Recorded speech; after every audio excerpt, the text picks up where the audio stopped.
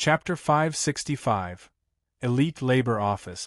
Chapter 565. Elite Labor Office. Whoosh! A gray shadow appeared and Kuei Gang bowed at once. Greetings, Sect Leader.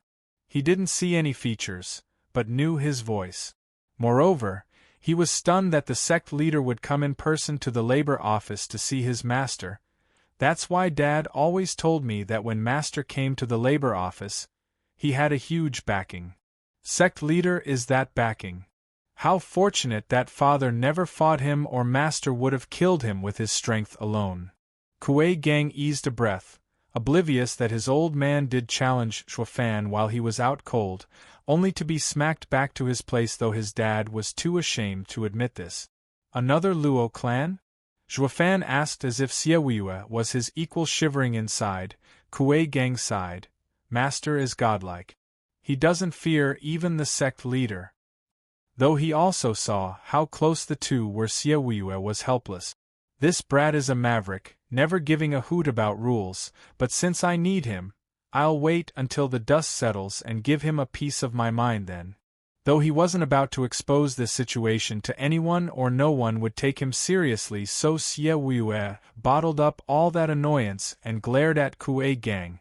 Leave us. We have things to discuss. Yes, sir. Kuei Gang bowed and darted away in a jiffy. Hearing his cold tone, Xiaoyue said, I want you to raise another pillar in the Labor Office. Just like the inner sect and the elites are, to such an extent that those disciples will choose this place and leave those old guys hanging. Why? With just 2 more challenges, I will make the inner sect look useless and you can retake your authority. The cost to establish a new inner sect in the Labor Office is too big. Xiaoyue smiled. Those old-timers are rooted in the inner sect. No matter how I change it, it won't amount to anything. It might buy us time for when the Double Dragon gathering comes, but in the long run, it will still degenerate. While the Labor Office is a place no one gives a damn about, the freest. You can do anything you want and no one will tell you off. A new inner sect isn't a pet project. You need time, people and resources to pull a stunt like this. Especially resources, since even as a sect leader with all those oldies pushing you, you'll hardly have the legitimate reason to come support the Labor Office. Anyone can tell dumping resources here is a waste. No one will agree. Xiaoyue mocked. Who said I'm giving you anything? You have all the resources you need. You want me to pay for it? Shuofan pointed at his nose. Why the hell should I? I don't know how you got loaded and came into wealth, even giving disciples so many top goodies, yet now you are complaining about sharing some with the sect? You're a demon-scheming sect disciple right now, so act like one. Xiaoyue snorted, feeling mighty sour. I'd never speak of this plan if not for your deep pockets. You're the only one who can bear this responsibility and raise a new inner sect. As for time, since you took just 10 years to get Luo clan so high, you're sure to get a new inner sect built in a short time as well. Regarding people, you'll have the Labor Office to pick disciples from, and I've also spread the word that Labor Office houses an expert that can train elites in a short time. I reckon the inner and outer disciples will flock to you. So lighten up, it's all a matter of resources now, ha ha ha. Xiaoyue laughed and Shuofan came out of his stupor 2 seconds later with a vengeance. You're robbing me blind. Going Robin Hood on me, are you? That's my hard-earned capital. I can't just take everyone. Think it through. As a money bag, don't come crying to me. It is your contribution to the sect. By the way, the kid must have told you by now. Give me a set as well. I'm fresh out. You've robbed me of everything and became a pauper.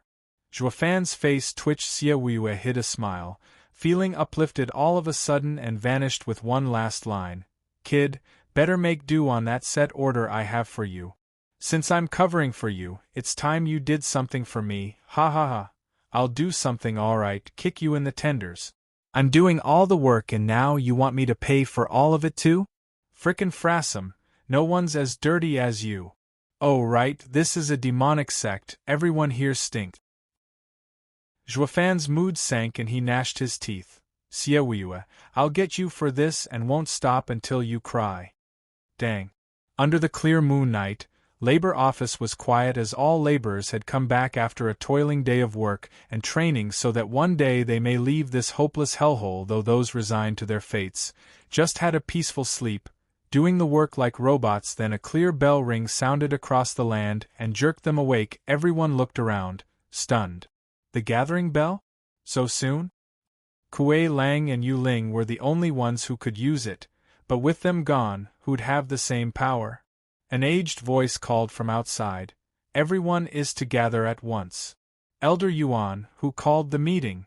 Aren't Kuei Lang and Yu Ling gone? One laborer rushed around in panic and asked the old man. Elder Yuan smiled. People come and go, but the camp is never without its soldiers. The two have left, but someone took their place. Hurry up now, or you'll piss him off. Elder Yuan went all over the place to announce a new boss. Did an inner disciple get dumped here again? Two left, yet another one shows up? Sigh, there's just no rest for the wicked. I wonder if he's any better? The gang rushed to the cave and the meeting place, but the boss left them speechless. It was no senior brother or sister, but a fellow they all knew too well. Zhuofan. Next to him were his two disciples, both in the radiant stage. The pressure bore down on the laborers and made them tense on the spot. Elder Yuan ran to the platform and grinned. Steward Zhua, all are here. Thank you, Elder Yuan. Zhuofan looked down on the laborers. You are all gathered here for two reasons, one good and one bad. Everyone looked around puzzled. Zhuofan smiled.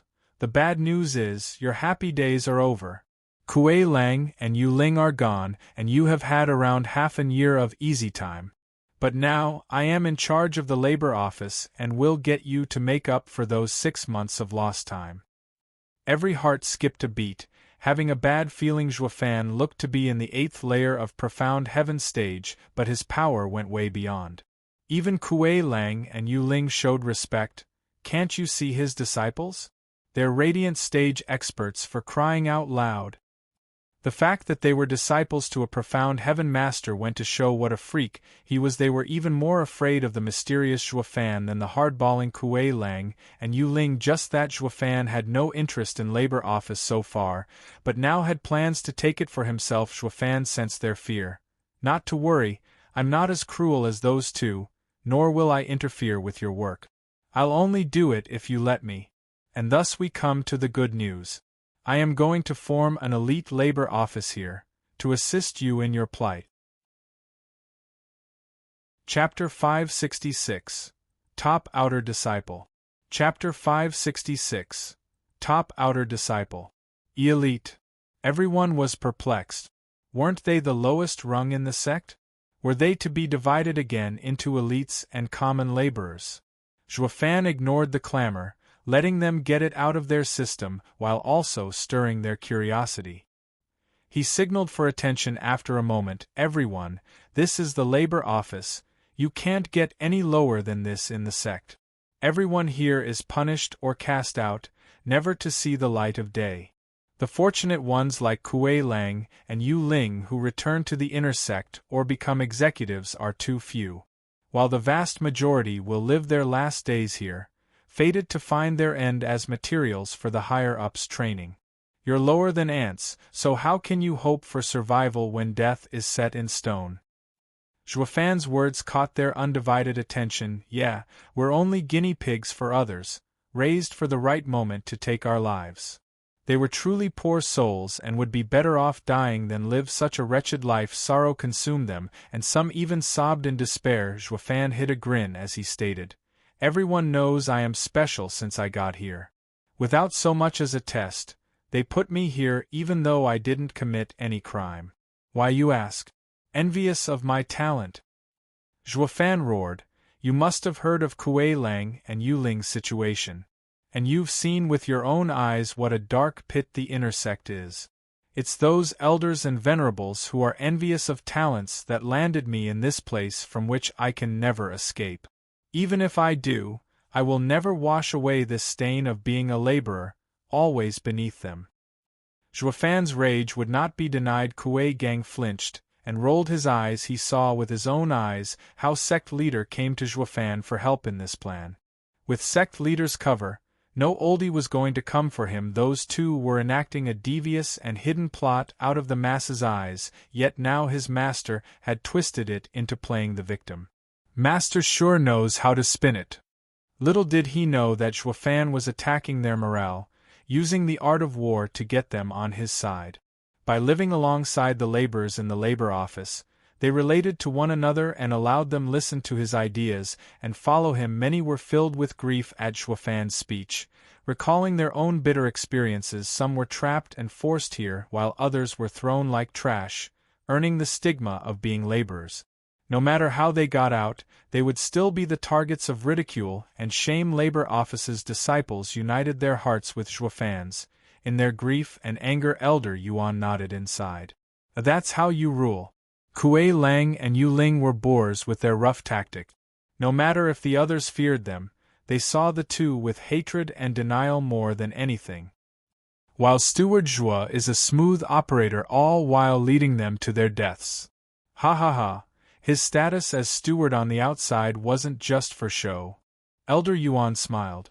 Since they've dumped me in the labor office, I've decided to take it over and never leave this damn place again. Screw being an executive. They want me to bear a stigma all my life? Humph, I will bear it like a badge of honor. Zhuofan clenched his fists. I will make labor office be the greatest place in the sect, its pride so high that any laborer who walks out will go with his head held high under the envy of the rest. From now on, labor office has no waste, but elite. Let those other disciples watch you in jealousy, fighting to get into the labor office no matter how futile their attempts are. Zhuofan's speech lit a fire under their asses, but a cold snort came to pour water on their spirits. Just a pipe dream. The sect's resources are fixed, mainly for elites and those elders and venerables. Then come the inner disciples and executives, and lastly outer disciples. As for the labor office, it gets nothing. Even if you divide the labor office, everyone will cultivate based on their talent. Without resources, all your words are worth nothing. Waking up from Zhuofan's beautiful dream, everyone felt an overwhelming sadness gripping their hearts. In the end, it's only a dream. The sect won't give us anything to achieve it. It was more like it couldn't grant wastes any resources because there was no point. Even wastrels that end up here with huge backings wouldn't receive much from those oldies because this place was the sect's dumping ground for broken things. Left here to rot, Zhuofan's eyes met the young man's cold eyes, and the overwhelming despair they hid. His power was at peak profound heaven stage, so close and yet so far from entering radiant stage. Who is he? I've never seen him before. Zhuofan asked Elder Yuan. Elder Yuan scanned the roster and said, Steward Zhua. He is Taiying, having his shoulder blades run through for peeping on his senior sisters while bathing 3 years ago and has been locked ever since. He just got released and was thrown here. He has yet to hear of your illustrious name. Peeping in the girls' bath? That's nothing. And you can see it from his eyes. He isn't someone to lower himself by doing such crass acts. Zhuofan said. Elder Yuan scratched his head. I do not know the whole story. All I know is that he peeped on 7th Elder's granddaughter. Granddaughter? Raising an eyebrow, Zhuofan mocked. Kid, who played you? Taiying's face was a mask of rage and hatred. You're something to see through my sentence with one look. He, of course, commoners can't compete with the wealthy as the wealthy can't compete with officials. Anyone with a brain can see peeping isn't a death sentence. That only leaves falling for someone's trap. Ha ha ha, the wealthy can't compete with the officials. Good one. Even the people from labor office understand it. But then why did no elder or venerable want to hear my explanation? Taiying was crestfallen. Zhuofan rolled his eyes, reprimanding. Dumb ass, since they want to bury you, they'll never give you any chance to escape. Who do you think you are? If someone wants to deal with you, he's not going to let you talk back and shame him. Taiying's eyelid twitched and he sighed. He knew it as well, but he was angry for justice and fairness, no matter how hopeless it was. But then he pointed at Juefan. Boy, you just spoke a pack of lies with your speech, to control labor office and take even those scraps from them. Every boss of labor office has done this and you're no different, even if weaker. So what is an 8th layer of profound heaven cultivator doing, showing off in the labor office? Tai Ying's challenge only earned looks of pity from everyone on newbie, even in the profound heaven stage. He can wipe the floor with radiant stage expert. Or do you think you're a much better fit as the labor office's boss? Juefan frowned, then smiled, pointing at his disciple. Boy, do you not see that my disciples are in the radiant stage? Am I not worthy of ruling the labor office? Humph, radiant stage experts having a profound heaven master is the biggest joke I've ever heard. Tai Ying squinted and spat. I bet you're some oldie's son, in here for some crime and dumped here with bodyguards. I've seen it before. Humph, using connections. Tai Ying snorted, filled with mockery. Juefan shook his head. He must have been had by a wastrel to feel such rancor and must despise any wastrel he sees. But his mockery got cut short by a reverberating shout. Since when did the great top outer disciple Tai Ying get reduced to being petty and nitpicking? You're nothing but a nagging hag. Chapter 567 Grand Elder's Vision. Chapter 567 Grand Elder's Vision. Shuddering, Tai Ying turned his stiff neck only to falter back at the familiar face. Gue Hu. Tai Ying, Kuei Gang and Yue cried at once. While Tai Ying looked positively shocked, the other two had a mixed reaction. Now even the great top inner disciple had shown up at the labor office. Juefan asked, You know each other? He sized Gue Hu up and his eyes lit up. 7th layer of radiant stage. Just what did he do to get sent here? Did his master just let him go? Master, have you forgotten how you blew him off at the last inner competition in one sweep?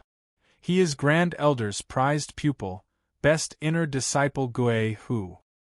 Kuei Gang nodded, learning Gue Hu's situation from his father and Yue from Yuling. Juefan paused, then nodded.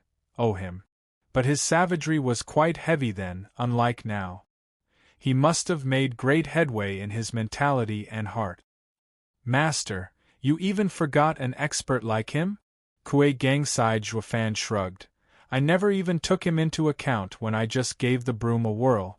Or am I supposed to remember every ant that steps under my shoe? Awesome, Master.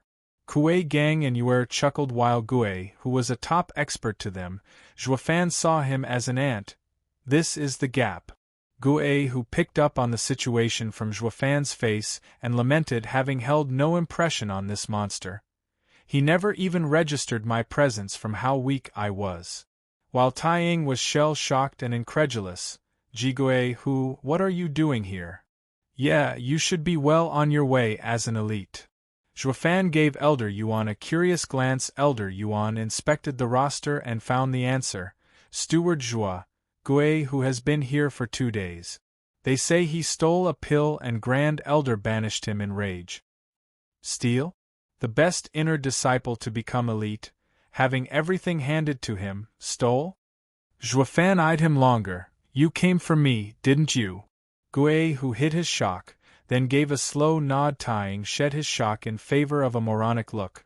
Ah, so you came for revenge. But what kind of grudge must have pushed you so far as to fall so low to pursue it?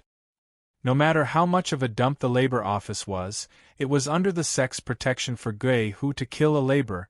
He could only do it by lowering down to his target's level since the Sect's rules forbade hurting anyone lower than him, but the price was inconceivable and even stirred up doubt in Tai Ying. Buzz off. Who are you calling a moron? Gue Hu rebutted, then stared at Juefan hard as he recalled his master's words. You are the product of your environment. I am not adept in the matters of the heart. While Impermanence 5's mentality evolved, so much thanks to being around High Venerable, which made their domain a murder weapon. If you seek to go further on your path, walk by the kid's side. As for being some laborer, ha ha ha, High Venerable has a saying I most approve of. The strong are everywhere. The path you tread is your own, not the sect paving it for you. Master's guidance rang in Guay whose ears and he shouted, Juefan, I wish to follow you. Why? Train my heart. Guay who was blunt Juefan nodded with a smile, come right over. Wait, master. Kuei Gang said, Grand Elder cherishes his disciple, and if he is letting him come here, it must be with a twisted plan in mind. Moreover, won't it affect the grand design of yours and the sect leader? Juefan snickered, Runt, your caution is ill-placed here.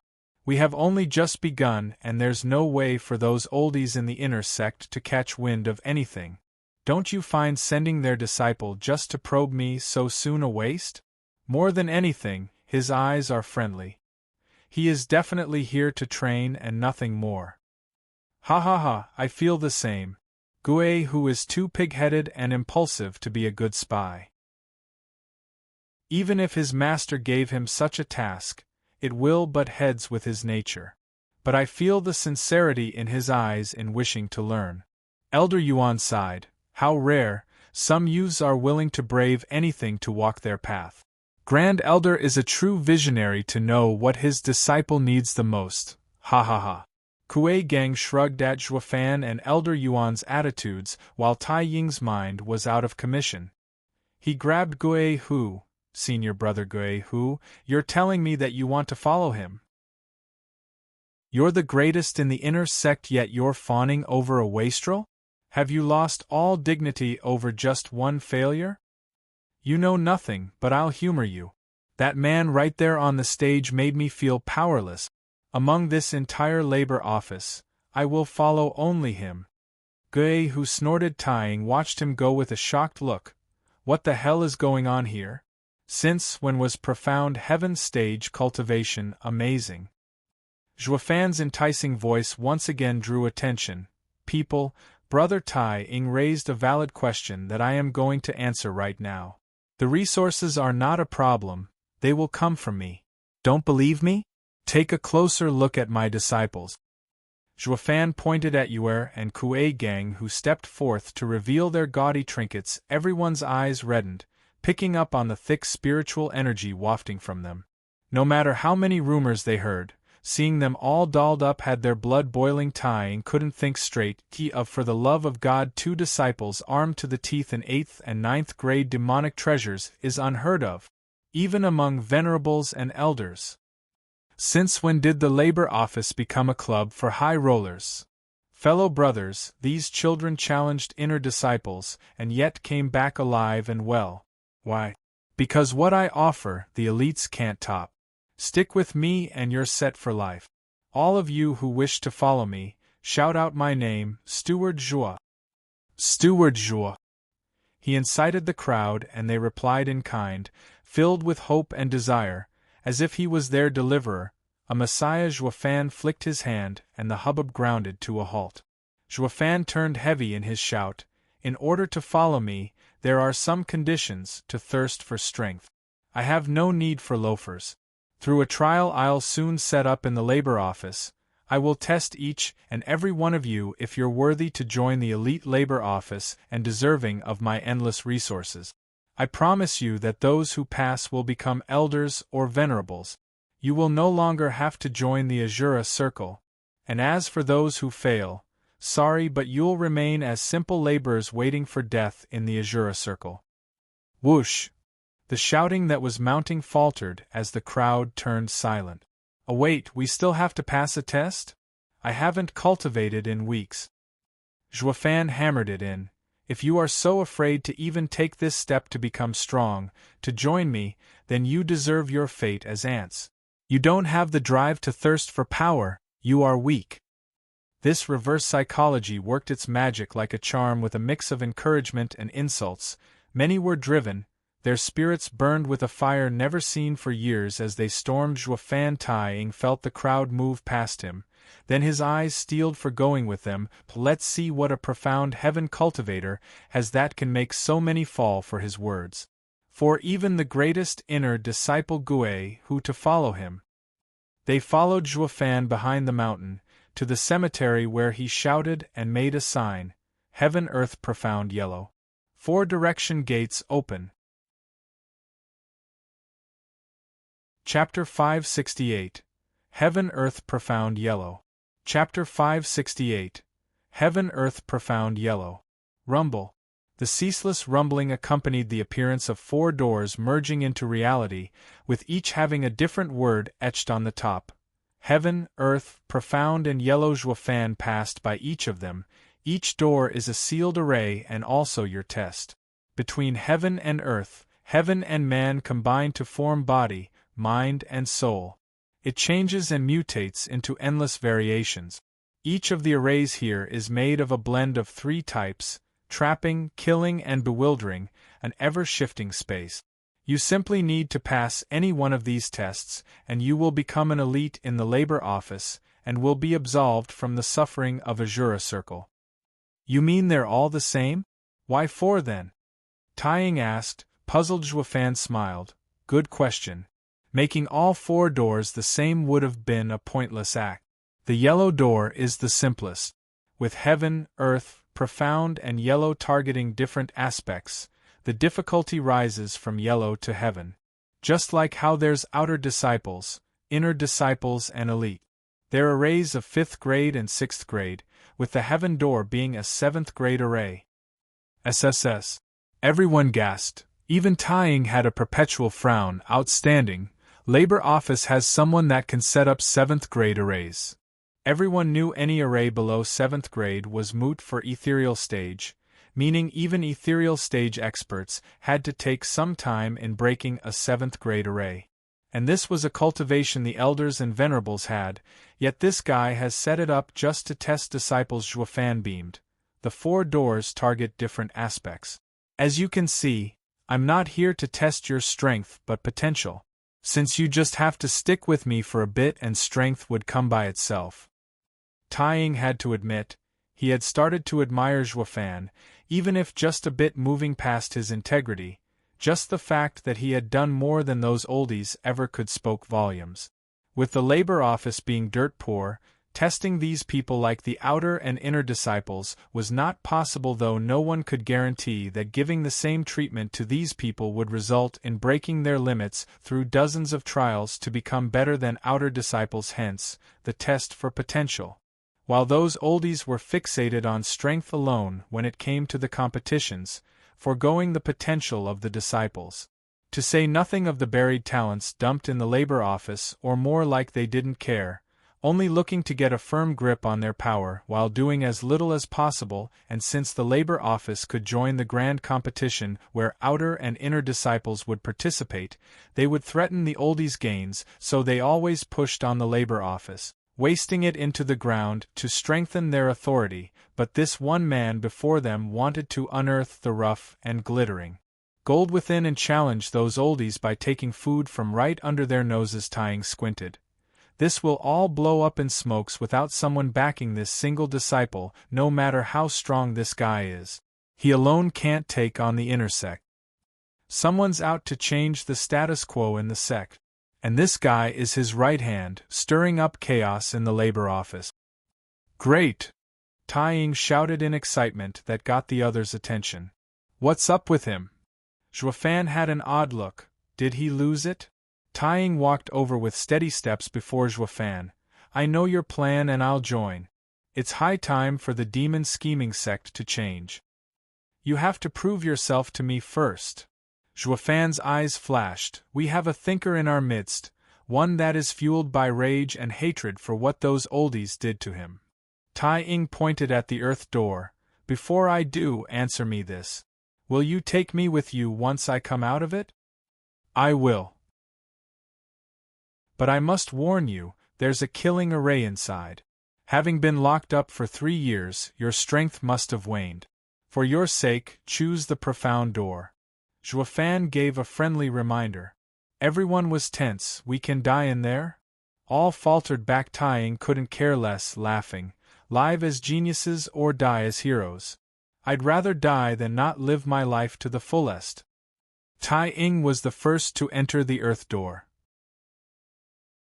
It followed with loud rumbling coming from within, rattling the fear in the people's hearts and making them shrink back even further. The kid has a nice personality and will achieve great things. Elder Yuan rubbed his beard. Zhuofan smiled. Those oldies' trash is another man's gold. But let's wait after he comes out alive and not jump the gun. Master, didn't we come out of that 7th grade array? This array is only 6th grade. How hard can it be? Kuei Gang asked. Zhuofan mocked. Those arrays you used were designed for your cultivation. 7th grade but far weaker. While the Earth Door has trapping, killing and bewildering arrays blending together to achieve a multiplicative effect. You're welcome to try the Heaven Door if you don't believe me. I promise you there'll be nothing left of you. I'd rather not, Kuei Gang faltered and looked bitterly at Yuer only smiled. Whoosh. A dark figure shot inside the Heaven Door before anyone took notice. Terrible grating sounds followed that shook the nerves of the people to their core. Who the hell is so suicidal to take on the hardest door? Someone shouted. Zhuofan eyed the gate and muttered, Guei who? Ha ha ha, he is Grand Elder's disciple, of great talent and immense ability. Now that he's in the labor office, he's on our side. Elder Yuan praised. Zhuofan nodded. He is bold and capable. I'd train him even without you needing to point it out. Though I can't say if he'll stick with me or go back to Grand Elder in the end. Anyway, all of this is for Double Dragon Gathering. Ha ha ha, yeah, the bigger picture. Elder Yuan nodded. Everyone else entered a period of waiting as the Heaven and Earth doors rumbled on, and with each sound, crumbled their bravery. They were waiting to see their fate. If not even the top inner and outer disciples could survive, they stood no chance at all. Boom. Booming sounds and sharp energies flew all around in the pensive silence for 6 hours. There'd been no sign of movement from within. The other disciples' hearts were stuck in their throats. Elite labor office is fine and all, but it's too deadly. At dawn break, with the 2 disciples still within the arrays, the rest fell into despair. Crack. The sound of slow steps coming from the Heaven Door announced someone's arrival. It was faint and weary, revealing Guei, who as he approached he was gasping and exhausted, on the verge of collapse. The others cried out, just what's in there to make a 7th layer of Radiant Stage expert so wretched? He's on the point of dying. Followed by a louder sound, a bloody figure came out from the Earth Door, but his eyes flashed with savagery. One could practically hear hearts dropping, some opting to leave in sorrow rather than brave such deadly trials, seeing their spirits crushed, their bravery fall flat and their courage going limp. Zhuofan declared, Guei, who has passed the Heaven Door and received a 7th grade demonic treasure and 4 7th grade pills. Tai Ying passed the Earth Door and received a 6th grade demonic treasure and 3 6th grade pills. Yuer and Kuei Gang presented their rewards. Ugh. All looked flabbergasted at the glittering items. Chapter 569. Unstoppable. Chapter 569. Unstoppable. The spiritual energy-packed pills and dazzling demonic treasures glittered in the eyes of the greedy and envious Guei, who in Tai Ying held their heavy rewards with a dull look. The first thing they received on coming out was the most astonishing reward. Guei, who held an icy demon broadsword, while Tai Ying received a jade and golden weaved gloves, 7th grade demonic treasure, soul-sucking demon blade and 6th grade demonic treasure, heaven-rending cloud glove. Zhuofan pointed out, oh, forgot to mention.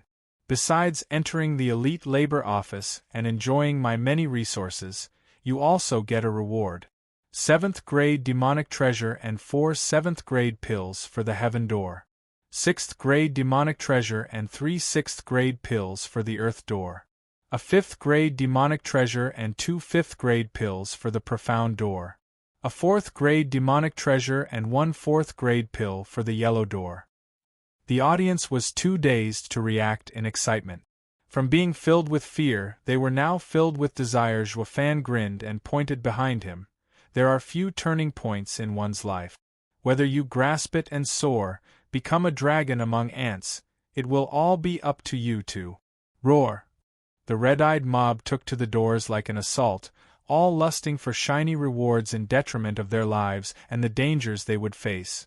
Losing all reason, the really crazy ones jumped into the heaven door, utterly suicidal. What hope could they possibly have? Yet a few dozen people who still had a little mind to care about their lives decided to leave, and Juefan did not stop them by any means. Greed is good, but don't lose your mind over it. Such reckless desire will only bring them death, sooner rather than later. In a jiffy, howls and wails adorned the morning sky above the heaven and earth doors. Their fates were sealed once everyone got in. Gue, who glanced at his blade and gave it back, I know your words were just to entice them. Now that they believe it, here, take it back. They were to entice them, yes, but were also real. This is your reward for clearing the heaven door. Keep it if you want to be an elite laborer. You'll need it. Juefan said. Gue, who said, but it's too much. How so? It's only a small reward. I am no poor fellow. Juefan chuckled. Yuer and Quakes smiled. Master is well off. If you don't want it, he'll just give it to someone else. Say what? Gue, who sized Juefan up with shining eyes. Tai Ying blinked incredulously as well. Here they thought Juefan was playing a role to get his name higher in the labor office and get those cowering laborers to assault heaven and earth doors with a little incentive, only to find the guy really did hand over those rewards. I told you. Upon joining the elite labor office, you will receive plenty of resources, all from me. Now then, you two, Tai Ying in particular, you don't have to worry about the Sect's political struggles while you are in the labor office. We do not rely on the Sect, only on me. Tai Ying's heart shook. He took Juefan for another man's pawn in some big shot's plan. These great demonic treasures and pills had to have come from someone with a really high-up backing, but it was all in his head. The guy is a moneybag. He wants to make his own faction hidden from the Sect's eyes. Don't all disciples come to sects for resources? Why stick to the Sect when he's the one giving them out? Tai Ying grew thrilled. Even being sent to this rotten garbage dump, he still found a way out. Brother Jua, what might we call you? Tai Ying cupped his hands as he ventured. Juefan pondered. I've been the steward of my clan before this, and now I'm the steward of the labor office's elites. So just call me Steward Jua. Yes, Steward Jua. Gue, Hu and Tai Ying nodded. Now they waited for the survivors. Minutes and hours ticked by all the way till the sun hung high above in the sky and the birds sang until someone finally came out. Weary and shaky people wobbled out of the door, all covered with wounds. Juefan eyed his disciples, and they responded in kind, by stepping forth with the rewards. At the sight of all those pills and demonic treasures, the weary trial-takers stood up like their wounds were nothing, touched to the core. They never thought they'd ever see such a thing again after being thrown in the labor office for years and years. I'm so touched. Even death would have been worth it. As more and more came out, Quakes and Yuer gave them their rewards and their cheers grew in number. Juefan did a head count once everyone was out and found only 50 missing. Probably dead.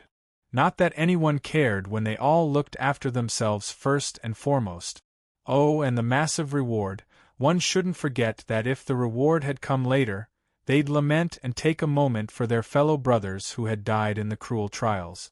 But now they had bigger and shinier things to worry about. Juefan swept the crowd with a critical eye. While you rushed in, some disciples left, aware of their limitations and frail hearts. Their future will forever be average, or some might return here never to come out, who knows. But to you, congratulations. You are now elite laborers and will receive everything you need from me.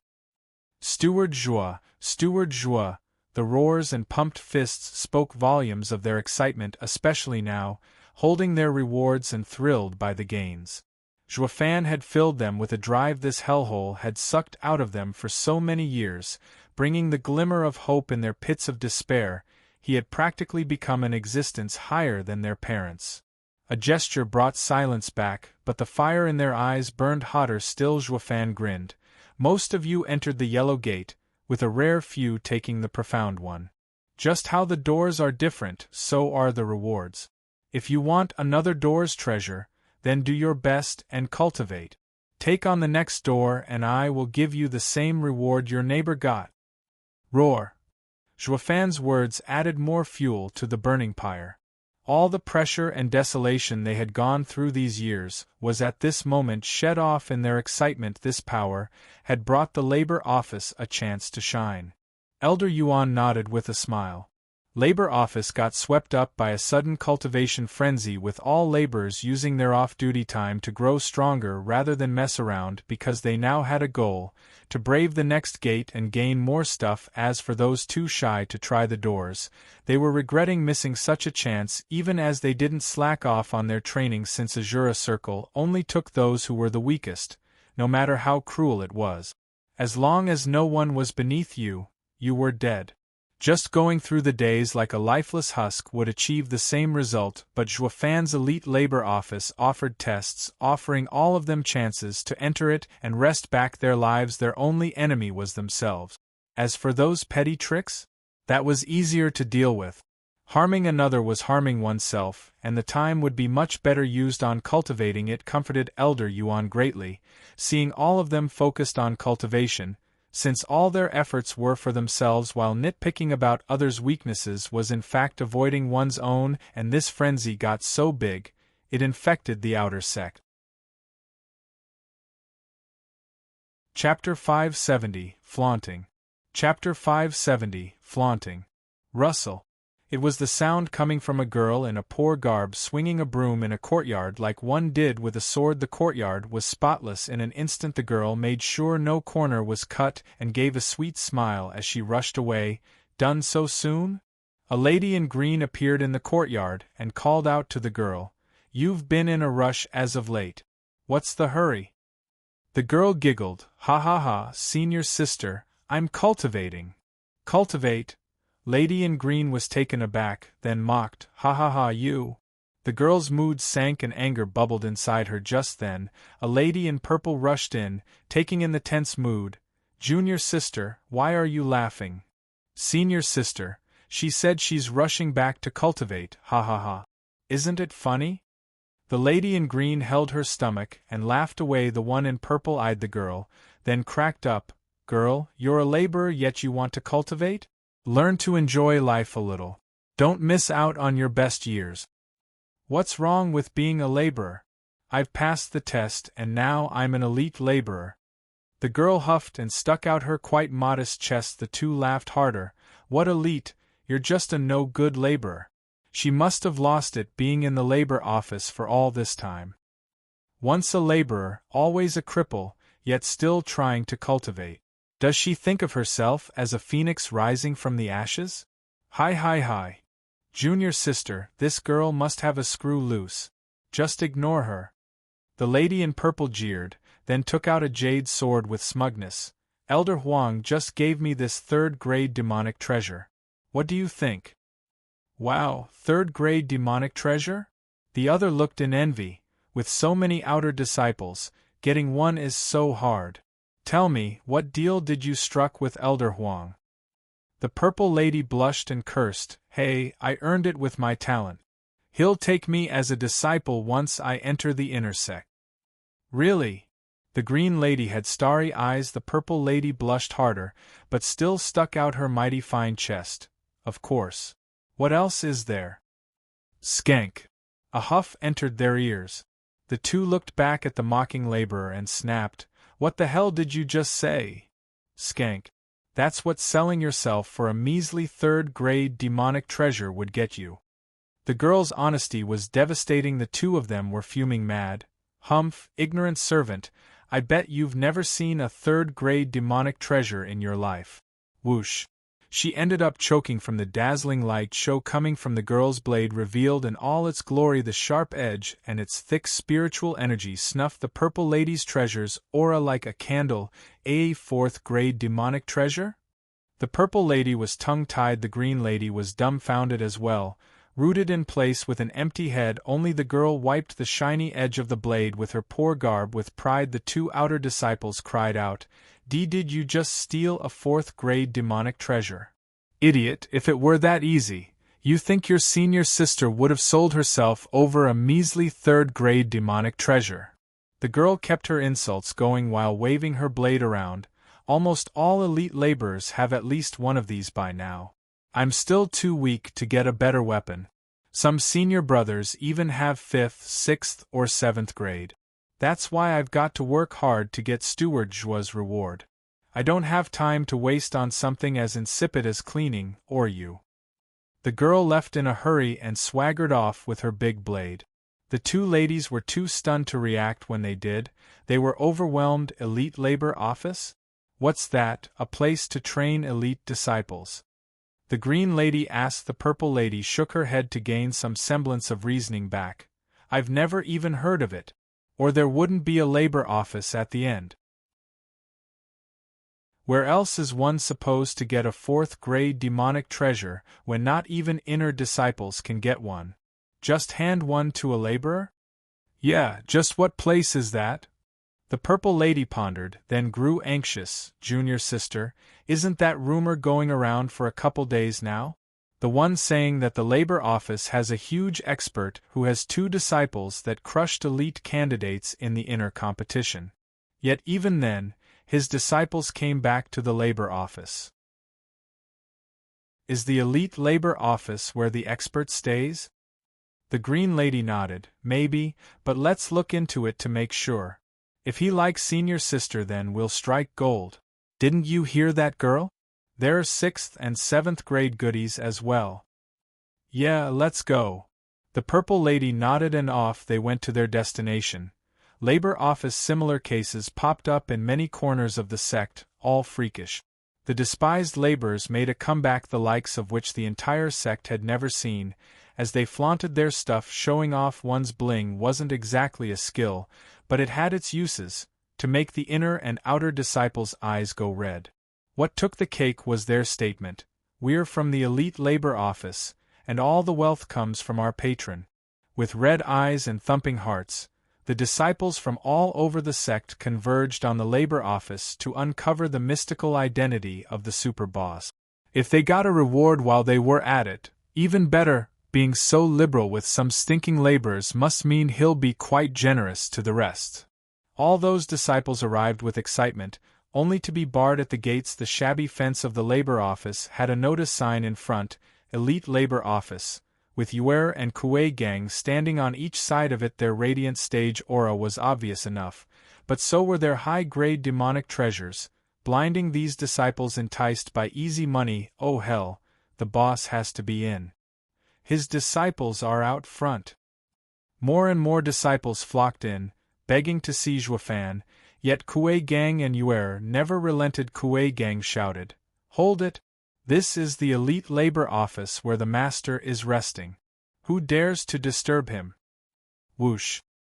His shout rang heavy in the crowd's ears, his aura pushing them all back.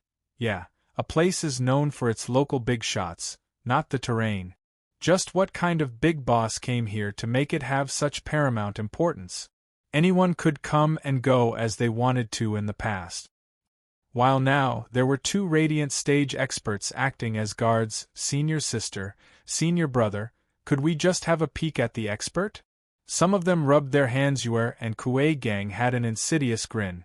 Of course you can, but he is the steward of the elite labor office and only sees laborers. You may see him at your leisure when you become one. Say what? Become a laborer to see him? That was too steep a price.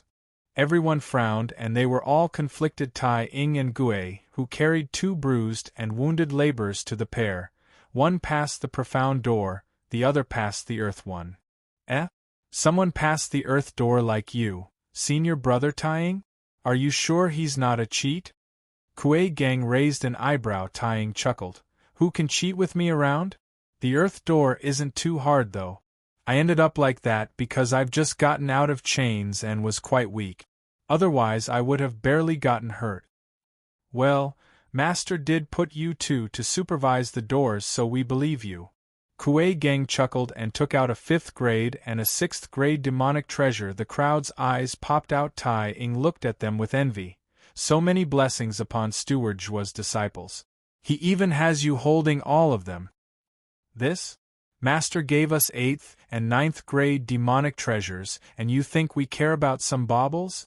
Ever since we paid respects to our master, our horizon has broadened and we no longer find these trinkets valuable. I even have 30 of them in my ring, waiting for the others to pass the earth door. Kuei gang shrugged. The inner and outer disciples still around were shaking like leaves. The big shot is loaded and is so generous too. It might even be worth it to become a laborer. We would get far better treatment in here than in the inner sect or elite area. The hearts of these disciples thrummed with desire. Chapter 571, Inner Sect Quake. Chapter 571, Inner Sect Quake. It's insane. They've all gone crazy.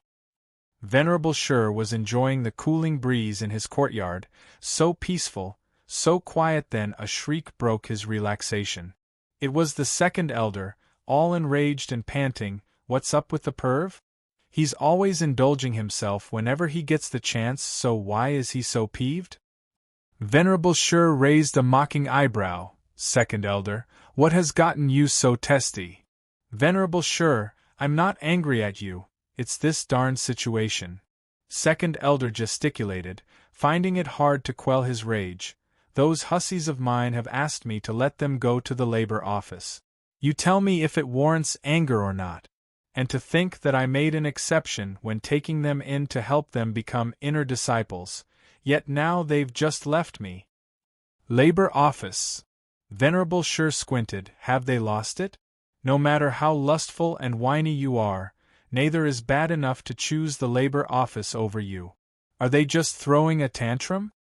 No, Venerable Shur, in fact, the labor office. They've all gone mental. Another person rushed over and shouted his indignation. They watched a tall and buff man roaring. Venerable Shur was even more perplexed now. Seventh elder, what happened to you? What else? It's that damn labor office. Seventh elder was blowing a gasket. Second elder had found his soul mate in plight and asked him, Your disciples came crying to send them to labor office as well? Come crying? That would have been way better. Seventh elder flicked his sleeve. Those brats are demanding it. They all want to go to the labor office, and what about me?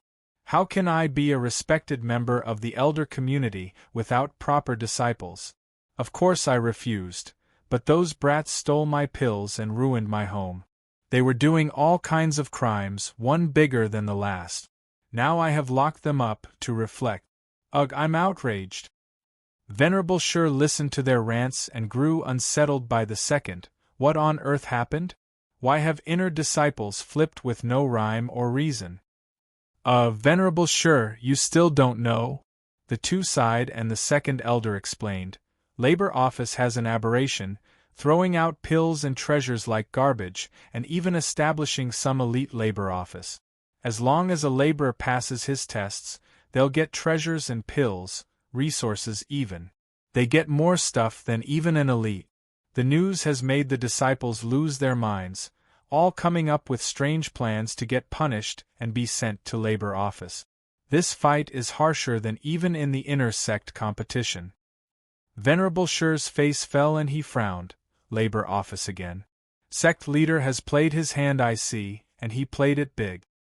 Sect leader. The two cried. Venerable Shur was certain. It must be him, or how else can the labor office without any backbone cough up so many things and upset the sect's peace? Sect leader is planning to use the lower rung to crush the higher ones, to aim for us. You two, convene with the elders and venerables. Let's see just how far is sect leader going to take it. Venerable Shur's eyes flashed and the two cupped their hands. Yes. Dang. The ringing spread across the inner sect, and the oldies rushed to the hall. Xie Wuyue frowned, walking over as well. The place was packed. Who called for this meeting? Xie Wuyue took his rightful seat and demanded an explanation. The copper bell can only be rung in times of great crisis, unless the sect leader does it himself. Have you forgotten, or is the sect in grave peril? Siawue's icy words made everyone shrink and stammer. Venerable Shur stepped forth with a bow. Sect leader, I have wrung it. There's an urgent matter in need of your attention. And what might that be? A siege? Siawue raised an eyebrow. Venerable Shur shook his head. Inner chaos is more pressing. The unity of our people will brave any dangers. Demon scheming sect will survive. Which makes this inner trouble a pressing matter. We have to settle it before it affects our safety. What could have happened to be so critical that it would lead to our destruction?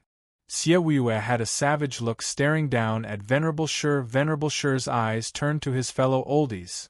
Elders, venerables, how many disciples are exhibiting odd behavior? How many are talking about going to the labor office? I've lost half of my disciples, and it won't be long before I have none left. A grizzled old man spoke with pain. Then another one mocked. You fool, just refuse. You're the fool. If I refused, who knows what they'd do, who'd they piss off? I used to scare them with labor office threats, but now they'd accept it on the spot. Yeah, my disciples are going crazy as well, shirking all responsibilities. What am I supposed to do? Labor office is the latest fashion all of a sudden. Everyone is dying to go there. The old-timers devolved into a clamor, a pissing contest for who had it worst. It was a greater havoc than when Monkey King ran amok in heaven. What used to be a drive for the disciples to get into the inner sect had turned 180 degrees, and become a drive to plunge into the labor office, and the blow that hurt the most was labor office being out of these old-timers' control. They would lose all power in a matter of days and wouldn't be able to do anything about it. The disciples no longer gave a damn about them, and this was a crushing blow to their ego. Eyeing the crestfallen veterans, Siawue hid a smirk. This was exactly why he brought Zhuofan over, to curb their greedy nature. Give it a few more days and the inner sect will collapse. Venerable Shur turned to Siawue with a bow. Sect leader, do you see? In a state such as this, the environment is no longer suited to promote learning and nurturing. With the entire balance turned upside down, it will soon spread to the entire sect, until the sect is no more. What will you have me do then? Siawue smiled. Venerable Shur bowed. Sect leader, remove that so-called elite labor office's false name and reorganize the labor office. Please, sect leader, reorganize the sect. Uphold the rules. The other oldies echoed. Siawue laughed in their faces. I will uphold the rules indeed. But with the labor office being the lowest rung of the demon scheming sect, it hasn't seen administration in ages, leaving it to run its course. And if a man of great talent were to come out of it, he would be just like High Venerable. It is the only hope for all those criminals, where a great merit will lift them above this wretched station. This is the sect's rule, our rule. Touching the labor office equals relinquishing all that we stand for and our ancestors. Siawue's icy glare drove a shiver down their spines. Going against their ancestral teachings was a heavy crime for them, as well. Demons had no ethics but for their sect. They had to have rules or chaos ruled. Everyone shook their heads at the sect leader's stance. He had no intention of helping them deal with the labor office. In fact, he was against it 100%. They were free to try, but would suffer the consequences. Some elders who were thinking of causing a scene at the labor office perished. This thought on the spot. Venerable Shur stood up at Siawue's side, having seen this coming. Only his eyes flashed. Venerable Shur is right about one thing. Everyone aims for a higher standing. If you can't even get a hold of your disciples, how will you go any higher? Ha ha ha. Siawue left with a self-righteous grin, strutting out of the hall and leaving the oldies choking on their words. Chapter 572, Poaching. Chapter 572, Poaching. The sinister laughter echoed among the old-timers who were bearing dark faces, as if a storm clouded their lives. Venerable Shur smiled at them. See, sect leader has made his stance clear. It goes to show that he had a hand in it, all directed at us. Letting this devolve any further will leave us penniless. They all nodded, yet someone asked in doubt, "But the flood of resources coming from the labor office to train the disciples isn't stopping.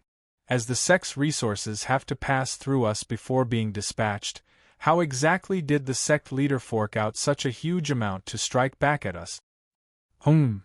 Venerable Shur pondered and shook his head. "It eludes me as well.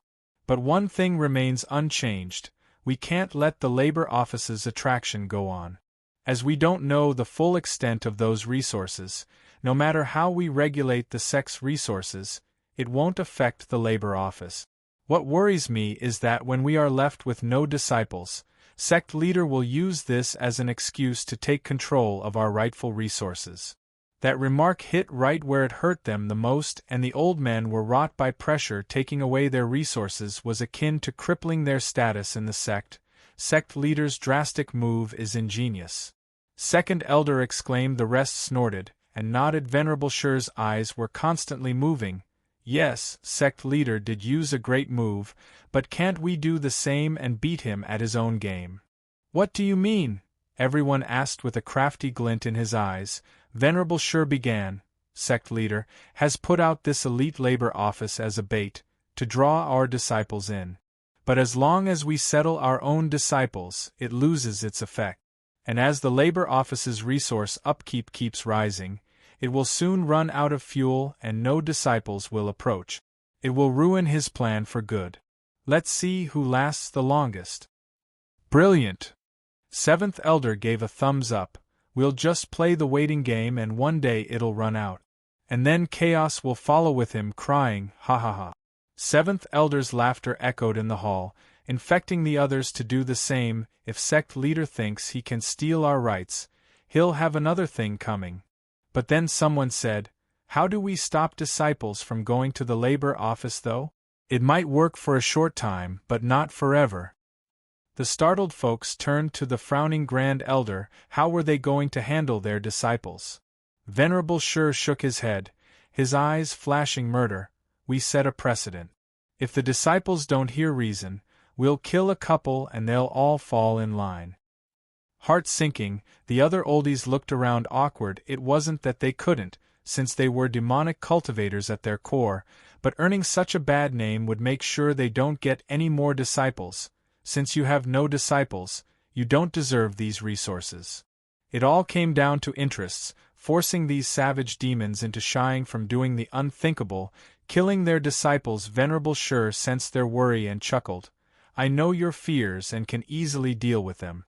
We just have to do it together so that there will be no difference between who the disciples choose. Is everyone willing to bear this stigma?" Heart thumping, they all nodded, with everyone else killing disciples as well. "We'll all earn a bad name. Desperate times call for desperate measures." With all of them seen as evil, the disciples would have no choice in the matter. Everyone had a sinister grin spreading on their faces. "Brats, your time has come. With all in agreement, it's decided. Go set an example for each of your disciples and shake the rest into compliance. Make some outer sect executives to round some of them up as well. If some elders or venerables do not have disciples to kill, just pick some from there. With everyone having the same reputation, an escape wouldn't exist. And any that fails to do it will earn the wrath of the entire inner sect."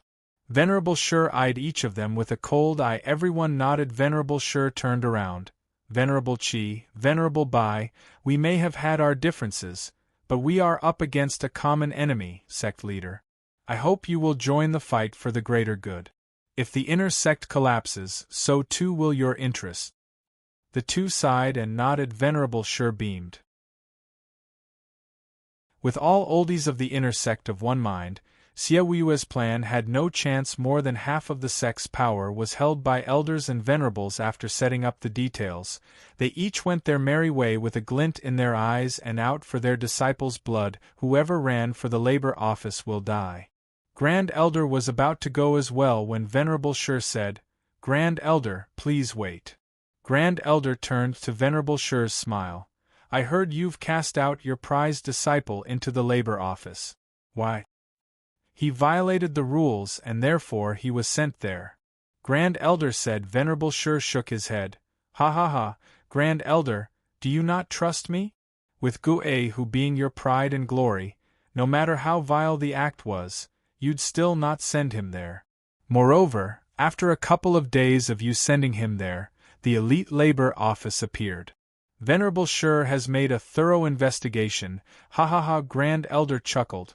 Fine, I'll tell you. When Gu-a who lost to Zhuofan and that girl asked to return to the Labor Office, it raised my suspicions. So I sent Gu-a who earlier as a spy. The sooner I know about what's going on, the easier it is to strike. Venerable Shur was stunned and praised the Grand Elder. Grand Elder's vision is so wide and selfless. Even sending your prized pupil as a spy. Ha ha ha, it's nothing. Others weren't suitable and I could only send Gu-a who. It pains me even now to think about it. Grand Elder waved his hand. Then, Venerable Shur, I'll be going. Please. Venerable Shur smiled. If you need anything, just ask. Grand Elder smiled and left. Venerable Shur failed to catch the subtle shift in his expressions, a heavy mood, nor did the Grand Elder see Venerable Shur's suspicion. As both parties were in doubt, neither revealed their treachery to the other. Meanwhile, Venerable Qi and Venerable Bai returned to Venerable Bai's home to discuss.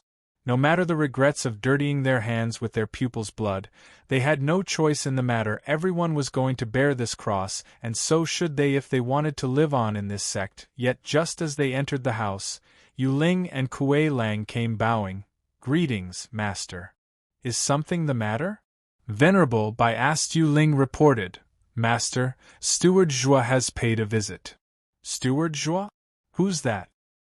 The steward of the Elite Labor Office, Zhuofan.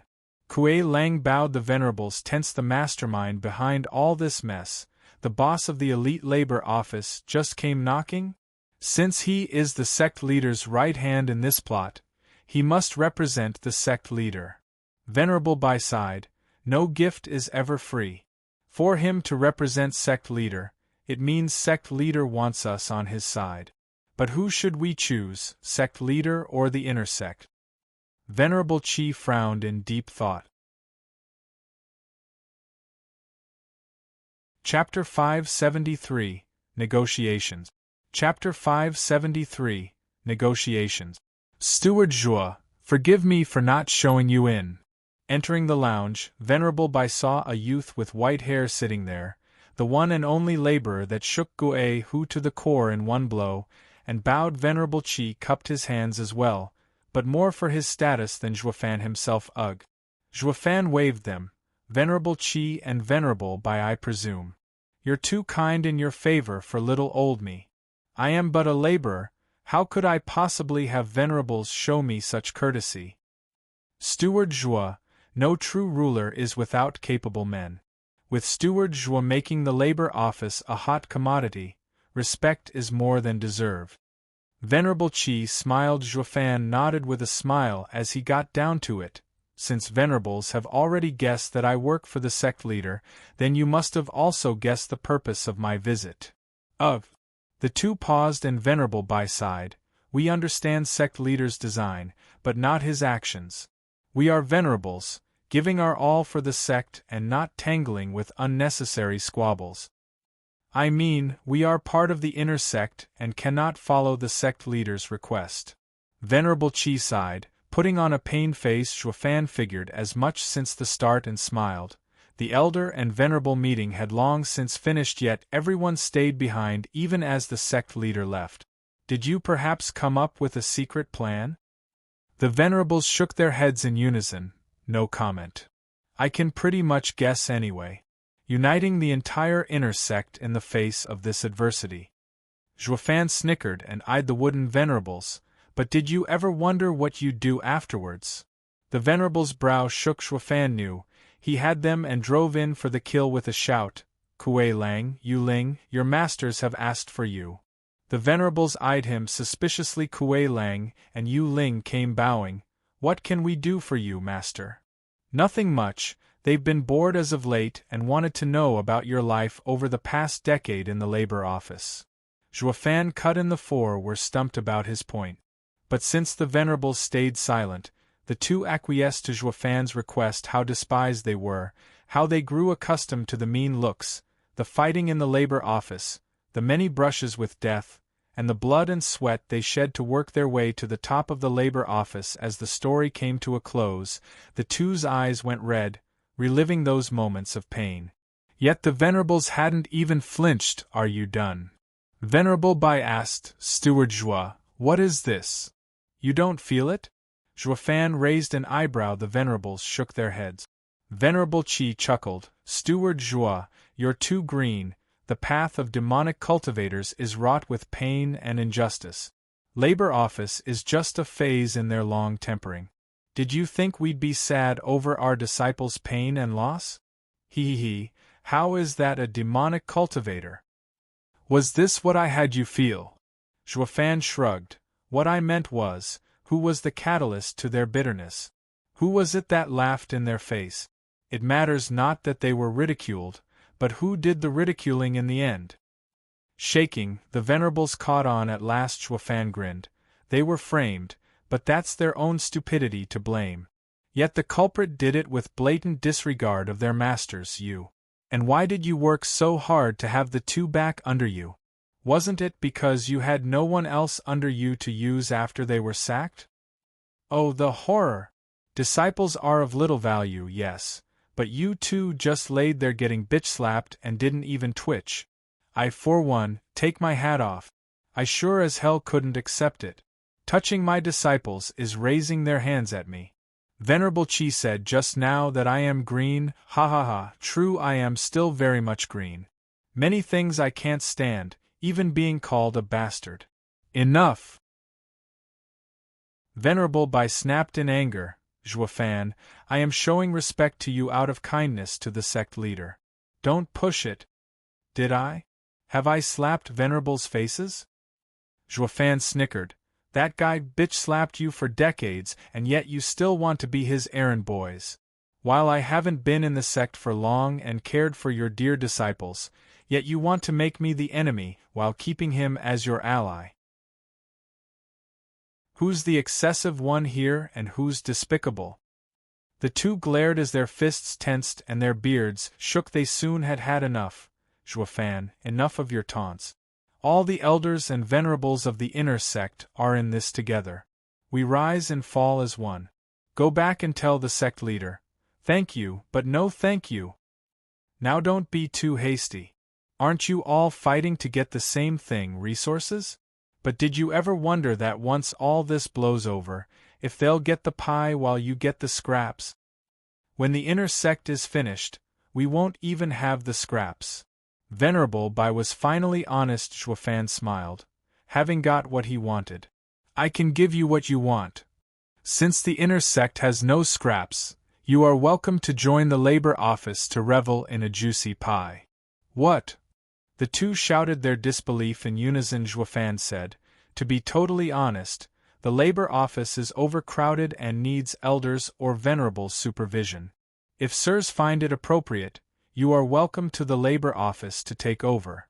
In plain words, sect leader wants elite labor office to become the new inner sect for raising elite.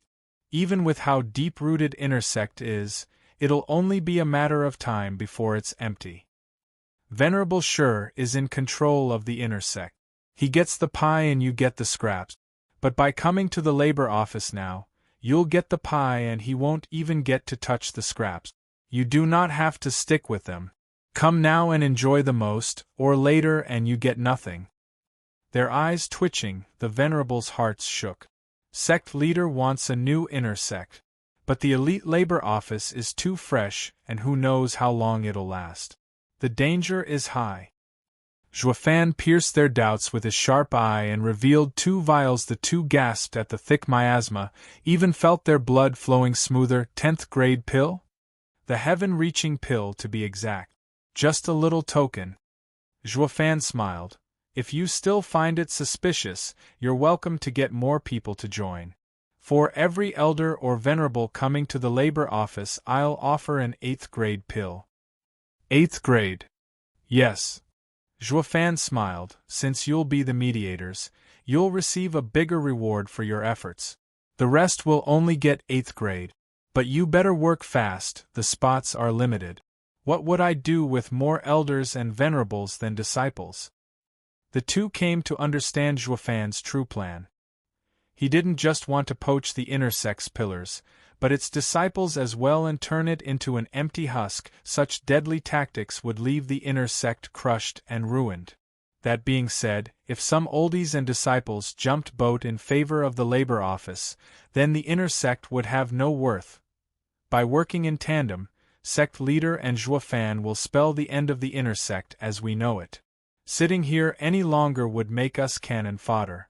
Switching sides was a much more sensible choice since Zhuofan and their disciples were close. The sooner they join the labor office, the more benefits they'll receive. The two's eyes flashed and they nodded. We agree to join you and will even rope in others worthy of trust. Perfect, with the inner sect rotten, I have just the place for you to leave your mark. Welcome aboard. Zhuofan's trademark evil smile was back in business. Chapter 574. Dragon's Soul Rumor. Chapter 574. Dragon's Soul Rumor. Master, you're back. In the demon scheming sect's cemetery, Guei Hu, Tai Ying, Kuei Gang and Yuer were overlooking the 4 doors. While Elder Yuan took stock of the new laborers and sent them here, the once desolate and eerie cemetery had become a popular spot for eager laborers. Yuer cried out, seeing Zhuofan approaching. Kuei Gang grumbled, "Master, where have you been for the past 3 days? We've been working hard here and you were goofing off?" "It's wandering off. You better remember that, brat." Zhuofan smiled and bopped his head. Kuei Gang pouted in annoyance. "Isn't that the same thing?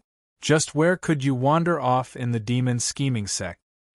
Guei Hu hesitated before muttering, "Steward Zhuo, you said you'll let me stay by your side. Could you take me with you the next time you go?" "Ha ha ha, I know what you mean, but this time was different." Zhuofan grinned. Besides getting the 2 venerables, he used the past few days to pay a visit to other known disciples. Kuei Lang and Yu Ling pointed out poaching had become a walk in the park for him, knowing each side's reasoning fully well. And besides all that, getting the disciples had a far greater impact than some oldies. He didn't take Guei Hu since he was Grand Elder's disciple. While the guy came to him to train for the Double Dragon gathering, he would rather play it safe when it came to pulling the carpet from under the other party. Guei Hu understood his reasoning and nodded. Elder Yuan spoke up, "Steward Zhuo, for the past few days, the line of inner and outer disciples has been thinning. Of no importance. It's up to them if they want to come or not. We can't force them." Zhuofan waved his hand and turned to Guei Hu's group. "What are you 4 standing around for? Get back to your stations. And you, Guei Hu, keep that heavy savage energy hidden. You need to show restraint. That's why I've placed you here to supervise, to train your heart and learn restraint." They all nodded and returned to their posts. Only Elder Yuan remained and smiled at Zhuofan. He knew Zhuofan only said it for the 4 kids' sake, while he had a different intention. Sure enough, Zhuofan began with a sigh, "Young ones are too green in handling affairs. It's not that I don't trust them, but fear they will be rash and expose your plan." "I know, ha ha ha." Elder Yuan laughed. Zhuofan said, "Elder Yuan, I've been running around the inner sect these past few days and noticed that the old geezers are making a move to curb the disciples' new trend." "They noticed our plan then. They have to get a grip on their disciples, and no amount of effort on our part will change that. The sect's situation has always been up to the people's trend. Venerable Sure is too sharp to not notice it." Elder Yuan turned heavy. Zhuofan mocked, "Be that as it may, too bad the inner sect isn't so tough after all. The oldies are too much at odds with each other, even as they band together to weather the storm. All I need is to instigate them and a crack shall form, and with a few promises, they'll turn faster than flipping a book. Venerable Qi and Bai will do the splitting for me, while with Kuei Lang and Yu Ling's help I've got some strong inner disciples on board.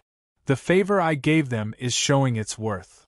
I am amazed how Steward Zhuo's every step is calculated and controlled. Ha ha ha! Elder Yuan laughed. Zhuofan rolled his eyes. Please, I had to waste 2 10th grade pills for those venerables. And that's just the start. For the other oldies I will have to give an 8th grade pill each. I'll be ruined at this rate.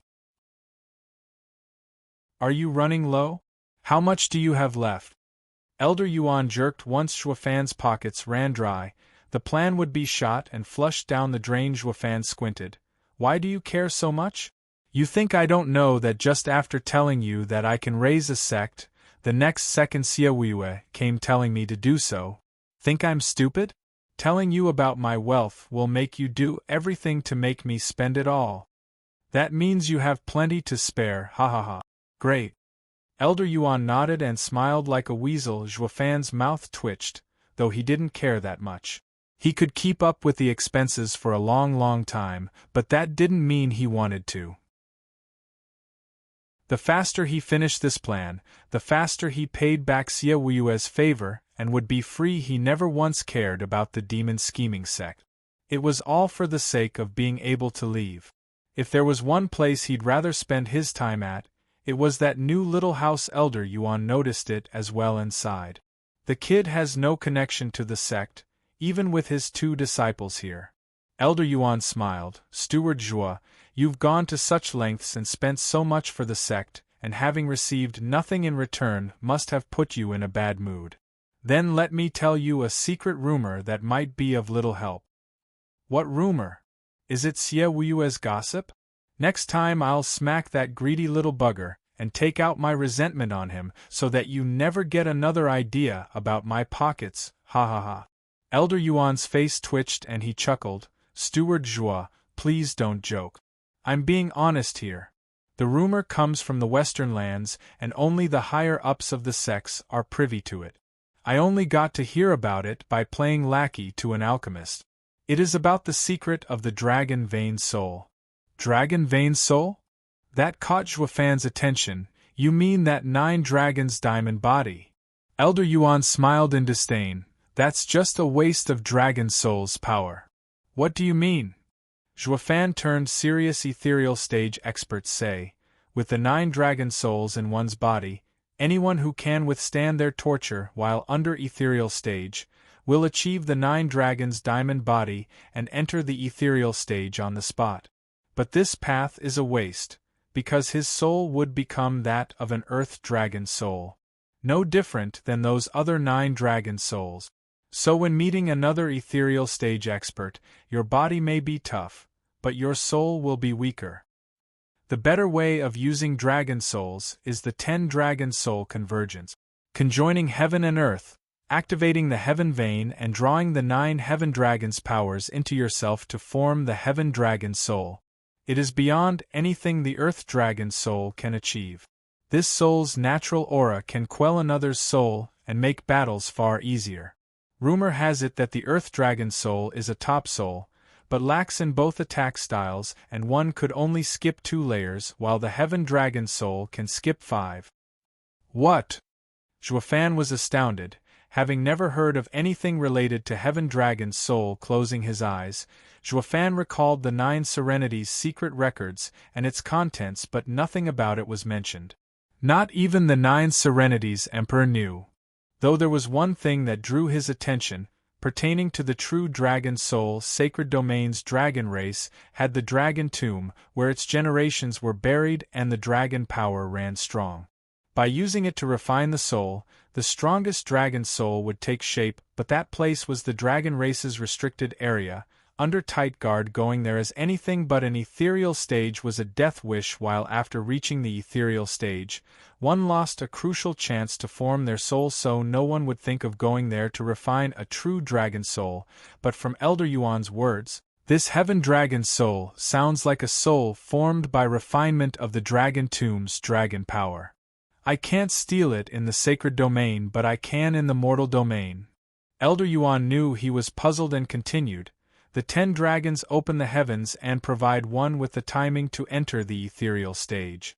Though lacking in the 9 dragons' diamond body's toughness, it matters not when soul is all that counts in the ethereal stage. In the western lands we are in, Only Double Dragon Sect's exalted Double Dragon managed to achieve the Heaven Dragon Soul. Chapter 575. Explosive. Chapter 575. Explosive. Exalted Double Dragon. Zhuofan raised an eyebrow. It sounds like it's connected to the Double Dragon Gathering. Elder Yuan nodded. Ha ha ha, the Double Dragon Gathering is something Double Dragon Manor set up. You'll know of its importance in due time. Exalted Double Dragon is the leader of Double Dragon Sect. Be it the 9 dragons' diamond body or 10 dragons opening the heavens, they all came from them. It is the source of the highest martial arts in Western lands. Calling them the top of Western lands isn't without reason. What about Danqing Shin then? Wasn't he the best in Western lands? Zhuofan asked. Elder Yuan shook his head. What if I told you Danqing Shin was Exalted Double Dragon's only disciple? Danqing Shin came from Double Dragon Manor. Those two were visionaries that never took disciples. Even to otherworldly talents, all they did was guide them. The only exception being Danqing Shin, the genius seen once every 10 millennia, to whom they both poured their heart and soul into teaching. He exceeded his masters and became the best in Western lands. But because of a falling out which threw Western lands in chaos, Danqing Shin left without a word. That's why the best in Western lands is Exalted Double Dragon. Elder Yuan sighed. Exalted Double Dragon might not even want this title, having lost such an amazing disciple. They might never meet again. Zhuofan eyed Elder Yuan and nodded. Few are those that can see the diamond in the rough, while a true eye for talent might not even find the most dazzling gem of them all. Having been a master himself, Zhuofan understood the desire to pass on one's legacy. Elder Yuan calmed his sorrow and said, Steward Zhuo, by seeing the Earth Dragon Soul on you last time, I surmised you'd want to attain the 10 dragons opening the heavens. The dangers are great, and even your soul might be at risk of annihilation from the dragon power, but with your talent you can give it a try. It's lucky that you're in the profound heaven stage, and will take some time to reach ethereal stage. Just gather the 10 dragon souls. I got 9. Zhuofan scratched his head. Elder Yuan was flabbergasted. Why, you have 9 earth dragon souls. All tucked away in my body. Now all I have to do is get the 10th and see if the 10 dragons opening the heavens is worth it. Zhuofan rubbed his chin in thought, disregarding the incredulous look from Elder Yuan as he said, You have 9 dragon souls inside you, yet you still have not refined them? Don't you fear being devoured? By who? Those cowardly reptiles. Zhuofan snorted and revealed the azure flame. Elder Yuan, I've told you before, this soul flame targets the soul. I just use it to turn those reptiles into meek little earthworms. You might as well say they're sealed. Zhuofan grinned and Elder Yuan was speechless. The great 9 dragon souls were actually chilling in his body. That's the same as caging 9 dragons. No matter how sturdy the cage, they'll still lash out like savage beasts and tear you from the inside. Yet Zhuofan had them standing in the corner like weak lambs. Elder Yuan was still out of it. What is this azure flame to quell the deadly earth dragon soul? I got them back in Tianyu, from someone training in 9 dragons' diamond body. I was considering using the 9 dragons' diamond body to enter the ethereal stage, but abandoned the thought as it made my cultivation unstable. Now that I've heard of the 10 dragons opening the heavens, I can only rejoice at my right decision to wait it out. Zhuofan smiled. Elder Yuan nodded and sighed. Steward Zhuo, your far-sightedness is beyond anything I know. I would have long since entered the ethereal stage if I were you. Why, thank you. Zhuofan felt much freer now in his past life. He never thought of achieving the Heaven Dragon Soul, but now that he had the Dragon Souls, his luck truly was off the charts.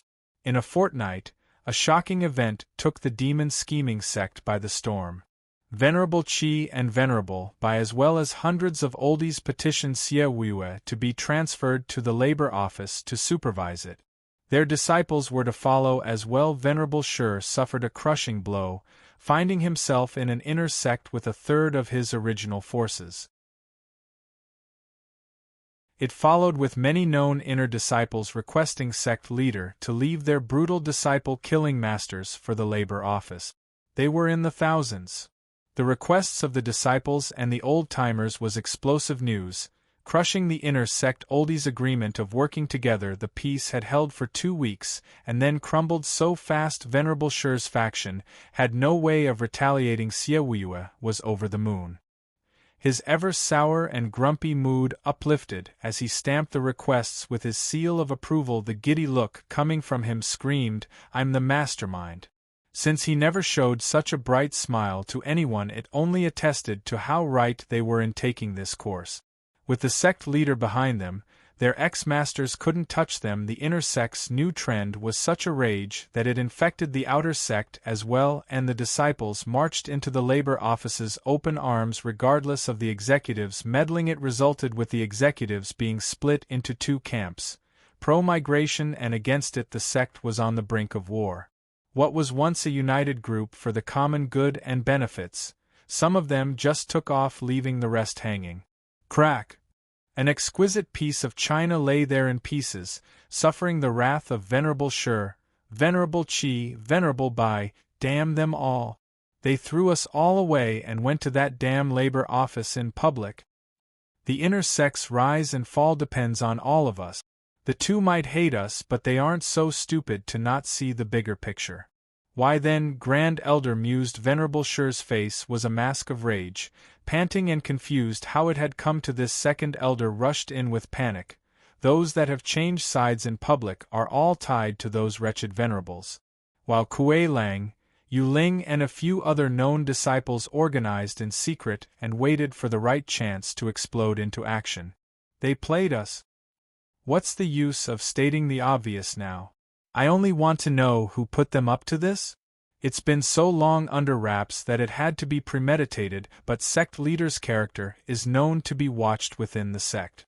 No one wants to play with the bull and get the horns. He always does things with an iron fist and forgoes subtleties. Who is responsible for setting them on this path? Find him out.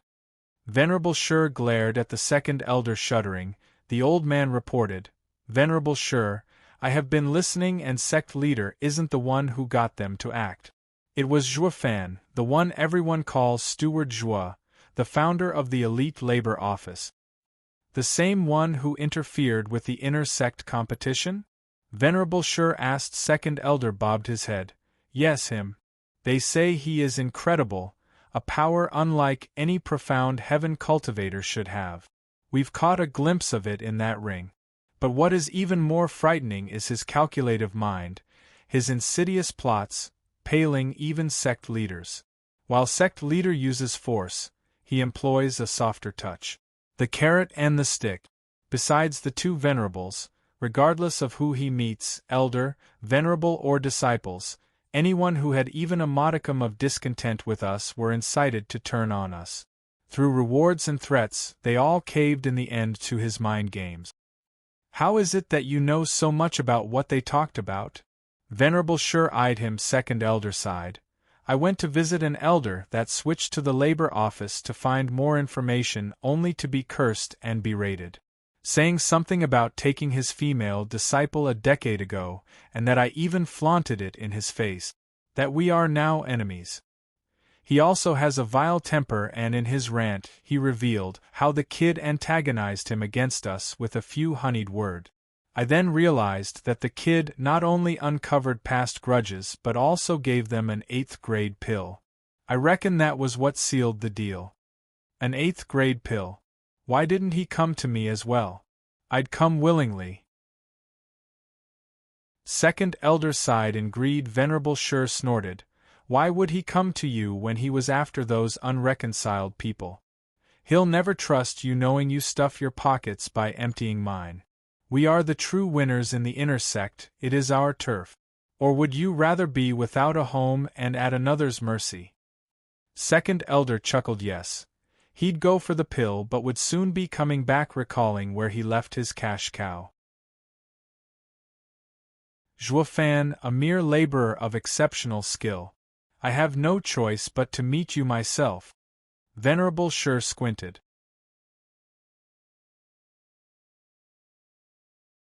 Chapter 576, Warning. Chapter 576, Warning. Make sure you know your limits before stepping into the heaven door. Even I had a high risk of dying. Kuei Lang stood there with an inquisitive look before the rumbling door, and just as he took a step, a voice entered his ears. He saw Guei, who standing before the door with disdain. Kuei Lang hesitated. Senior brother Guei, who, don't try to scare me and just tell me how dangerous it is. Since my son cleared a 7th grade array, I can do it too. I'm not so stupid to fall for your threats. Guei, who rolled his eyes and ignored him. Your funeral. Kuei Lang was stuck between advancing and retreating. It was then that Kuei Gang rushed over. Don't do it, Dad. You'll die. Even senior brother Guei, who had to pay a heavy price. Kuei Lang was scared away. You mean he was serious? Is this 7th grade array that deadly? Master has set it up specifically to test elite. It's unlike the one I trained in. Kuei Gang nodded with a serious look, his brow soaked. Kuei Lang sighed and wiped it, before going for the earth door and asking, Son, is this safe? This one's easier. Senior brother Tai Ing cleared it at the peak profound heaven stage. If I can't get a 7th grade demonic treasure, I guess 6th grade is better than nothing. Kuei Lang grinned excitedly. In his charge for the door, he heard a wail coming from it. Son, this one isn't easy either, I see. Yu Ling and her sister were just coming over and giggled at him. It was a scene most common of late before the 4 doors in the sect's cemetery. With the oldies from the inner sect came so many disciples, the labor office was packed. The lines to challenge the trials were never ending. Everyone was excited to jump right in. Everyone wanted those demonic treasures and pills guaranteed to them once they cleared a door. Such a treatment surpassed even the inner sect. The oldies were giddy too. The easier the gains for their disciples, the more they got in the end as well. The greed was so thick in their heads that they'd be testing themselves too if they could, just to get those goodies. Venerable Bai nodded again and again with a smile. This is why every disciple rushed to Steward Zhua's elite labor office like crazed shoppers. I'd brave offending my own master too if I could get in here, but I'm not a disciple anymore. All that matters in the end is personal strength. No matter where you can raise it, even in the labor office, that is the best place to be. Venerable Bai is right. The other old guys bobbed their heads. Zhuofan smiled and pointed at the doors in succession. Elders, venerables, the elite labor office isn't the inner sect. It's not based on competition but trials. Each one of you is free to guide your disciples, but the result may not necessarily be in their favor. In these trials, strength isn't the definitive answer for overcoming them. That's good. Now there will be no need to play tricks for those little resources. It will be the best thing for the disciples' cultivation. Venerable Qi laughed. The rest agreed. They were losers in the inner sect, being robbed of their disciples through all kinds of weird accidents, while here, in this pure environment, they were free and laughing. Venerable Bai took a moment to ponder, then his eyes lit up. The elite labor office uses trials so the disciples do not resort to petty tricks. The 4 trials are fair. But as people are lazy by nature, few hardly consider themselves the opponent, driving to better themselves. That's why the inner sect adopted competition as a solution to raise tough disciples. While the labor office uses trials, yet still manages to instill excitement into them for cultivation with its large reward as a lure. But to put it in effect, a huge amount of resources are needed. Steward Zhua, I don't know where you got so many resources to implement this plan, but it can't go on forever. When the resources dry up, won't we return to the same situation as in the inner sect? The oldies turned to Zhuofan. Zhuofan hid a smile. Venerable Bai has a good head on his shoulders. Yes, the reward is only temporary, to squash the inner sect and steal their authority. Once the inner sect is done for, every high disciple will be in the labor office and I can do whatever I want with it and not bleed money every day. The high rewards would have to stop and only be placed on the top disciples, leading to the same situation as the inner sect and no skin off my back. His mission would be over and done with, and he would be home free. Why the hell would he waste away in this sect? He was not stupid, nor a glory hound. People, it is not for you to worry about, but the sect leader. That being said, even if it gets to that, you won't lose anything, but win all the same. Aren't you the first to join us? Zhuofan snickered. Their hearts chilled, and picked up on Zhuofan's meaning, obvious from that vague smile. So what if it does become the inner sect? They were pushed aside in the inner sect, with Venerable Shur taking everything for himself. But here they are, the bosses, they would get the biggest slice. They'd become Venerable Shur. They laughed inside and bowed. Steward Zhua is wise beyond his years. Sect leader chose the perfect candidate for this job. Thank you, thank you. Zhuofan returned the gesture with hidden disdain. He had not once thought of himself as being part of the in-crowd of the sect, and had no qualms about where Demon Scheming Sect was heading. But these guys, the big shots of the sect, only cared about their own behind and pocket. One actually had the wisdom to see what would come to pass, yet shot him down in 2 shakes. Now I see why Siewuyue said the sect is rotten, and from the way I see it, the rot runs deep. If this ever happened in the Luo clan, he'd be dealing death left and right. The only reason I'd ever get you in the Luo clan is for my sake, not yours. Whoosh. A white figure entered their eyes. Venerable Bai cried, Grand Elder, why are you here? Master! Gui, who looked from a distance, Grand Elder, only spared him a glance and turned to Zhuofan. Steward Zhua, I presume. Nice to meet you. I am the Grand Elder of the Demon Scheming Sect, wishing to discuss something with you. May we go to a more private place? Steward Zhua, this old-timer must be up to something. Don't go. Venerable Bai sent him a secret message. Zhuofan shrugged. I'm the sect leader's man.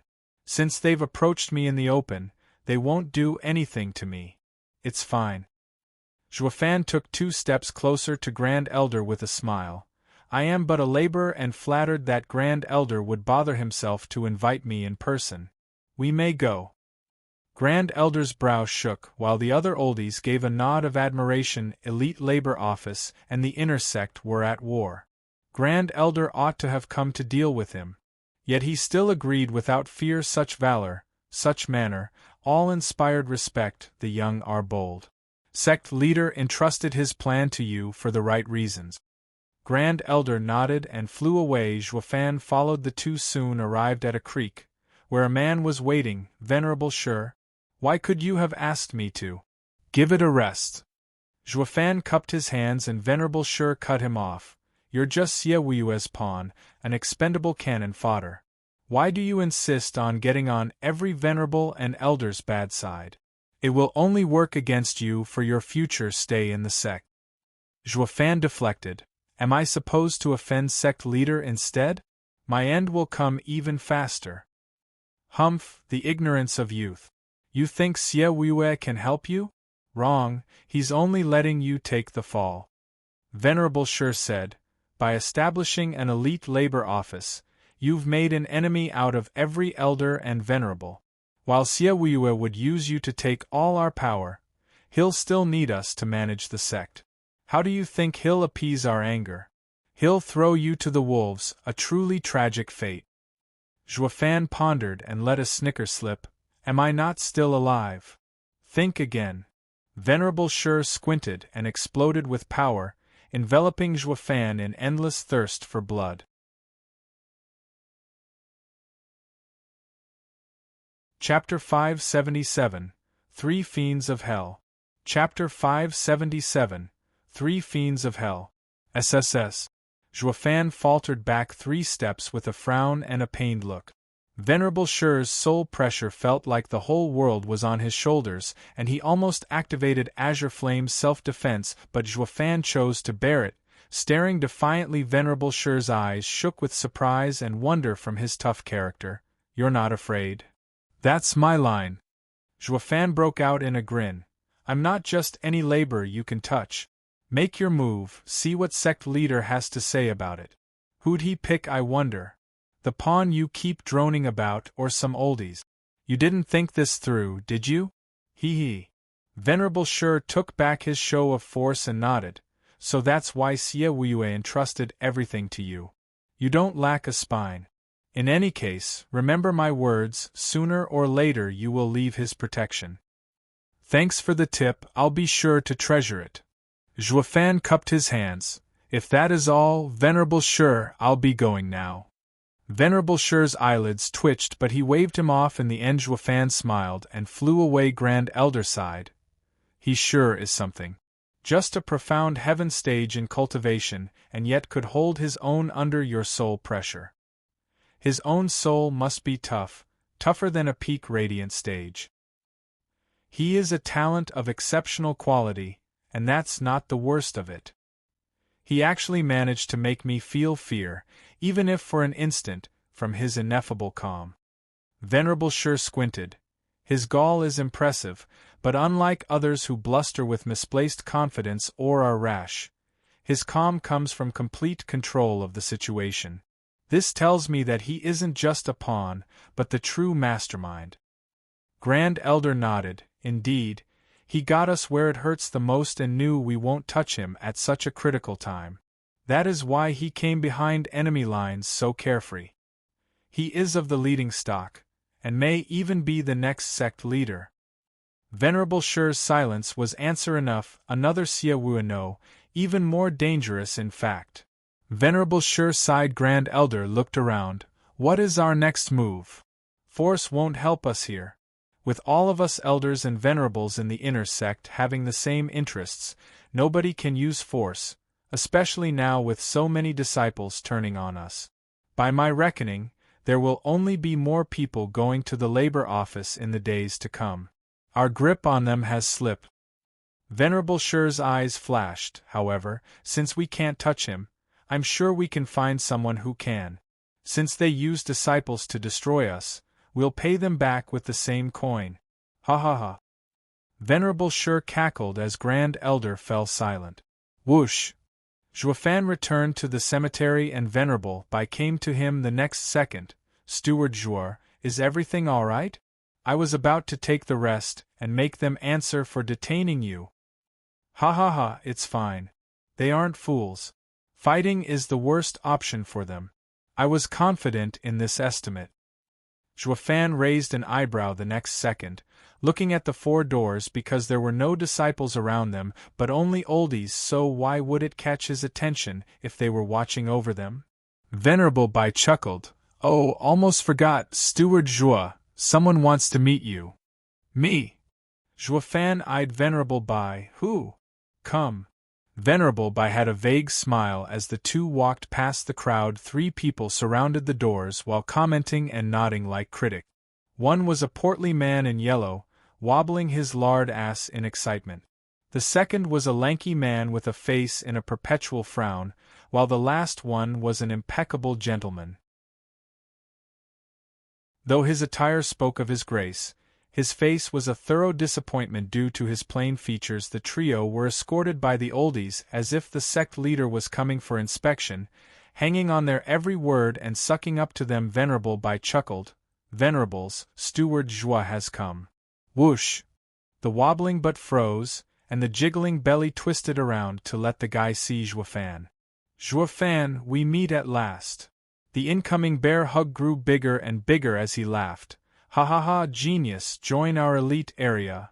Wait, hold up, who are you sirs? As the fatty was barreling for him, Zhuofan waved all over the place. Venerable Bai smiled. Steward Zhuo, they are elite instructor venerables, Fiend Yang, Fiend Yin and Fiend Gui. They go by the name 3 Fiends of Hell. Along with sect leader back in the day, they went by 4 Fiends of Hell, geniuses who survived the Double Dragon gathering. A real man does not boast, Venerable Bai. Don't do that, ha ha ha.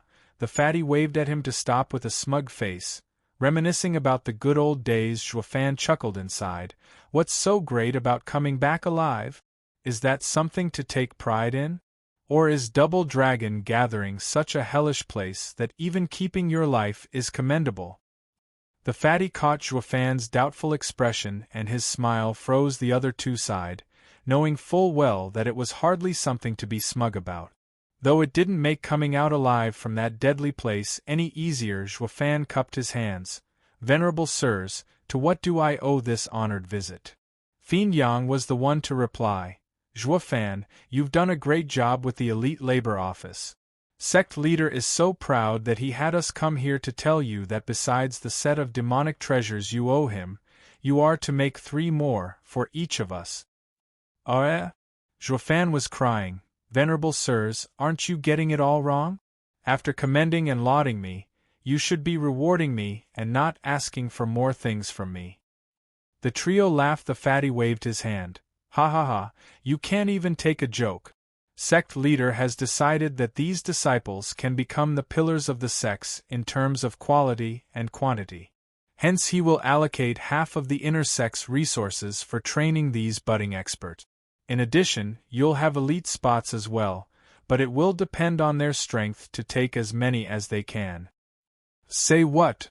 The oldies were over the moon. They figured this might happen, for the Elite Labor Office to become the new inner sect, but that was going to be much later. Yet fortune smiled upon them, with the sect leader coming to this decision overnight.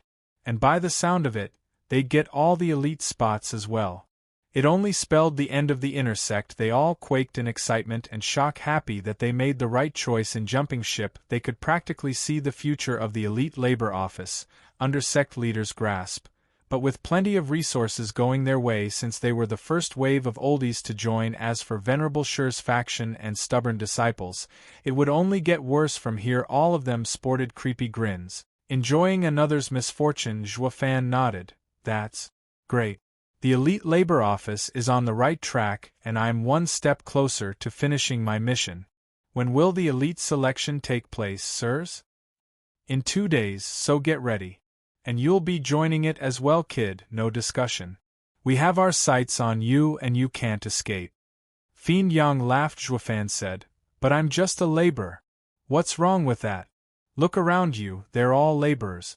With so many promising inner and outer disciples coming here, not letting laborers enter the elite area is tantamount to suicide.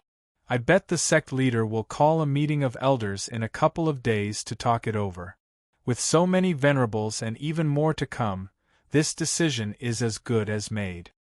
Fiend Yang pointed at the old guys and they nodded on cue.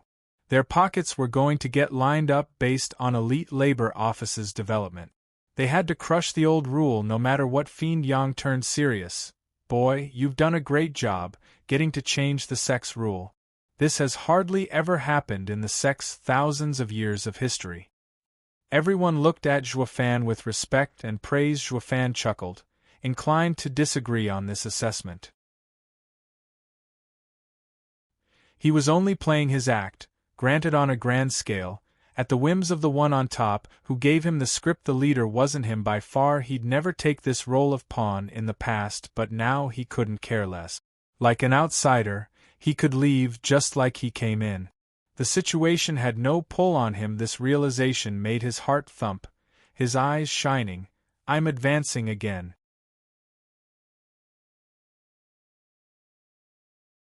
Chapter 578, Seclusion. Chapter 578, Seclusion. Then Juofan went through a long and equally pointless discussion with the 3 venerables before finally leaving. Yet not before giving repeated warnings about their share of demonic treasures. Juofan kept silent. Wasn't it just a joke? I was never going to give Siawiwa anything, not to mention you. Juofan smirked, having had enough of their senseless banter, and left as well, not before warning Venerable Bai. I have crucial matters to attend to. I'll leave you to handle the elite selection. Steward Zhua, we are now elders of the Labor Office. We will do our very best. Venerable Bai smiled. At long last Juofan felt the weight on his shoulders slip off. With perfectly capable managers around, he needn't worry about this place. Freedom. Juofan flew away in his newfound bliss. Back to the shabby labor office place where he stayed, Elder Yuan was still looking after the laborers' cultivation. Those that had yet to enter the elite labor office, these youths, had never taken the old man seriously so far. He was so old yet much weaker than everyone else.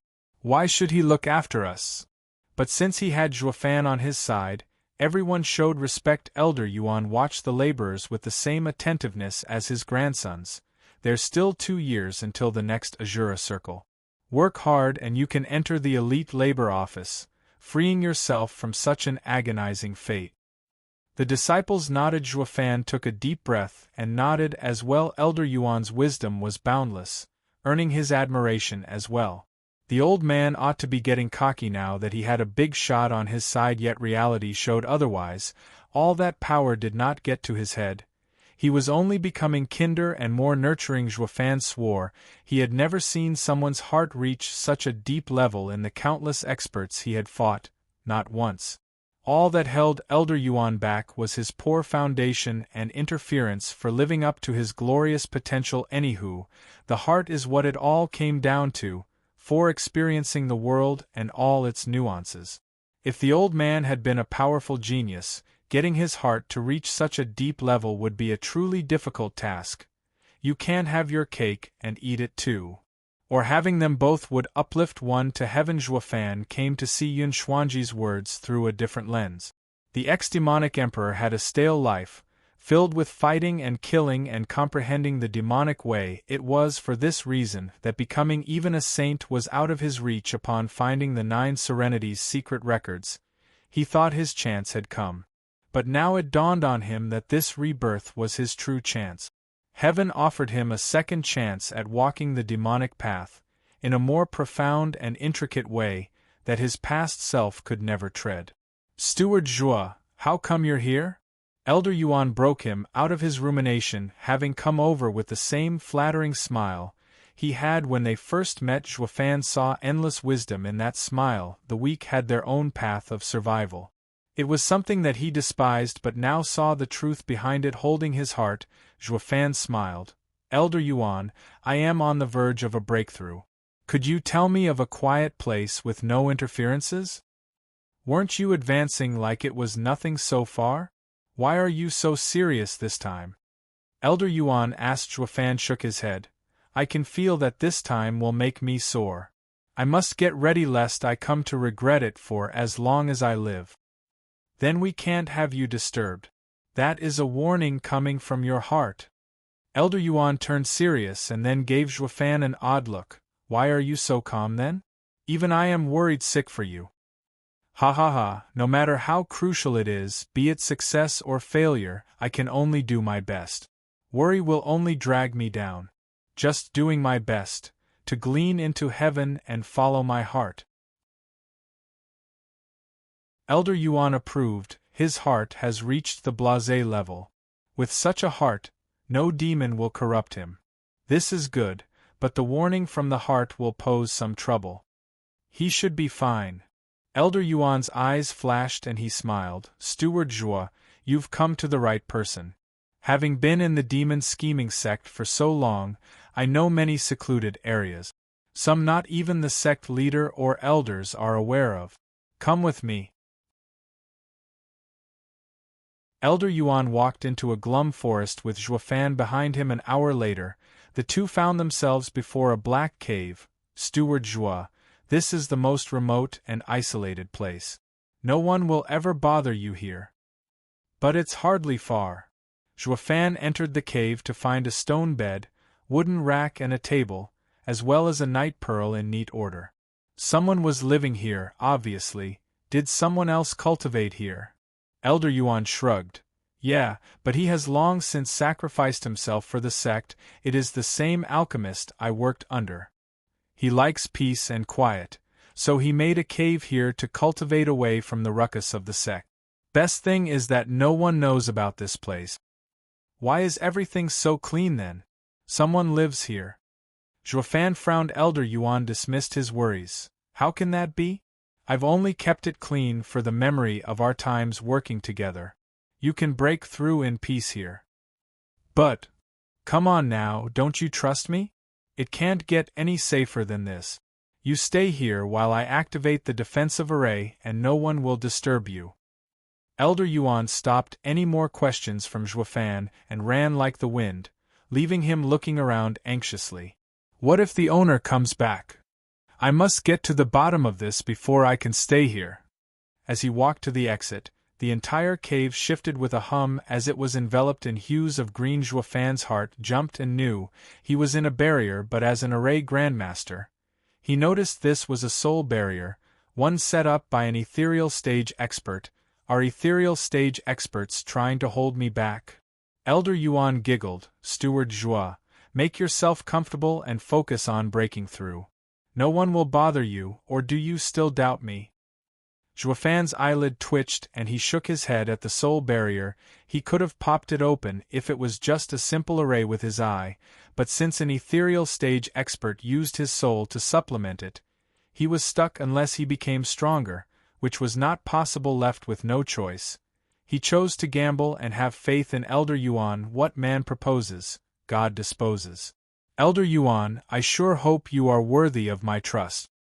Zhuofan shrugged and went back inside. Elder Yuan chuckled with a shake of his head, then his eyes took a somber look. What are you all doing here? Make sure the kid's not disturbed, not even by the sect leader. Yes, sir. An old voice replied, and the barrier rippled once and vanished. Meanwhile, 3 fiends of hell and Xie Wuyue were discussing in the Great Hall when to give Elite Labor Office those elite spots when they felt the sudden power spike. They rushed outside the hall. 5 green beams pierced the skies from within the forest before vanishing. And with them so too did a patch of trees. Fiend Yang cried, I isn't T that. Impermanence 5's vicissitudes barrier. Fiend Yin frowned. Fiend Gay closed his fan. That means. High Venerable Xie Wuyue's eyes flashed with doubt. In seclusion, Venerable Shi showed a twisted smile from a mountain in the inner sect.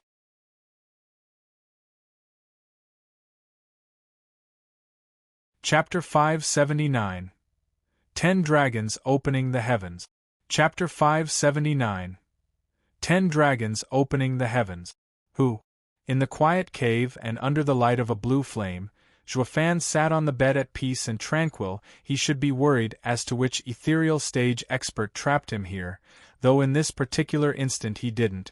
Letting it all go in favor of training his heart, it would have been a major concern years ago, but now his heart had achieved calm even in serious matters since they were looking after his best interests. Everything else was moot. He might as well go with it and handle his break through. This realization only deepened his calm and turned the azure flame into a bigger blaze. Unlike his previous advancements, his heart was warning him for days, which only made it all the more critical to be cautious. Zhuofan reckoned that the constant refining of his soul had something to do with it, as well as his heart improving here and there. All he needed was a spark to trigger this event, and that was where Venerable Shi's soul pressure came in. This advancement had been triggered by his soul, and that meant Radiant Stage was nigh skipping 2 layers without any supplements. From the 8th layer of Profound Heaven Stage, showed he had one exquisite soul. Kuanping was right about one thing, Azure Flame is the best in refining the soul. Zhuofan broke out into a grin. No matter how suspicious he was of Kuanping, the guy had always given him good stuff. Crack. The sound coming from his mind announced the expansion of the flame on his forehead. A mighty soul power churned his mind. Like a stormy sea, Zhuofan was both happy and startled. It was just like he thought, the sign of entering the Radiant Stage. He has had a Radiant Stage soul for ages now, and advancing to it would fill it with unseen power.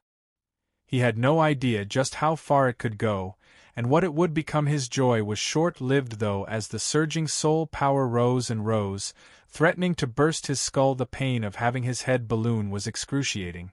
One more push and it would pop, but he bore through it, pushing back against the growing soul power to get it under control. No matter how useless it was, the ever-growing pressure got so big that it leaked outside and pulverized his bed and furniture. It spread in the entire cave.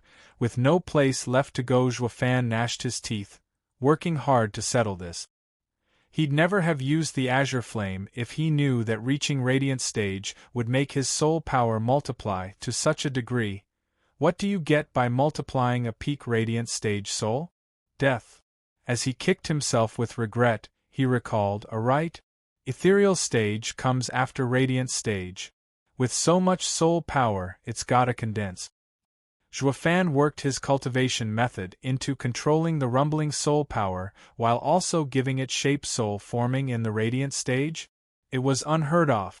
Then again, so was having peak radiant stage soul power in profound heaven stage. The soul's form was but the next step in a soul's strengthening, so why should he stick to the conventional stages when he had the right soul power? Besides, not doing it would leave him splattered across the walls. Zhuofan squinted and pushed his soul power with all his being. As to the form? The cultivation method would decide. Roar. It was now that the dragons lashed out. There's still those 9 earth dragon souls. I wanted the 10th to give the 10 dragons opening the heavens a try and see what's the deal with heaven dragon soul. But it's too late now. Since I'm stuck with an earth dragon soul, might as well do it right. He blended those dragon souls with his mighty soul power. The resulting clash released an almighty aura. 9 dragons' roars filled the cave, threatening to break it open. And as the dragon souls put pressure on the soul power, it soon took the shape of an earth dragon soul. As the pressure ebbed on Zhuofan, he felt his power growing, nearing an ethereal stage expert's level. But then, as the 9 earth dragons fused, a mighty draconic cry came from his thunder ring. It made the 9 dragons separate then and there. Zhuofan eyed his ring in shock. Since when did my ring have a dragon soul? The dragon soul came out as it roared, along with Dugujantian's signature weapon, dragon-slaying crescent blade roar. The azure blade flickered with the image of a dragon roaming over it, unable to break out, only roaring while the 9 dragon souls were incited by it and roared as well. The 10th dragon soul is actually here. Talk about being a lucky stiff. Heaven's on my side. Marshal Dugu, you have my utmost gratitude for helping me even beyond the grave. Zhuofan was excited knowing the 10 dragons opening the heavens was around the corner. Whoosh. Lifting the blade, Zhuofan laughed. Dragon souls converge, 10 dragons opening the heavens. Dragon power of the heavens, form the heavenly dragon. Bow to me and turn into the heaven dragon soul. Roar. The earth-shaking roar pierced the clouds and the dragon-slaying crescent blade exploded in a golden glow as its dragon burst out, soaring along its 9 brothers. The 10 dragon souls circled overhead, their heads and tails fusing into forming a ring. With a hum, the ring shone with a blinding white light. With a bang, the white light pierced the cave and shot for the heavens. The white beam of light connected the 9th heaven with the earth as draconic roars once again sounded. A prismatic glow rose, blending with the light beam and entering Zhuofan's soul. Zhuofan felt refreshed and powerful before he could celebrate, though.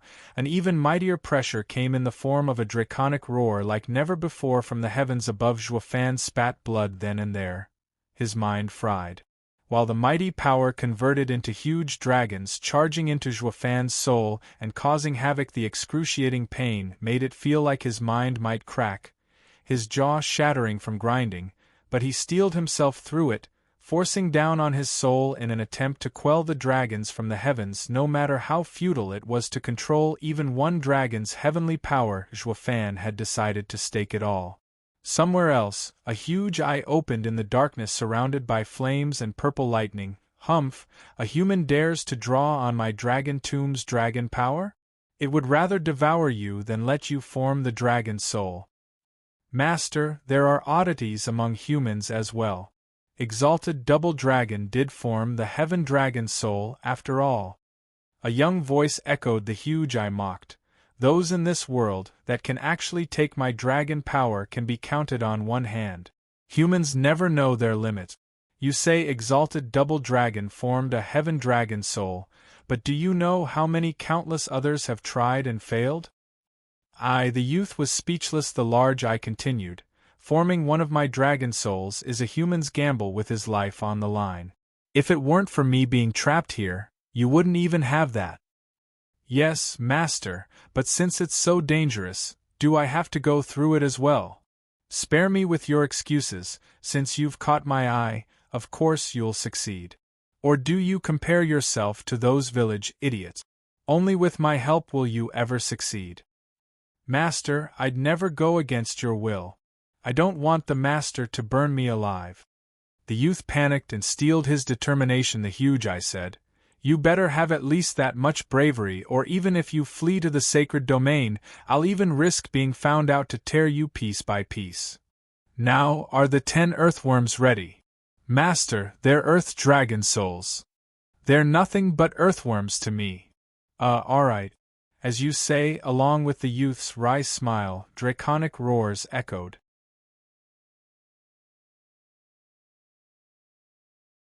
Chapter 580, Heaven Dragon Soul. Chapter 580, Heaven Dragon Soul. Rumble. A flashy beam of light pierced the cave and shot into the sky, and there was nothing Impermanence 5's barrier could do to stop it. Then came a huge pressure from the heavens, and the draconic roars assaulted this barrier, making even these seasoned experts bleed from the mouth. With the shaking of the ground and the sect around them, they found it impossible to maintain the barrier under such might. What the hell is this kid doing in there to make such a scene?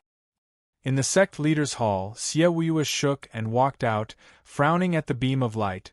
The High Venerable must have reached a crucial step indeed, to enter seclusion. Venerable Sure in his little courtyard, flew onto his roof and ruminated on the changes. Ha ha ha, no matter what fancy method High Venerable is using, the least of all it'll keep him busy and out of my hair, ha ha ha. The whole sect was roused awake by the sudden commotion, the beam of light grabbing their attention. Everyone looked on with shock and doubt. What is happening? Whoosh!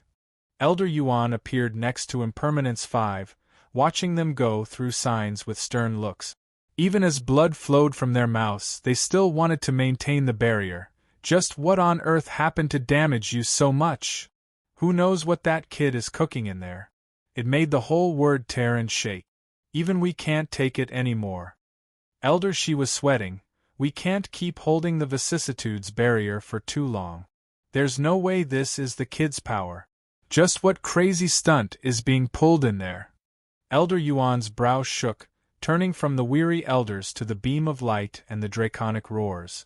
Adding the dragon power into the mix, his reaction grew more flabbergasted by the second. Why, you mean to tell me he's forming the Heaven Dragon Soul? Is this the 10 dragons opening the heavens? That's impossible. Impermanence 5 cried together, with Elder She speaking for all when saying, He went in as a profound heaven cultivator. The most this advancement will take him is the radiant stage. Ethereal stage is too far away to condense his soul. Elder Yuan's eyelids twitched, shaking in confusion, but his eyes gleamed. I don't know, but it's following the legend of the 10 dragons opening the heavens. The next step should be the prismatic glow and the descent of the dragon's soul. Others might come here in greed and interfere. Impermanence 5, we must stabilize the barrier and hide it. Elder Yuan's power exploded and a yellow glow came out from his body along with a draconic roar. A golden dragon flew out of him. It circled the vicissitudes barrier as its tail whipped around the entire barrier. The great power of Earth seeped into the barrier, while Impermanence 5 made signs before relaxing at last. Earth Dragon Soul, Crouching Dragon Seal. Elder Yuan shouted whoosh. The beam of light vanished and the earth calmed down. The audience ended up scratching their heads. What? It's over. Break it up. That is a restricted area. Venerables and elders came to restore order by the order of sect leader. There was no need for him to say anything. It was clear as day to these oldies that messing with High Venerable's cultivation was a death sentence. Siewiwa returned inside. High Venerable's cultivation has succeeded and now comes a period of acclimatization. Venerable Sure smiled. It's over. At best, it should buy me 3 days in which the old man's recouping. Better make the most of it. While most figured this was the end, it was only the beginning for the storm brewing within the barrier. The beam of light shined brightly, only covered up under the combined work of 6 people following the constant heavenly draconic roar. It went just as Elder Yuan said, with prismatic lights following the beam, and into Zhuofan's cave images of dragons with fangs and claws roamed the beam. As they tried going inside, this scene shocked them silly. The kid's actually forming a heaven dragon soul. Ha ha ha, genius I tell you. He's the second one in Western lands to form his soul so early. Our demon scheming sect finally has such a genius, ha ha ha. Heaven is with our sect. Elder Yuan laughed, touched to the core, while the elders nodded. Being his guards was totally worth it. Elder, she chuckled. Elder Yuan nodded. So this is the reason behind the heart warning, to condense the soul. Then again, with his soul power going beyond common sense, all that was left was forming it. As a genius, he can't walk the common path. But the kid sure is paranoid. Saying he has only 9 dragon souls when he had 10. Ha ha ha. I was playing the lackey for nothing. Elder Yuan didn't show any remorse his words might contain, though how was Zhuofan supposed to know that dragon-slaying Crescent Blade had a dragon soul within it? He was innocent in this, not that it mattered, as everyone wished for Zhuofan to finish up forming his soul and become the core of the sect revolution. 10 dragons opening the heavens is only the beginning. The crux is forming the heaven dragon soul. The dragon power from the 9th heaven is not something anyone can withstand. Elder, she was worried. Elder Yuan shook his head. Relax, the kid'll be fine. His cultivation and heart are at peak. He will succeed, ha ha ha. The 9th heaven dragon power wreaked havoc in Zhuofan's mind. He had been bearing through it all this time with clenched teeth and a still heart, pushing back with all he had to control it into condensing. While the prismatic glow slipped inside and gave Zhuofan's soul a dazzling hue of colors, Zhuofan rejoiced that his heart had evolved so much to allow him to cope with the dragon power and its tyranny up to this point, or he'd been crushed just by that increase of soul power alone. So while his head was a ticking time bomb, excruciating more and more by the second, a serene heart held him on the brink. He could let the pain in and out at will, a true blasé feeling. With deep breaths, Zhuofan suffered the savage dragon power for the next 3 long days. The pain never let up, but his eyes showed unmistakable clarity under the onslaught these days. The dragon power lost its savagery bit by bit, forced into Zhuofan's soul. On the brink of fusing, Elder Yuan and Impermanence 5 were guarding outside the cave. It had all gone easy so far, but with High Venerable away, Venerable sure had a ball in the sect. He rang the bell for a meeting with the other venerables and elders to crush the elite labor office. Xie Wu mocked him, while relaxing in his throne, totally content. And why wouldn't he be, when dozens more oldies had defected for the labor office? Their numbers equaled inner sects. Now that being said, he had half of the inner sect under his control and could hold his own against Venerable Shure's faction. Venerable Shure, what is it this time? Speak, what grave matter has happened? Xie Wu said plainly. Venerable Shure said, Sect leader, I propose the dissolution of the elite labor office. Why? It's against regulations. A laborer must do what he's entitled to. With the inner and outer disciples going there is totally inappropriate. Venerable Shure said. Xie Wu chuckled, letting Venerable Bai speak. A demonic sect holds strength supreme. For all the disciples to run to the labor office, it only goes to show how weak the inner sect is. Shouldn't it be the inner sect getting dissolved instead? Ha ha ha, true, true. Xie Wu laughed. The great hall used to have sect leader and the rest, both sides eyeing each other like wolves, reduced to hating him in the fight to fill their pockets. Alone and weak, all he could do was put up a tough front before these old-timers, while now he had split their interests and got some on his side. This was the feeling of having a grand plan come to a head.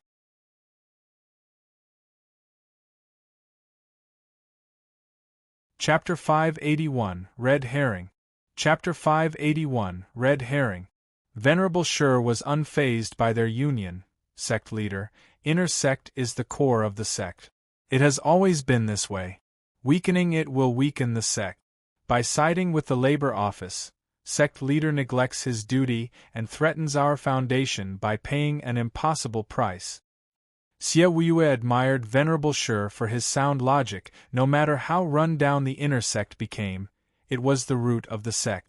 Giving it all up in favor of a new one would be paying a heavy price, a price the sect couldn't afford. But it wasn't like the sect was paying for anything, was there? Zhuofan waltzed into the sect like a tycoon and left Siawiyue free of worry. He wouldn't twitch even if he had to build 8 new intersections. He wasn't the one paying, ha ha ha. Venerable Shur, you're too anxious. The rise of the elite labor office is unstoppable, reaching the inner sect's level in such a short time. Letting it all go would be such a waste. And besides, this is the merit of the labor office. I always give laborers a way out. No matter how hard it may be, those that walk it are the cornerstones of our sect. Siawiyue squinted. Since we're all here, I propose we make an exception to the rule and turn laborer Zhuofan into an elite, on account of his outstanding contributions. What do you say? Venerable Bai nodded. Zhuofan is smart and talented. Becoming an elite for his merits is only just. I also propose that the labor office with its strong disciples is entitled to vie for the elite spot. It would be such a waste of talent to leave them there. Yeah, please allow it, sect leader. Venerable Bai's faction agreed on the spot. All the people who couldn't get anything back in the inner sect, Venerable Shur knew about their desires very well. Ridiculous, as venerables and elders you dare defy the ancestral rule? Sect leader, the elite area has had clear rules since the dawn of our sect. Only the best can enter it, while the labor office is filled with hopeless rejects and criminals. Wasn't the High Venerable, even with his immense glory in coming out of the labor office, banned from being an elite as well? The ancestors had made this rule to prevent nepotism and the ruin of the sect. While Zhuofan and the rest, be it potential or strength, are among the best in the sect. Everyone can see it, and there's also the sect's rule. If anyone gains the approval of the majority of elders and venerables, he can become an elite. Who is against it? Venerable Qi and Bai spoke up. We agree and go with the sect leader's decree. We agree as well. Labor office's side of oldies bowed. Venerable Shur held his nose, knowing this was bound to happen. The opinions are halved and can't reach a decision. Laborers do not care for rules, and will sow discord once in the elite area. This decision is not to be made rashly. Yeah, Venerable Shur is right. Inner sect's faction bobbed their heads, but a loud voice cut him off. Enough of your goddamn blabbering. This here's a demonic sect. Have you seen any saints around? Or anyone going by the books? Going by your idea, those elites would be holed up in their homes. Those are not elites, but wastrels are more like it. Or getting in through connections.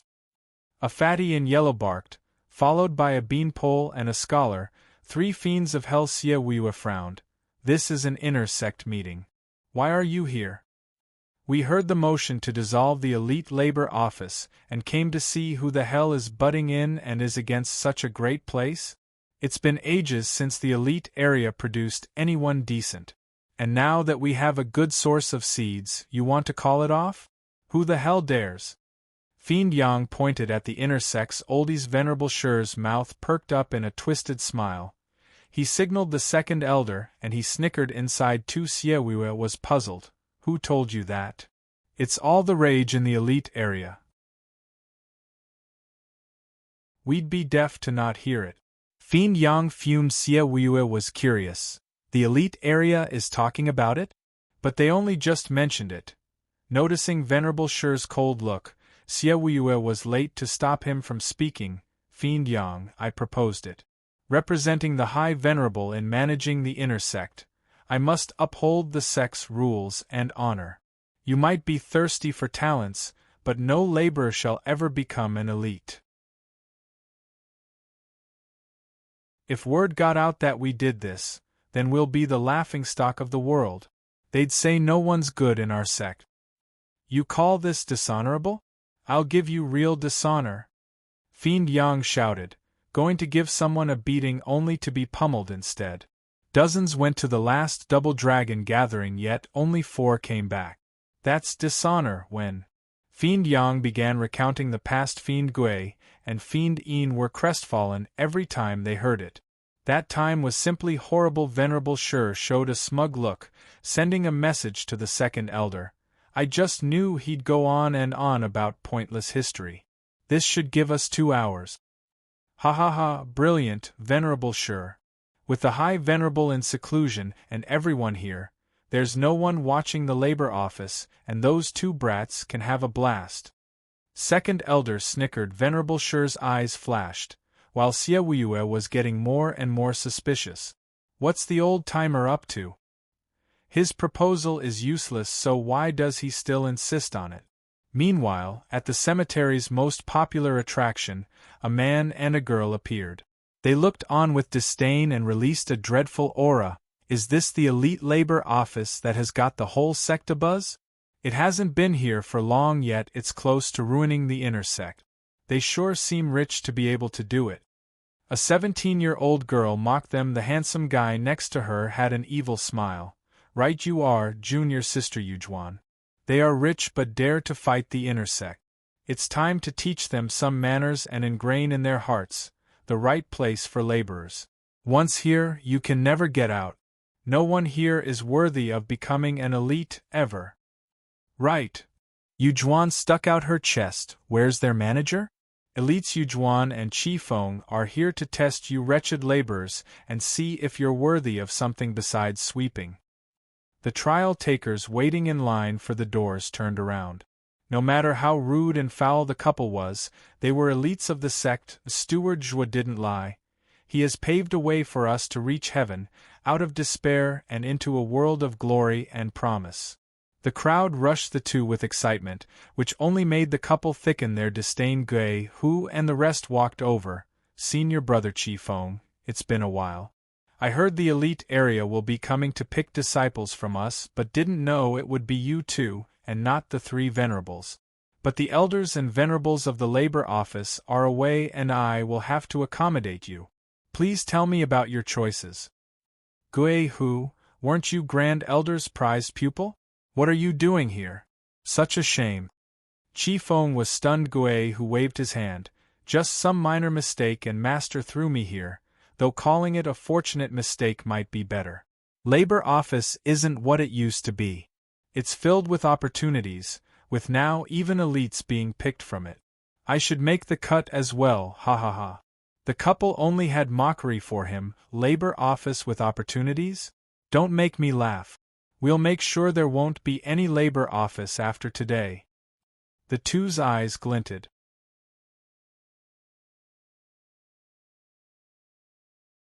Chapter 582, Feud. Chapter 582, Feud. As I live and breathe, Pang Yujuan. Taiying roared with rage at her sight. Yujuan scoffed. Senior brother Taiying, even you ran to the labor office?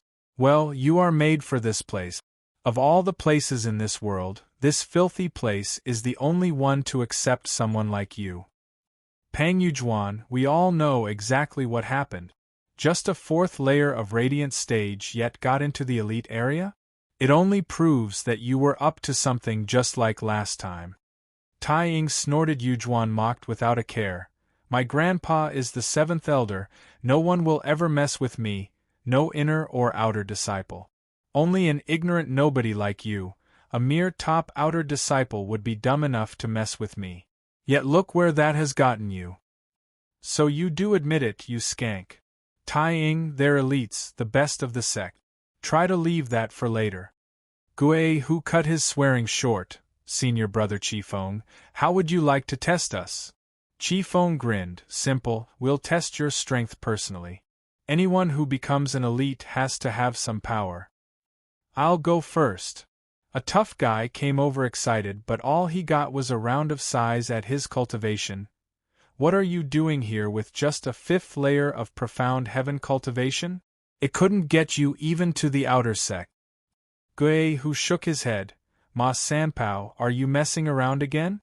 You're no Steward Zhua, smiley face, the name lit. Means dull horsey. Crack. The noise jarred the ears of the others, and the next thing they knew was something red flying over. Ma Sanpao was flung into the ground, dead, even as his excitement remained in his eyes. Gue, who squinted and turned to the source of that yuan qi. Chi Feng had a nasty grin while lowering his palm. What, didn't you used to do the same, Gue who? Chi Feng taunted Gue, who stood silent, forgetting about him and focusing on his heart, at the sudden rage coming over him, and he clenched his fists. Kuei Lang shouted, "Senior brother Chi Feng, how can you be so heavy-handed when you're just here to test us?" Humph, what could a rejected laborer possibly amount to? Chi Feng patronized. Anyone else up for a test? The disciples flinched back twice, looking at the pair in fear. Are they really here to choose candidates? The two showed boundless ridicule, but no one stepped up, not with how one move killed someone already. Not even Kuei Lang's group. These two were definitely here to pick a fight. Yujuan's twisted smile grew as her shifty eyes roamed the crowd before stopping at Taiying. Senior brother Taiying, you were such a mighty hero once, the best in the outer sect, so how come you're down here, in the labor office? Are you suddenly a chicken too? Where's all that courage gone? Say that again. Taiying roared and raised his fists. Bastards, being elites doesn't make you the strongest. I'll fight you even in the profound heaven stage. Taiying, stop with the trash talk, will you? A profound heaven cultivator going against a radiant stage 1? Who are you, Steward Zhua? Don't waste your breath. Gue, who shouted over him, while Kuei Lang kept giving him signals not to fall for their taunt. Bro, they're riling you up. Don't let them get to you. Taiying grumbled and remained silent. Yujuan's mockery never ceased to come. Ha ha ha, senior brother Taiying must be so scared of me. Tell you what, since you lost 3 years, I won't use any soul attack. If you can't even take me on like this, then you're a hopeless coward. Shove it, bitch. No matter if it's 2 stages or 5 layers difference, I'll still take you. Taiying roared and clenched his fists. Pang Yujuan, let's do this. Gue, whose side Yujuan and Chi Feng grinned. The dumbass fell for it at last. Under the tense gazes of others, Taiying exploded with power as he clawed at Yujuan's throat. She merely giggled and pushed him back with her full cultivation. No matter how much nerve he had, Taiying knew 5 layers couldn't just be overcome so easily. The instant their attacks met, he slipped past her palm and grabbed her wrist. Crack. Yujuan wailed with pain at having it broken. Gue, whose side approved with bobbed heads. That's the top outer disciple for you, well seasoned. The only difference between profound heaven stage and radiant stage was soul power. With that out, Taiying might stand a chance after all. Obvious by his current advantage, they didn't get to rejoice though as Yujuan's eyes raged with bloodthirst. A sudden wave sent Taiying flying, his head a mush and blood leaking from everywhere. That skank cheated. She used a soul attack. Kuei Lang flew over to help, but then someone jabbed his chest. Spurting blood, Kuei Lang slammed back down as Chi Feng snickered from above. You're actually dumb enough to believe a radiant stage expert wouldn't use soul attacks? Taking such a retarded bet will never make you elites. Ugh, Kuei Lang raved. Is this how you choose candidates, by crippling them? Humph, choose candidates? From a bunch of rejected laborers dreaming the impossible? We came here to warn you to stop wasting your breath and know your place. Chi Feng's twisted smirk was ever present. Yujuan got next to Taiying in 2 jumps. Her eyes shone with bloodlust, noticing his damaged soul, and struck his chest. Blood spurted from his mouth because of the heavy pressure. This palm might very well be the last he'd see on this earth. Yu Ling though had a say in this, meeting Yujuan's attack. While the two separated, she took Taiying away. Yujuan was annoyed at having her prey slip away, but someone blocked her. I'll do it.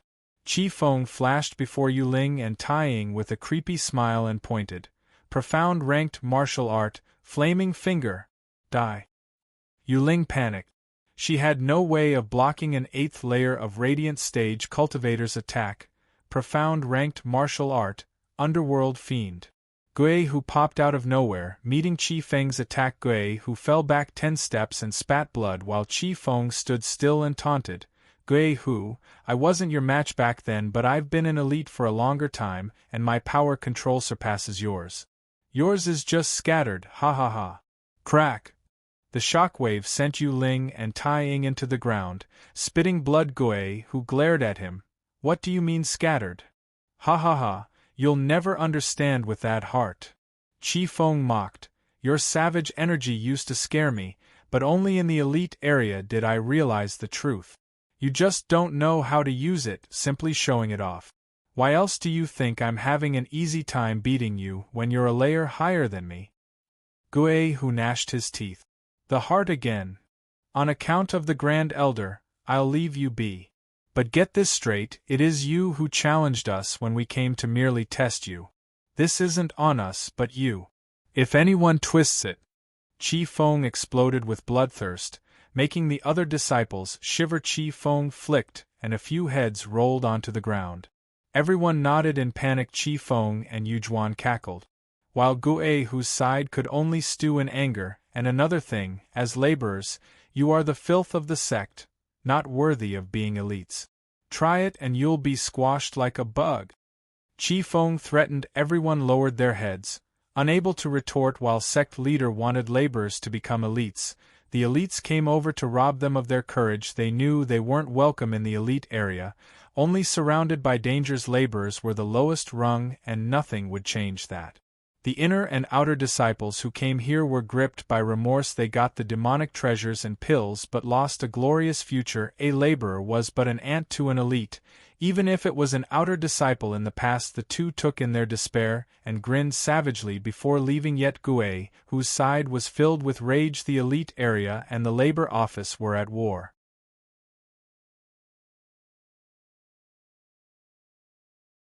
Chapter 583. Let him handle it. Chapter 583. Let him handle it.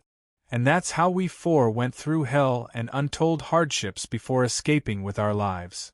The grand hall echoed with Fiend Yang's pained voice, his eyes flickering with fear, and to prevent such disaster from ever happening again, as elders and venerables of demon scheming sect, it is our duty and responsibility to raise a true figure to carry out the sect's burdens, to avoid needless casualties and to grow geniuses. Fiend Yang's speech had passion, had feelings, touching Xie Weiyue and Fiend Yin to the core, while the rest were just bored and nodding off. Not just Venerable Shi's faction, but even Venerable Bai's group was stiff with their eyelids twitching. Who could blame them? No matter how great a story, at least keep it short, not drone on for hours. The only reason Xie Weiyue accepted it is because he was there in the last Double Dragon gathering. But we, old guys, have nothing to do with it. Of course we'd grow tired of your prattle. Looking outside, for God's sake, it's evening already. Just how long will this tub of lard drag it on? Till morning? Venerable Shi had his limits as well and turned to the second elder. That ought to do it. Time to go. Yep, let's run for it. Venerable Shi is brilliant. Second elder said excited. The two must have finished their job by now, and I don't want to hear one more word out of this guy if I can help it. You're not the only one. Venerable Shi shouted. Fiend Yang, please hold on for a moment. I understand everything. Since this proposal has such great opposition, we will put a pin in it. Seeing as it's so late already, let us resume on another day. Venerable Shi is right, we might argue for days here. It'd be best to do our own search before we convene again. Someone already had his back, and not just his faction, but Venerable Bai's side too. All of them were praising him to high heaven. Of Fiend Yang's chubby face twitched and sank. Why is it always like this? I never even get to make half my point. Ha ha ha, we understand Fiend Yang's feelings and he needn't explain it. Hearing Fiend Yang's retelling felt like reading for 10 years. Venerable Shi laughed with a straight face. Sect leader, forgive my crassness today, and if there's nothing else, let us end the meeting here and discuss the labor office's fate another day. Xie Weiyue eyed him, unable to see through his thinking. That we shall. But don't go ringing the bell as you wish. Calling a meeting is the right of the sect leader. Yes, I will forever remember it. Venerable sure knew Siawiwe was just throwing his weight around and simply nodded. He and his gang left in a hurry, leaving Siawiwe unnerved for some reason alone with his allies. Venerable Bai mocked. Seeing Venerable sure so slumped feels so good, haha. It's all thanks to Fiend Yang's dawdle until the old fart couldn't take it. Fiend Een chuckled and patted Fiend Yang's shoulder. Fiend Yang's face twitched. When did I dawdle? I am a smooth operator, mind you. He was clearly in the wrong, and our mighty righteousness shook some sense into him. And I have many more lessons to share. I can share them with you if… Oh no, it's best if you tell the old fart. Our ears are clogged enough for today. We could never endure any more of your ceaseless drivel. Fiend Gui stopped Fiend Yang before he got into it again. The others agreed at once, doing anything they could to stop the fatty's mouth from opening. The fatty was crestfallen. Can't anyone feel my undying righteous devotion? Siawiwe's frown never left him. Strange, what was Venerable sure up to today? He was not his usual scheming self. Maybe he just came to flaunt his might to try and stop us. But look at him, losing it all, ha ha ha. Fiend Yang mocked. The others nodded without a care. Venerable Bai said, the old fart must still think of himself as the boss of the inner sect. Look at him now, ha ha ha. While the others jeered at another's expense like winners, someone entered the hall and bowed. Laborer Yu Ling requests to see sect leader and master. What is up with this girl? Venerable Bai turned to Siawiwe. Siawiwe asked, enter. Yu Ling rushed deeper and bowed. Sect leader, master, elites caused a scene at the labor office, killing and hurting many. They warned us to not set foot in the elite area or we'll suffer for it. What? They all cried out. The elites and labor office had never once intersected, yet they suddenly went there? Fiend Yang stomped. Who's the punk with such gall to kill laborers? Has he no care for the rules? Venerable sirs, it's Qi Feng and Yu Juan. Yu Ling reported. All had a realization written on their faces. Yu Juan was the 7th elder's granddaughter, while Qi Feng was 2nd elder's. They were on Venerable Shi's side and doing his bidding. Siawiwe's side, a great diversion, using the time High Venerable was in seclusion and we were in the meeting. He had the labor office and elites become bitter enemies. Choosing candidates from the labor office will be much harder now. The inner sect has the advantage. Humph, they can choose all they want. Last I heard, it's us 3 leading the elites area. Fiend Yang stuck out his folds. Fiend Gui shook his head. We can't interfere.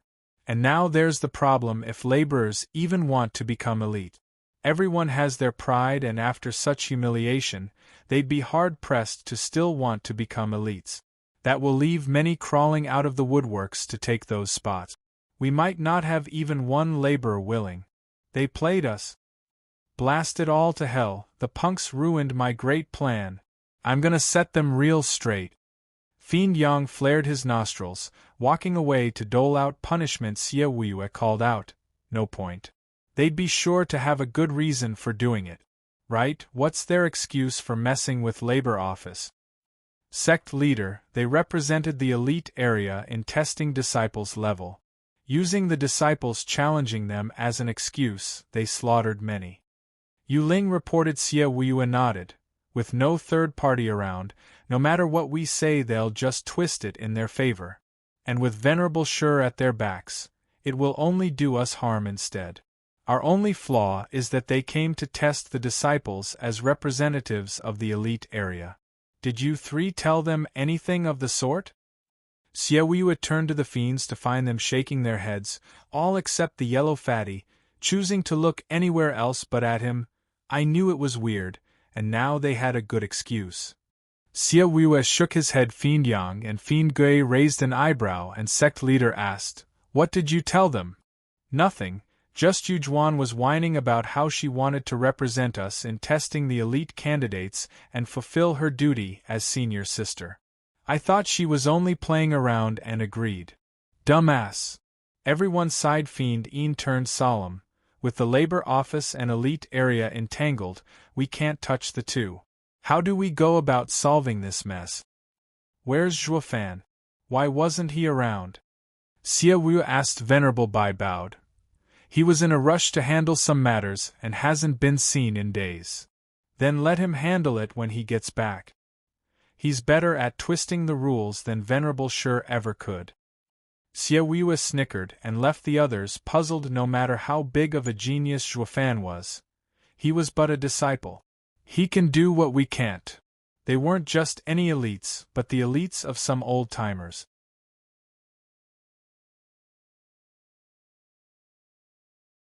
Chapter 584, Emergence.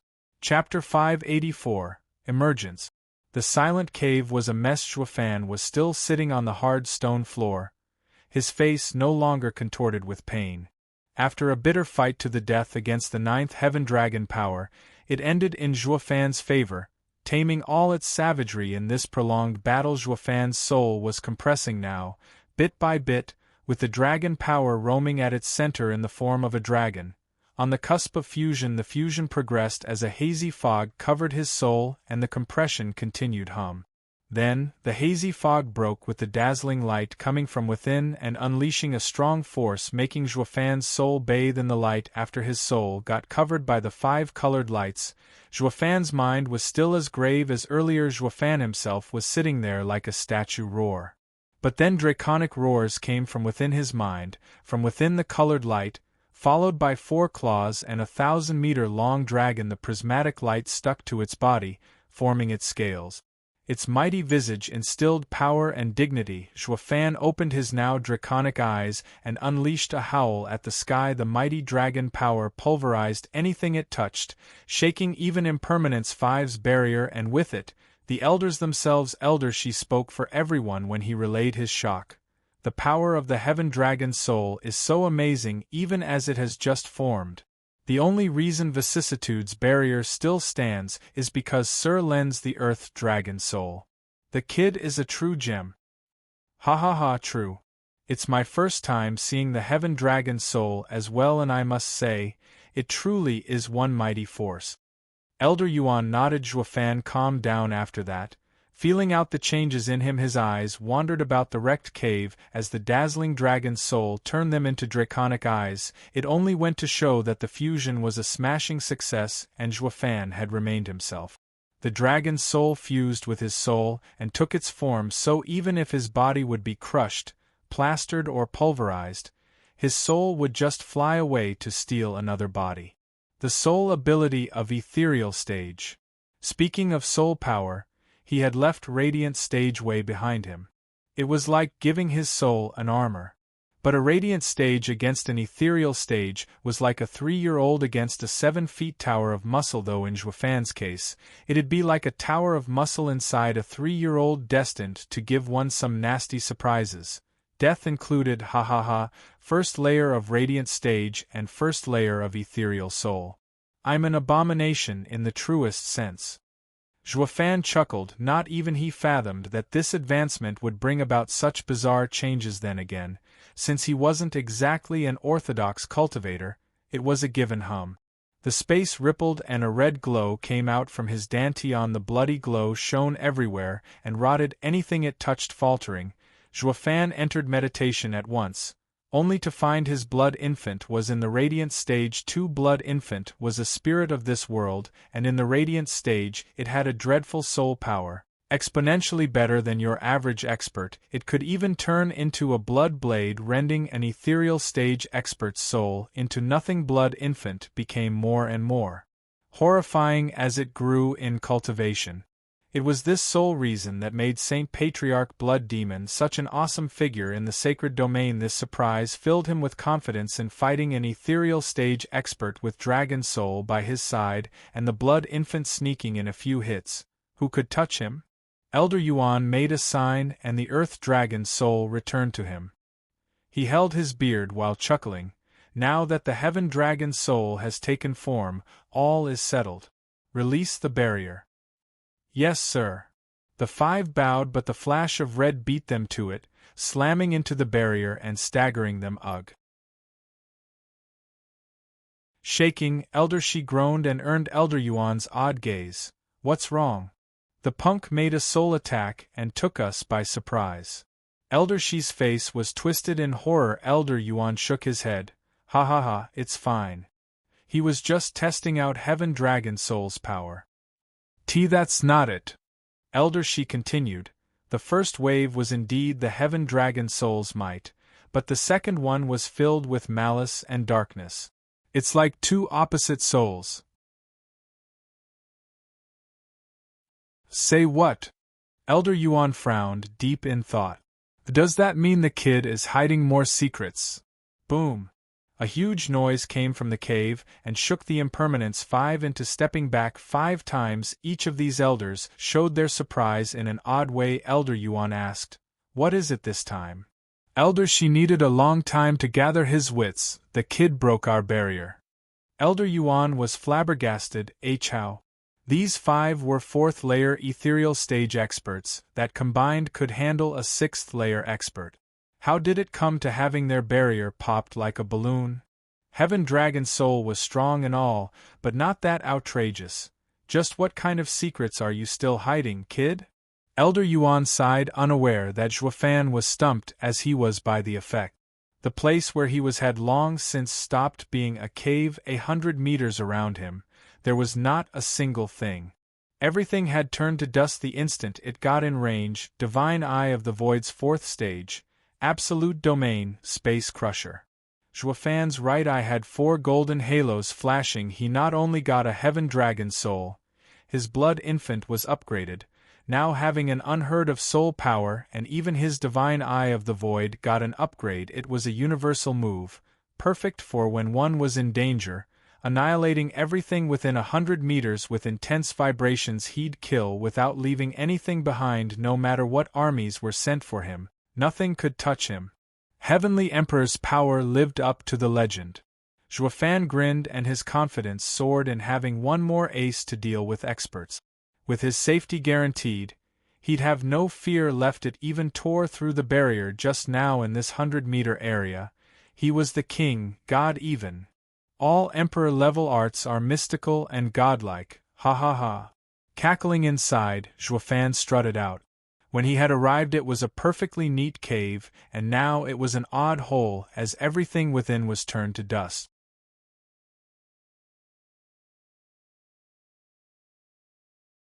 Chapter 585, Fury. Chapter 585, Fury. Steward Zhua, you're finally out, ha ha ha. Congratulations on your smooth advancement. Elder Yuan popped out of nowhere and cupped his hands. Zhuofan merely nodded. All thanks to you for giving me such a great place. It would have been a pain anywhere else. Elder Yuan smiled. Steward Zhua, don't you want to know what happened these days? Like the barrier? With your wisdom, you should already have some guesses. Yeah, I have. What about it? Don't you care? No, should I? Zhuofan spoke. Elder Yuan was dumbstruck, then shook his head. Here I thought the first thing you'd do was to have me over a barrel over this. I even had an excuse ready. Sigh, now all that work has gone to waste. Ha ha ha, I thought as much. What's the point of asking if I don't get the truth? Zhuofan laughed. Elder Yuan, to be honest, my greatest gain in the demon scheming sect was meeting you. Expounding with Sir on the nature of the world has opened my eyes more than my entire life, especially about human nature's 4 realms. Which 4? Elder Yuan was interested. Zhuofan smiled.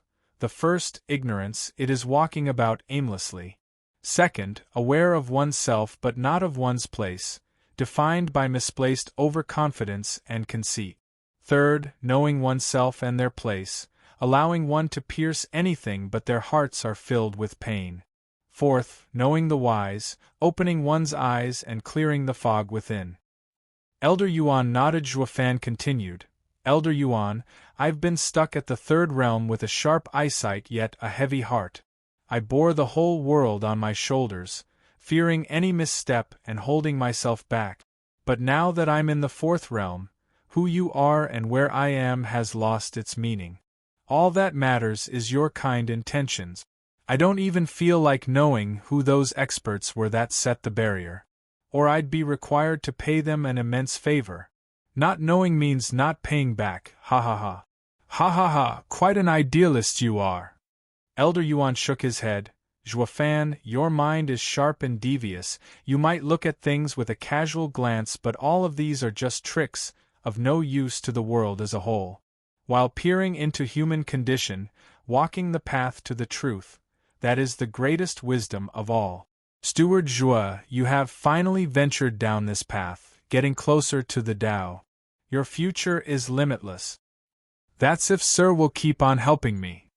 Of course, you are the hope of demon scheming Sect. I will always have your back. Elder Yuan's eyes shone. The old and the young fellows grew closer in these rare moments, even as each of them had tons of secrets. At least they were frank with each other. An hour passed, and the two returned to the elite labor office, at the cemetery, but the scene left Zhuofan dazed. Why are there just a handful of testers at the doors? It's been just a few days and the trend has already changed? He'd be hard-pressed to topple the inner sect now. Zhuofan turned to see Elder Yuan mimic his surprise. While Zhuofan was in seclusion, the old guy had looked after him, and no one knew of the elite's trip down to the labor office. Kuei gang, and you are rushed over in joy. Master, you're back. What the hell happened? It's only been a few days, so why is this place deserted? Zhuofan frowned. The two sighed and explained how the elites wiped the floor with them. Kuei gang gnashed his teeth. I and Yuer weren't here either, or he'd never touch my father. I will. You will what? You'll only throw your life away. Don't think for a second that a set of 9th-grade demonic treasures can fight an 8th-layer radiant stage expert. Who is stronger or weaker comes down to one's own power in the end. Zhuofan sighed, teaching his disciple to shed his overconfidence, despite his own eyes flashing with killing intent. You are lamented. Master, the labor's dignity has taken a heavy blow, with some outer and inner disciples even slumping into remorse for coming here. Naturally, after being trampled like that, they'd never get the nerve to meet them until they can settle the grudge. Zhuofan squinted and pondered. Listen up and listen well. Invite the 3 elite area's venerables for an apology banquet. You were asked curiously, apology for what? Didn't our disciple challenge them with a heavy hand? Of course we have to make amends. To show my sincerity, I will even present them the demonic treasures they asked for everyone to see. Both sides will be at peace. Oh, and the labor office's venerables and elders must come as well, or the elite spots for the labor office will be fewer. They came here to pick a fight and now we're inviting them for a drink? Kuei gang was fuming. We are no longer the labor office they once knew. All inner disciples look at us with admiration. Why should we play the victim? Zhuofan snorted and pointed at the ignorant kid, while telling Elder Yuan, see that? The second realm of human nature, knows himself but nothing else, arrogant beyond reason. Elder Yuan nodded with a chuckle. Kuei gang was baffled. What are you standing around for? Get on with it. Am I the manager here or you? Zhuofan eyed him coldly, grumbling inside. He obeyed his master's order, cupping his hands and huffing away with an equally unwilling Your Elder Yuan chuckled. Steward Zhua, while I did say you just stepped on the road to Tao, you're still up to your old tricks. The banquet is destined to run red. Humph, all that wisdom only works for myself, while petty tricks are left for these swines. I kept my head down so far so that no ethereal stage expert came knocking. But now, I don't give a rat's ass. Anyone that pushes me will find himself 6 feet under. Zhuofan's eyes flashed and he boiled with a bloodthirst so thick the few disciples around the doors shivered and were knocked out cold. Elder Yuan nodded. This was where Gue, Hu and Zhuofan differed. The former's power was scattered, his mighty savage energy not used to its full potential and left many openings, while the latter never gave off a whiff of bloodlust, like an average Joe, a pushover. But push him hard enough and all that fire inside would explode like an unstoppable flood. I finally see you angry. That means you still care about something. Ha ha ha, go wild, knock yourself out. I'm behind you all the way. Elder Yuan smiled meanwhile. 3 fiends of hell and the sect leader were discussing how to handle the 2 problem disciples. With 2nd elder and 7th elder behind them and Venerable Shur on their side, they had no good excuse to use, but without putting these bastards in their place, how could the elite selection from the labor office could go on? While they were racking their brains, Kuei Gang stepped in with Zhuofan's invitation. The 4 were dumbstruck for a second there. What apology? What is he up to? We've been on his side all this time, and yet he is wimping out, going for some apology banquet? Fiend Yang asked. Fiend Yin ventured. Is he trying to appease both sides?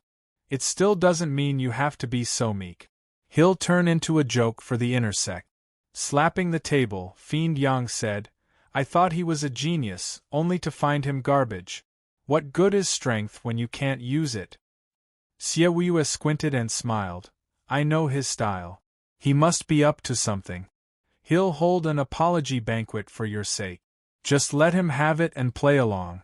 And he wants to do is give demonic treasures. Oh, and don't forget about my share. Take along the 2nd elder and 7th elder as well. Since it's an apology banquet, we can't have the party's grandpas missing now, do we? Ha ha ha. The 3 fiends were stumped at his laughter, with Fiend Yang saying, What's with you? Do you really want to ease the tension?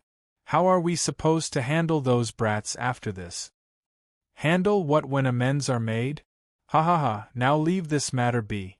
I'm just curious how the kid is going to end it. Hope I won't have to step in.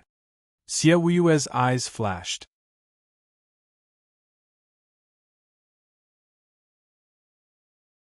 Chapter 586. Apology Banquet. Chapter 586. Apology Banquet. A secluded valley was shocked awake from its peaceful mood as an endless line of people went in carrying large trays filled with exotic dishes made of exquisite beasts like a work of art. Well, sure, cultivators were above the secular world, overcoming the human condition and its limitations, but they still had manners. Like joining friends and kin alike for a joyous or saddening occasion, they'd find joy within the joy, and fight sadness with closeness. Yet the people coming and going with trays wore depressed looks and plain clothes, thinking the feast would blow up. Kuei Lang, Tai Ying and Yu Ling sat glum at the first table, with such a scary look even the waiters avoided them, lest their oppressive aura stiffen them or scared them to the core. Crack. Kuei Lang punched the table. For God's sakes, has Steward Zhuo lost it?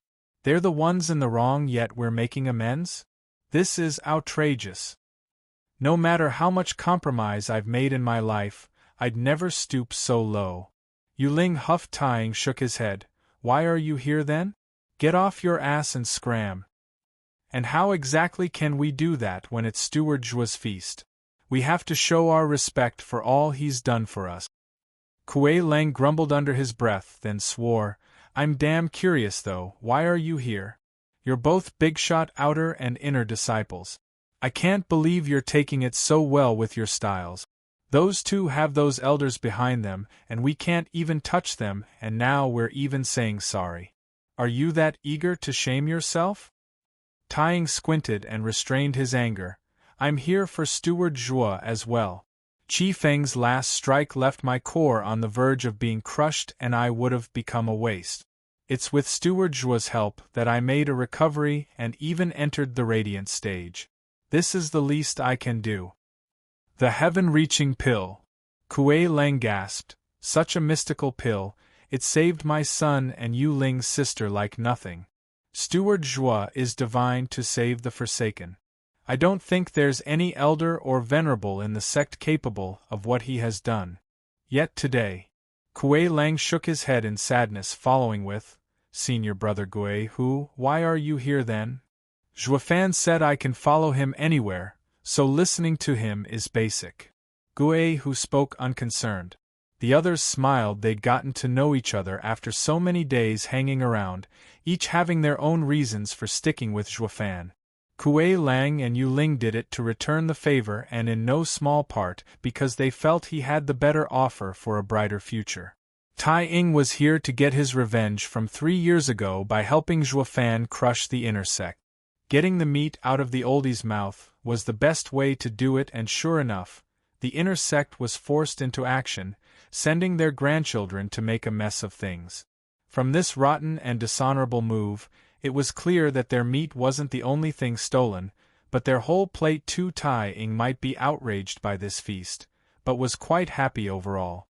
The magnate Zhuo Fan had achieved the impossible, making the inner sect, that had withstood for thousands of years, wobble, while the simplest of the four, Guei Hu, was part of the winning crowd through his master, Grand Elder, but chose to stick with Zhuo Fan for one simple reason: to sharpen himself. His master warned him that only by following a resolute person could he improve his own heart. Which, funnily enough, the sect lacked very much. Dad, keep it together, those guys are coming in. Besides the elders and venerables, there are also outer and inner disciples. You all need to get a hold of yourself and not fall for their taunts. Kuei Gang and Yuer came over with a sullen look and a warning. Kuei Lang squinted and snapped, "This is too damn much. Those old coots must have called them to make us look bad. That's the least of our problems. They're surely up to something vile, to shame us and force our hand.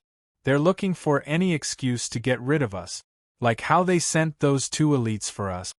Yu Ling warned with a glint in her eyes, "Ganger is right. We must keep calm." Kuei Lang snorted in anger, and sat back down while the other 2 nodded. Venerable Bai watched the 4 of them with a sigh as he said to Venerable Qi, "What's the point of all this?" Zhuo Fan pulled the carpet from under the inner sect with a well-placed trick, attracting the disciples with heaps of resources.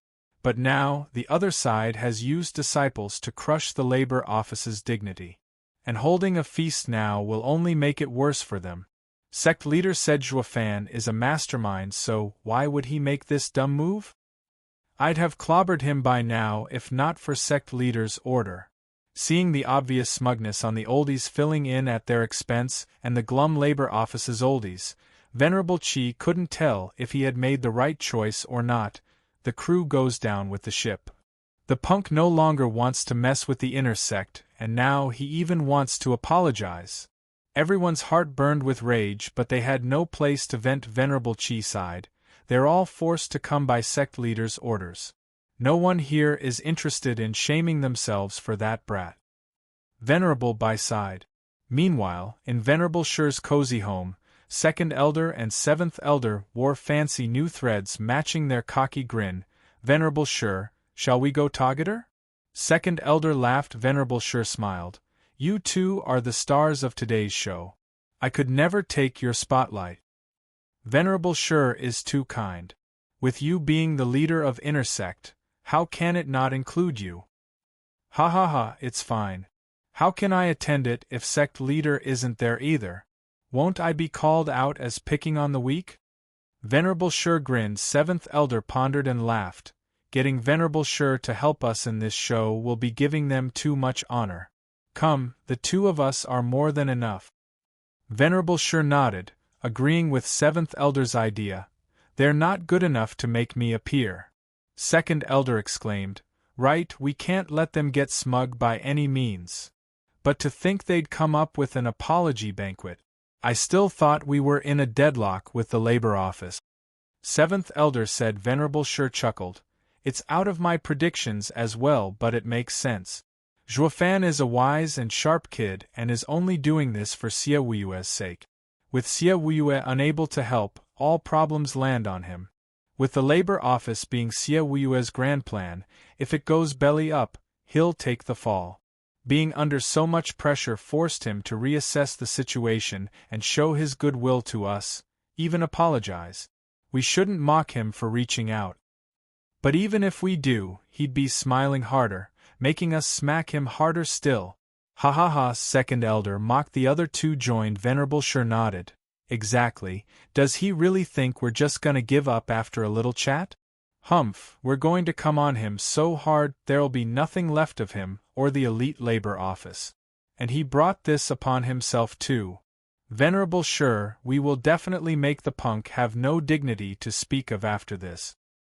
He might even commit suicide, ha ha ha. The two snickered on their way to the banquet. Venerable Sure's crafty grin only grew and grew.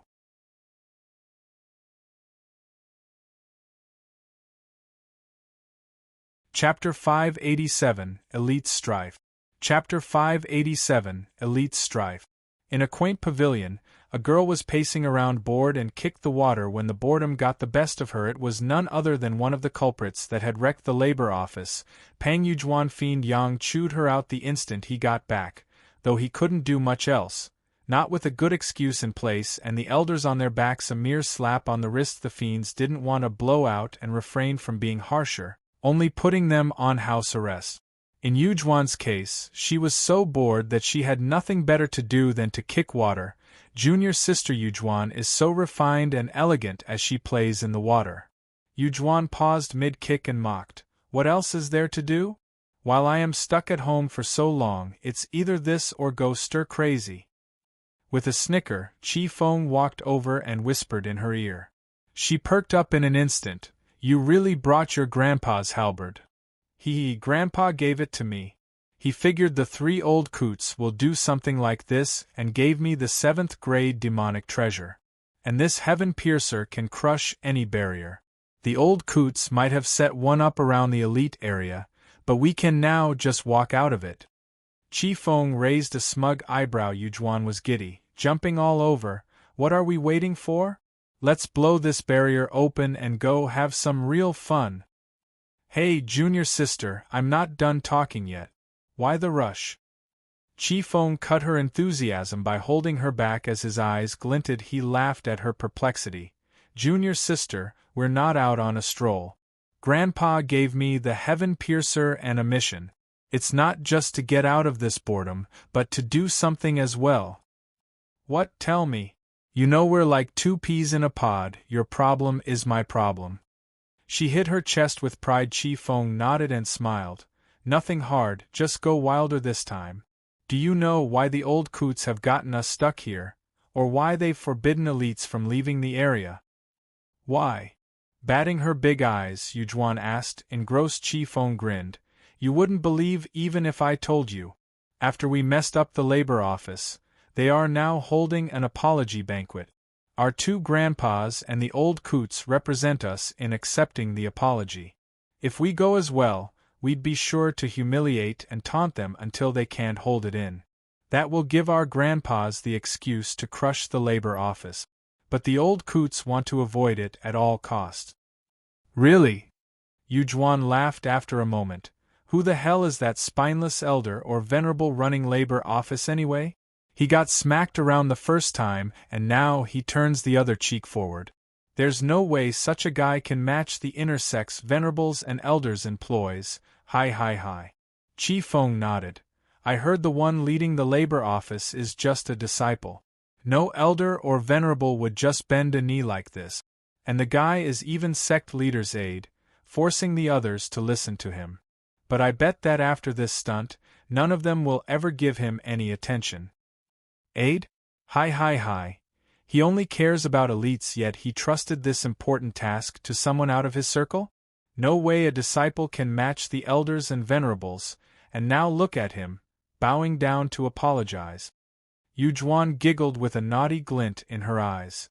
Then she grabbed Chi Feng and ran outside. What are we waiting for?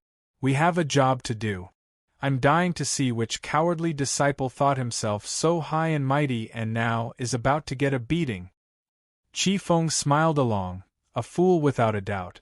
He must have got sect leader's favor to lead this job, and now he's in a sorry state from botching the job. All he can do is give up, ha. Yujuan giggled as the 2 went for the barrier. Whoosh. Just then, a white ribbon shot for their heads. They panicked and barely dodged it. The ribbon slammed into a cliff like a sword, right as a gentle lady floated down on it. Her smile was bright, but her eyes were deadly cold. The elite area is sealed. No one can get in or out, especially you two, brat. Did you forget already? Oh, it's senior sister Bailien. And here I thought it's someone important. Yujuan mocked. Just like how Venerable Bai can't handle our grandpas, neither can you touch us. Bailien said, Grandfather may be a venerable and displeased with some people, but it has nothing to do with me. I have not come here to settle grudges, but to uphold the rules. Cool. Chi Feng gave his thumbs up. I do admire senior sister's civic duty. It's why I like you. But it's best that you turn a blind eye today. We're of the same cultivation and Yujuan is in the 4th layer radiant stage. With 2-on-1, senior sister can't handle us both. Well, aren't you confident? Her smooth eyebrow arched in a taunt. Chi Feng, you've not once beaten me. When did you get so cocky? Ha ha ha. Chi Feng laughed. Senior sister, that is because of my endless and undeniable admiration for you. But now that I have a job to do, I can't go easy on you anymore. So you mean you've always held back? Why else? You think some broad like you can ever match me? Chi Feng sneered. Bailien nodded. Then let me see what you're really made of. Bailien shot for the 2 as the white ribbon flew in her hand. The massive Yuan Qi made the couple tense up and dodge away. Boom. What was left behind was a dozens of meter deep crater ruining the place. Chi Feng was startled while Yujuan paled. He could put up a tough front all he wanted, but he knew fully well that Bailien was as strong as him even though he never went all out against her till now. He knew that even if he did that, victory wasn't certain. Choosing instead to bide his time for the right moment to finish her off, he never thought that time would be now. Firestorm! Seeing the hundreds of ribbons coming at them again, Chi Feng swiped with his 2 fingers and a fire sea exploded forward. Yujuan got to work as well, holding her palms together and unleashing a tornado into the fire sea to amplify its power. While weaker, the 2 made for a good match in skills and increased Chi Feng's move's power by 40%. Moon's Wind Embrace. Yujuan shouted again at this point. Bailien turned serious. The hundreds of ribbons shot like meteors, absorbing the fire and wind, then smashing into the couple meteor shower. Feeling that great power upon them, the 2 were startled. Even women were capable of incredible feats, but then a cool breeze made the meteors fizzle out before they could hit them, ending up slumping on the ground. The grass withered and the earth turned black.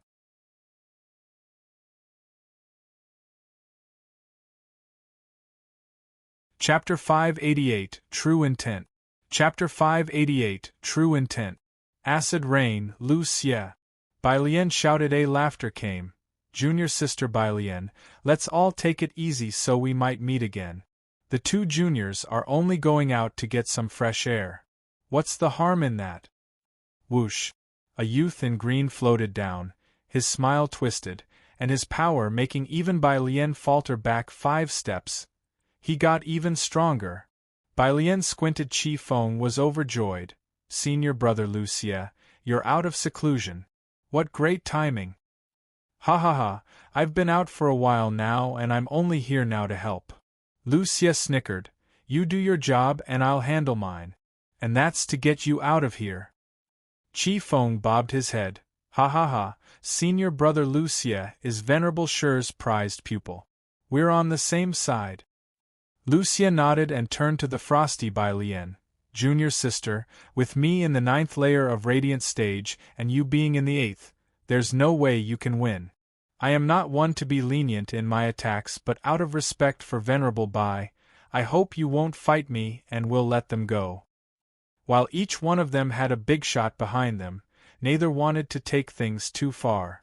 As disciples, incurring the wrath of an elder or venerable, even when under sect leaders' protection, they would still suffer the consequences. The sect's rule stating they couldn't kill disciples might protect them if they went after some nobody disciples, while killing the precious kin of some elder would leave them with no place to hide. All that was left to do against a madman bent on taking you down with him was to give in and die. That being said, while all elites were savages and cruel, they knew when to stop. Like now, for instance, Lu Xie had Venerable Shi behind him, but killing Venerable Bai's granddaughter would render Venerable Shi's protection useless. Bai Lian took a deep breath and shouted, Lu Xie, the three Venerables have asked us to patrol the barrier and stop anyone who exits it. You know me well enough to know that I'm not going to stop just because of a few words. Ha ha ha, true. Lu Xie chuckled. I'd have let this one go if it were any other time, but oh well. Lu Xie's eyes hardened and he shot a green whirlwind at Bai Lian. The pressure took her breath away, even more so when the acid within could even melt her bones. The caustic scent spread its foul odor everywhere. Bai Lian faltered 3 steps, coming to an impasse. She knew Lu Xie was going easy or he'd be striking with something she couldn't cope with. Without even giving her a chance to breathe, Lu Xie wanted her to get lost. If you can't even stop this scram? Bai Lian felt even more morose. Just this first strike showed the gap between their levels. Lu Xie snickered at her difficultly, the mockery enraging Bai Lian. Lu Xie, your arrival won't change a thing. The shout announced the arrival of a yellow light shooting from the ground, meeting the green whirlwind and scattering it earth canopy. Crack! Lu Xie was pushed 2 steps back with a dark face. Whoosh! A youth in gray with sharp features, blue eyes, pointy nose and thick lips, as well as large ears, stood next to Bai Lian. The mood of the other 3 sank. Lu Xie gnashed his teeth. Qi Changlong. You're out too? Just in time too. Who else can stop your murderous tendencies, Lu Xie? Qi Changlong snorted and barked at the pair.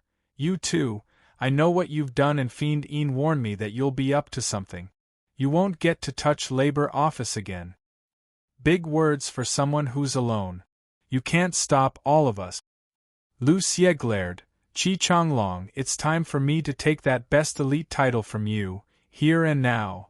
Qi Changlong mocked. Lu Xie, you've been after it for a while now, a shame you'll never have it. We'll know after we fight. You're no match for me after my seclusion. I will take that best elite title, and after the Double Dragon Gathering, I'll become the sect leader's successor. Go ahead and try. Qi Changlong snorted. The two were at odds, ready to come to blows at any second. Qi Feng and Yujuan tensed. This was a fight to settle the next sect leader. Lu Xie was always 1 step short of beating Qi Changlong, but had always worked hard to overcome this small gap. The two ended up as Lu Xie's supporters. Give him hell, senior brother. Then they thought better of it. Wait, we gotta go humiliate laborers, not join this bustle. Senior brother Lu Xie, maybe you should first figure out how to get us out. Qi Feng began. A loud bang. Cutting him off was the answer for him as the barrier above them shook and broke. As the bright sun's rays shined on the 5 elites' eyes twitching, the 5's hostilities ceased right away. Someone broke the barrier. Whoosh! A thin figure came over while they were still out of it. Pardon me, but could you point me in the direction of Qi Feng and Pang Yujuan? After another round of eye twitching, they looked at the sloppy guy in shabby clothes, carrying a broom and smiling kindly. Who are you? Bai Lian sized him up, but all she got was a first-layer Radiant Stages vibes, and that made her relax. The guy scratched his nose. Ha ha ha, oh, where are my manners? I am the boss of labor office, Zhuofan. You can just call me the coolest, best laborer the demon scheming sect has ever seen, Steward Zhua. We're holding an apology banquet, you know? With 7th and 2nd elders already present, how can we miss the stars of the show, Qi Feng and Yujuan? Ha ha ha, the feast will never achieve its height without them. So you're that rotten waste Zhuofan. Did you not get your face slapped hard enough that you thought to turn the other cheek forward? Yujuan mocked. The guiding venerables feared that we'll make a scene at the banquet and had us stuck here. Yet you punk have just waltzed in. Ha ha ha, you've come right into my lap. You've really opened my eyes as well. Qi Feng pipped in. Zhuofan smiled back. I take it that you're the 2 brats. And what if we are? Are you going to bang your head and beg yours truly to go to that dump again and smack you some more? Pang Yujuan snickered. Qi Feng laughed alongside her. Zhuofan grinned. Oh, you've understood it all wrong. This apology banquet is for 2nd and 7th elders in particular. Ain't that the same? They're our grandpas and we're the main stars here. Yujuan stuck her chin out. Zhuofan shook his head with a smile. Oh no, you've completely misunderstood me. We're apologizing to the elders alone. Because, you know, their precious grandchildren are about to die at my hand. Zhuofan's eyes took on a savage glint. His face hardened as he looked at his prey with a grin.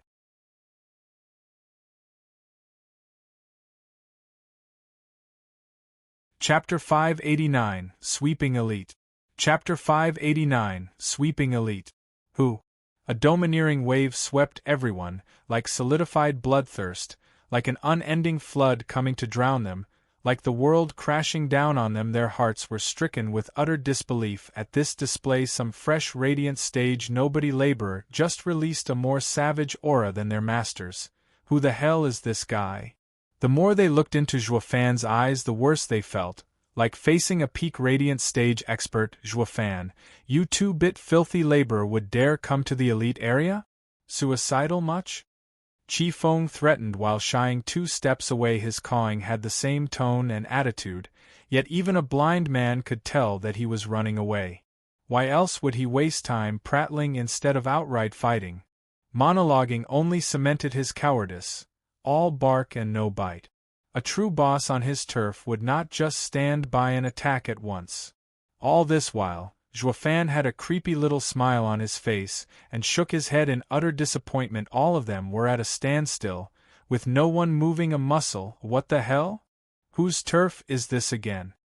Near-peak radiant stage experts are just standing by, instead of attacking a fresh radiant stage cultivator, yet the ones affected by the flood of bloodthirst found it totally appropriate. Their instincts were screaming at them that this guy was no pushover. Qi Feng reacted the worst of them all. He was sweating like a pig from the eerie vibe that he was getting, that not even Gue who could match. Gue whose power wasn't focused, while this guy unleashed it all upon them with impunity. After fighting Gue who and meeting Zhuofan, Qi Feng came to learn the meaning of worlds apart. If Gue who was merely a wolf's pup, this guy was a demon having gone through thousands of killing fields. It's obvious now that this kid isn't the sect leader's aide for nothing. Qi Feng's heart was a mess. Zhuofan grinned as he watched them.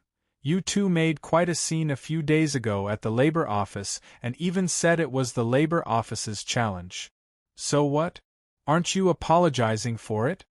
Yujuan screamed her moral high ground, even while she shifted ever so slowly behind Qi Feng. Zhuofan nodded. True, I admit to everything. As for what comes next, it's not important. Ha ha ha, since you proclaim that the laborers disrespect their betters, here I am disrespecting you all. By Sect's rules, when a low status fights another disciple of higher status, the capital punishment isn't pursued. So, are you coming at me all at once or one at a time? Zhuofan eyed the couple, holding the broom over his shoulder, yet those eyes drove fear into the two's hearts. Fresh radiant stage cultivation aside, that thick bloodthirst was a blatant sign of what was about to happen. Zhuofan, there may be such a rule, but since it's outside of any competition, they can refuse your challenge. And since you've burst into the elite area, you've broken the rules. It is you who has some answering to do. Lu Xie shouted. Zhuofan raised an eyebrow and shook his head since he couldn't ascertain Zhuofan's capabilities. He tried shielding the couple. By saying this, he was actually alluding that Zhuofan would have to fight the entire elite area. Let's fight if you want, but can you take all of us? Would Zhuofan shake in his boots due to some scamps? Zhuofan put on his most condescending and demeaning smile as he taunted them. Stop barking and fight already. Aren't there more of you? Don't worry, I will take full responsibility, since this time it's the truth. Cocky prick. Their faces shook with annoyance, and this comment made them all see him as an enemy. Even the earlier infighting stopped. We don't give a flying damn about those two, but how dare you come to challenge the elite area? What do you take us for, dirt? Though he is a weird one. Qi Changlong and Bai Lian looked at Zhuofan with hostility. Lu Xie had a smug smile. The fool has dug his own grave by challenging everyone. No matter how freaky he is, no fresh radiant stage cultivator can take on all elites. And when those foolish laborers hear of this, they'll never set foot here. Ha ha ha, 2 birds with 1 stone. Lu Xie cackled in his delusions as his eyes shone with an eerie green glow. The couple now had some good shoulders to lean on and shed all their fear. Whoosh. What came next were tens of people in fancy clothes surrounding the scene. One of them cupped his hands at them and said, "Seniors, this guy just broke the elite area's barrier. We were just about to capture him, but he moved too fast. Thank you, seniors, for holding him down. Breaking the Sect's barriers isn't how you challenge one, seniors." Lu Xie grinned, having found Zhuofan's weakness. "Even if we kill you now, the Sect leader can't touch us." Zhuofan saw through him and laughed. "True, if you can kill me, that is." "Ha ha ha, not me, but us." Lu Xie took it upon himself to share this responsibility with everyone present. On one hand, he'd finish the job Master had for him, to threaten the Sect leader, and on the other hand, he'd get away scot-free. Don't just stand there, attack. Capture him dead or alive. The oblivious newcomers obeyed without second-guessing his motivations, or the fact that he was using them. What good would come from shedding Sect leader's aide's blood anyway? Lu Xie knew it all too well, and let others do the dirty work. Zhuofan snorted and his broom shifted. "I said I've come to challenge the elite area, so all of you come at once. Sending some nobodies won't even make me break a sweat." Whoosh. A mere sweep of the broom, covered in a red glow of course, had the space whistling. Then came the bang. The dozens of radiant stage experts felt as if something slammed in their chests and coughed blood as they got flung into the air. They soon made intimate contact with the pavement, landing out cold. It happened so fast, they couldn't even figure out how they got beaten. SSS. The main 6 gasped in shock at Zhuofan's outrageous show of strength. Dozens of radiant stage experts defeated in one blow? No way. How is he just a fresh radiant stage cultivator? The couple started shivering all over, incredulous that the worthless labor office would hide such a monster. Their knees softened, and they slumped to the ground. Zhuofan eyed the two with a creepy smile. "You came into my turf to harm and kill my fellow disciples. Today I will make you pay by taking your worthless heads with me." Zhuofan shot for the two, his overwhelming aura stopping them from even taking a stand. Like deers in the headlights, their minds blanked, forgetting they had a good pair of legs under them to run with. "Wait, they're elites like us. You can't harm them." Qi Changlong's sense of duty kicked in as he scrounged up the courage to face Zhuofan and struck by sending a yellow glow from his palms. It had the hardness of a rock and the power of the earth, and Zhuofan handled it with a broom sweep, crushing the glow and hitting Qi Changlong in the chest. Qi Changlong coughed up blood and was ashen.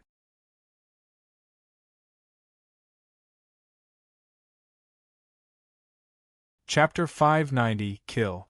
Chapter 590 Kill. Whoosh. Hundreds of ribbons came at Zhuofan, and he replied with another sweep as he went for his original target. He didn't even spare the attacker a glance. His sweep sent a suction force that got all the ribbons trapped in a quagmire, unable to escape in that instant. His broom was covered in ribbons. Zhuofan flicked it and sent a powerful shockwave through them back at Bai Lian, sending her flying like Qi Changlong before her. She coughed up blood as well, and paled. Zhuofan twisted his wrist, and the ribbons broke apart as he sped towards his quarry.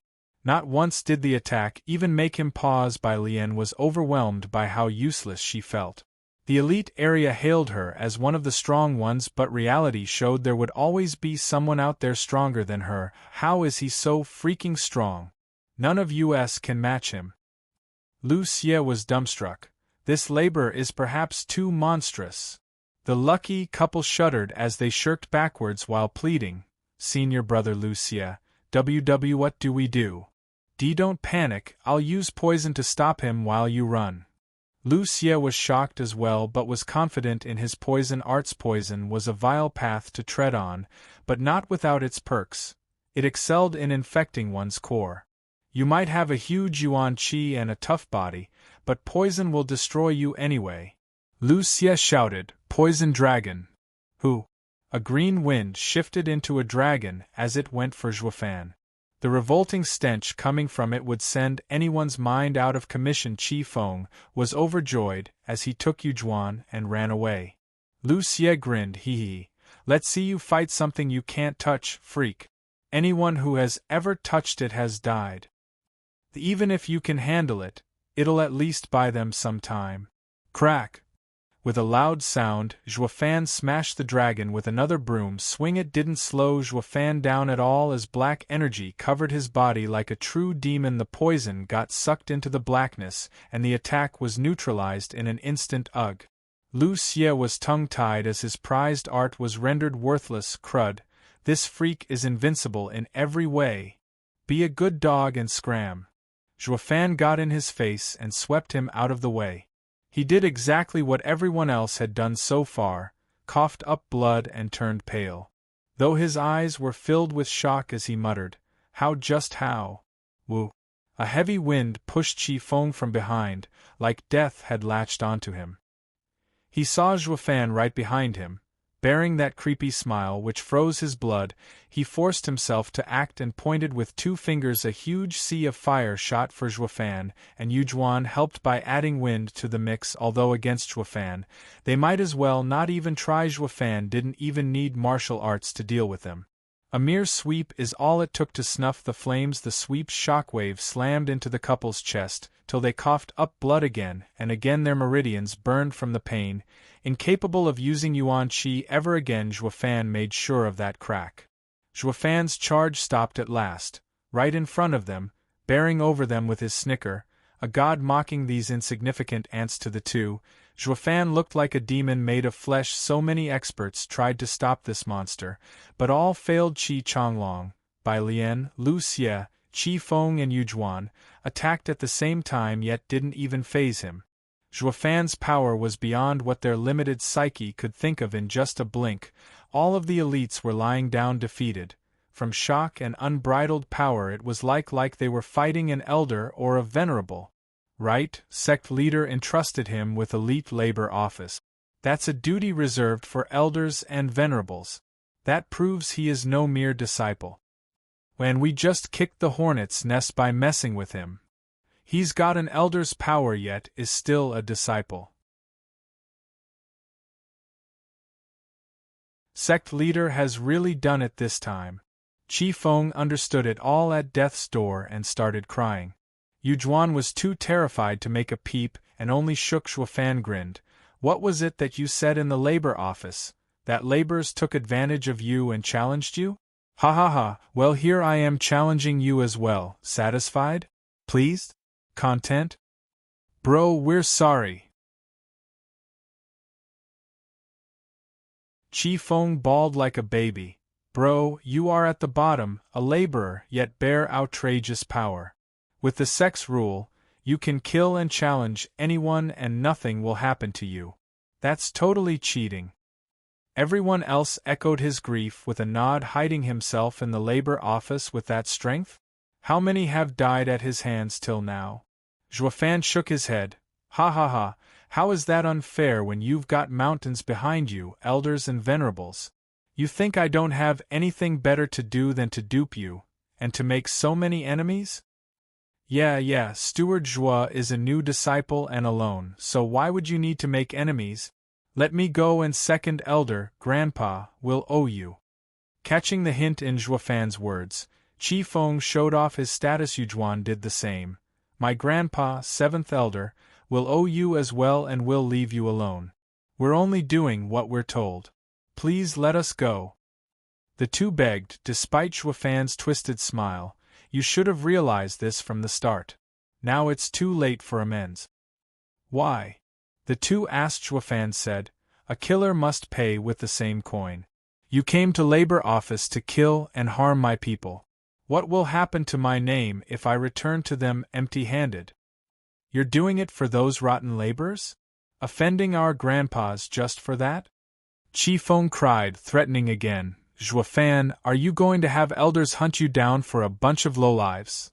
Zhuofan raised a taunting eyebrow. Threatening me, is it? Ha ha ha, yes, those lowlifes are not worth a dime, but my reputation is worth mountains. Besides, you guys stole something from me and it's about time you give it back. What? Yujuan stammered. Zhuofan grinned. Dignity and foundation. You brats used the time I was gone to rob my laborers of their dignity, of their foundation. Without that, labor office will never stand tall in the sect. See, I have no choice. Now you can pass on with peace of mind. Zhuofan stepped on Chi Feng's neck, splattering blood everywhere. Chi Feng's eyes bulged out in shock from Zhuofan's cruelty, or maybe stunned that there was someone in the demon scheming sect going as far as to kill him despite knowing about his grandpa. Yujuan shrieked next to Chi Feng's head. Zhuofan sent her an annoyed glance, noisy. He repeated the act with her this time, and the shriek was cut short. All that was left was the horrified look in her eyes.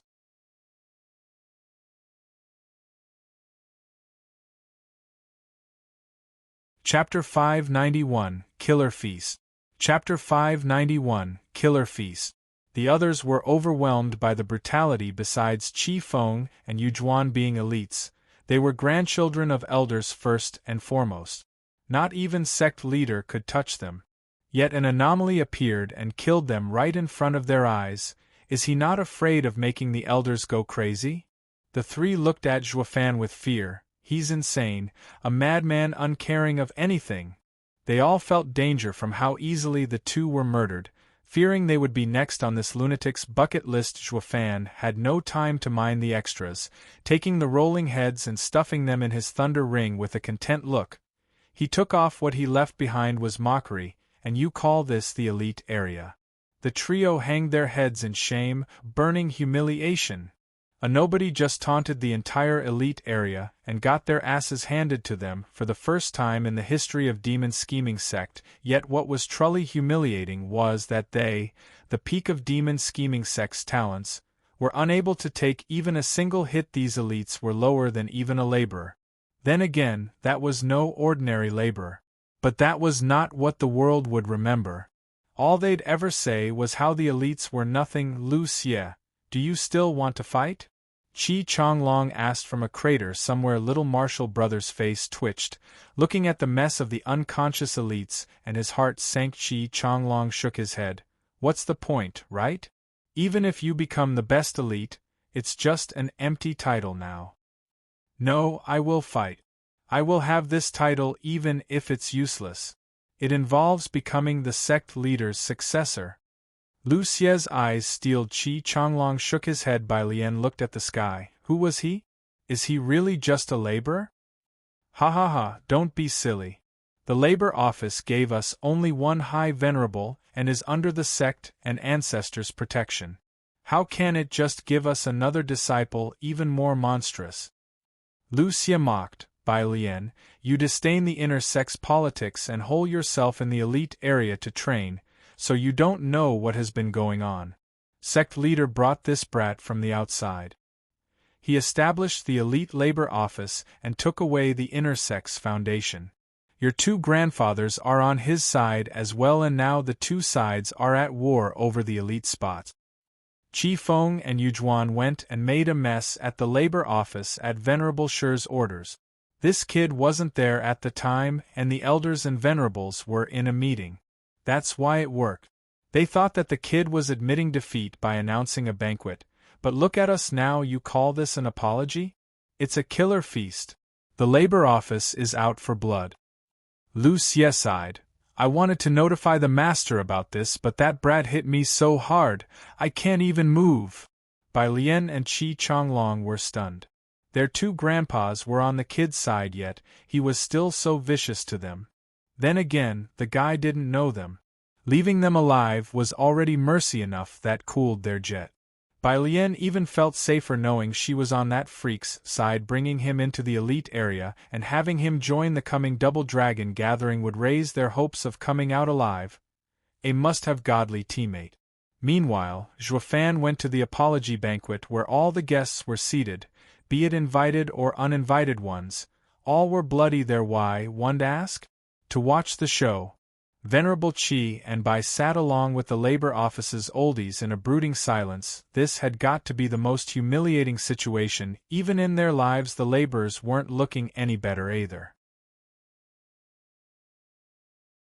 Since plenty of them were outer and inner disciples, they'd now come to regret their decision after being forced to endure such humiliation. In contrast, the audience was eager and thrilled to see this banquet blown sky high and to laugh at their misfortune.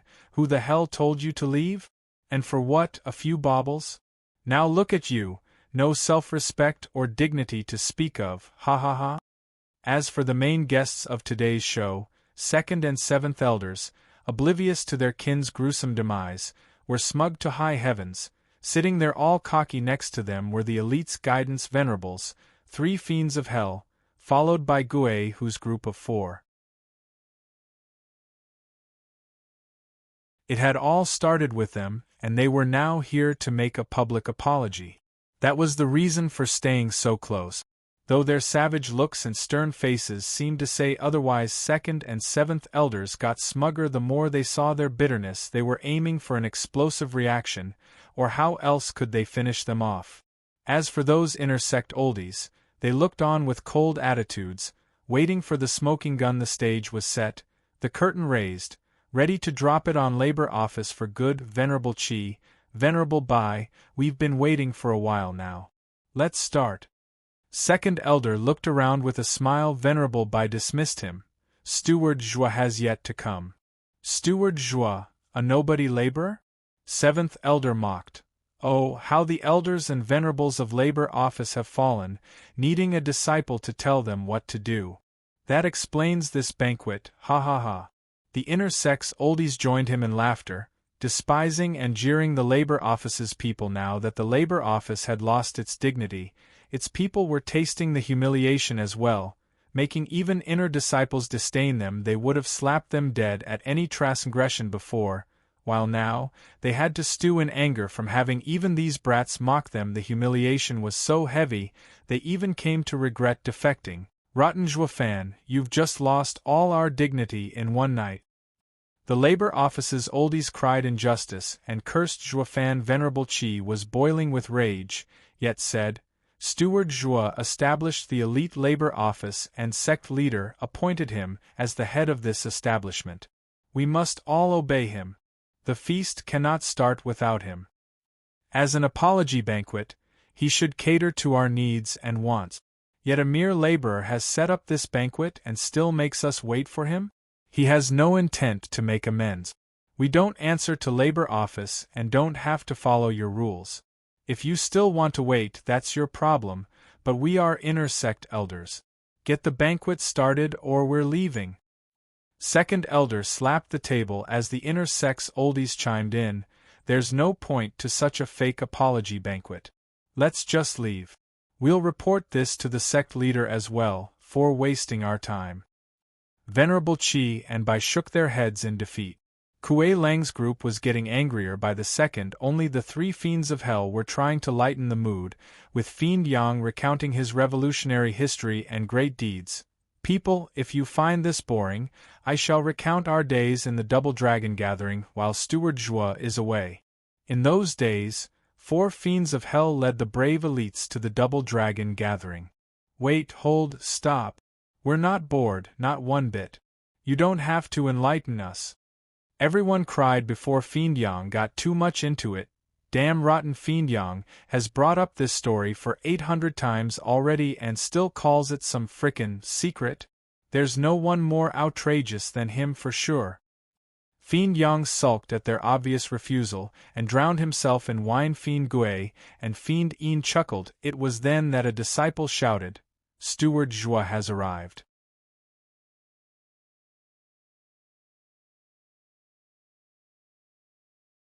Chapter 592, Apology Gift. Chapter 592, Apology Gift. All eyes turned towards the entrance of the valley. A thin figure skipped over, with a humble smile on his face, as he lowered his head each time he met people. Sorry, I'm a little late, ha ha. Second and seventh Elder's eyes shone with disdain. Is this the guy that has the elite labor office in his grip? He might have shown power in the inner sect competition, but he won't get anything done without a backbone. He must be shaking in his boots to resort to such a humiliating banquet. Every oldie of the inner sect and even some of their disciples mocked him while the labor office side's faces were burning red hot, from shame and remorse of being humiliated with this guy. Even so, they did find it strikingly odd how the ever-decisive and oh-so-wise steward Joie had turned into a sap. Joie fan sported the same warm smile all the way to the front table and bowed. Many apologies. I got delayed and ask for your forgiveness. Ha ha ha, it's all good. All that matters is that we're all here. Fiend Yang hated Joafan's wimpy attitude but still mediated. One day elite labor office and inner sect shall be the pillars of demon scheming sect. We must put the past behind us. Sure we will. Second elder scoffed inside along with the seventh elder, and they were both grinning from ear to ear. Second elder began with his standard humiliation. Joafan, you've arranged this apology banquet, yet you're the one coming last. Do you call that being sincere? You better make it up to us or you'll never hear the end of it. Aren't we all here? Why are you being so stubborn? Venerable Chi banged the table, while the two elders bore the same jeering smile. He, they're about to pop. It's best if you start the whole mess.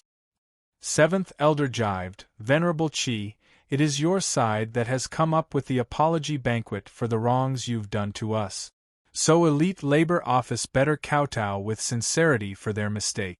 Do you have the right attitude? Why can't I feel an ounce of sincerity from you? We will not stand for this outrage and arrogance, and we will go to the sect leader with this. Why you, Venerable Chi gnashed his teeth, ready to come to blows. Joafan dismissed the tense mood. Now, Venerable Chi, please settle down. We're the ones in the wrong. Seventh elder is right, we need to be earnest in our apology. Please sit back down. Venerable Chi glared at him and wished to thrash the punk. Didn't you say it was their fault? Why is it that you are acting like it was our mistake? Those old coots were smug on having a good excuse and now they are after everything. There had never been a case where a grand venerable was shamed by mere elders. Sighing, Venerable Chi slumped in his chair, while Kuei Lang's group were fuming mad at Joafan, who'd have thought Steward Zhuo would end up being such a coward in front of the elders.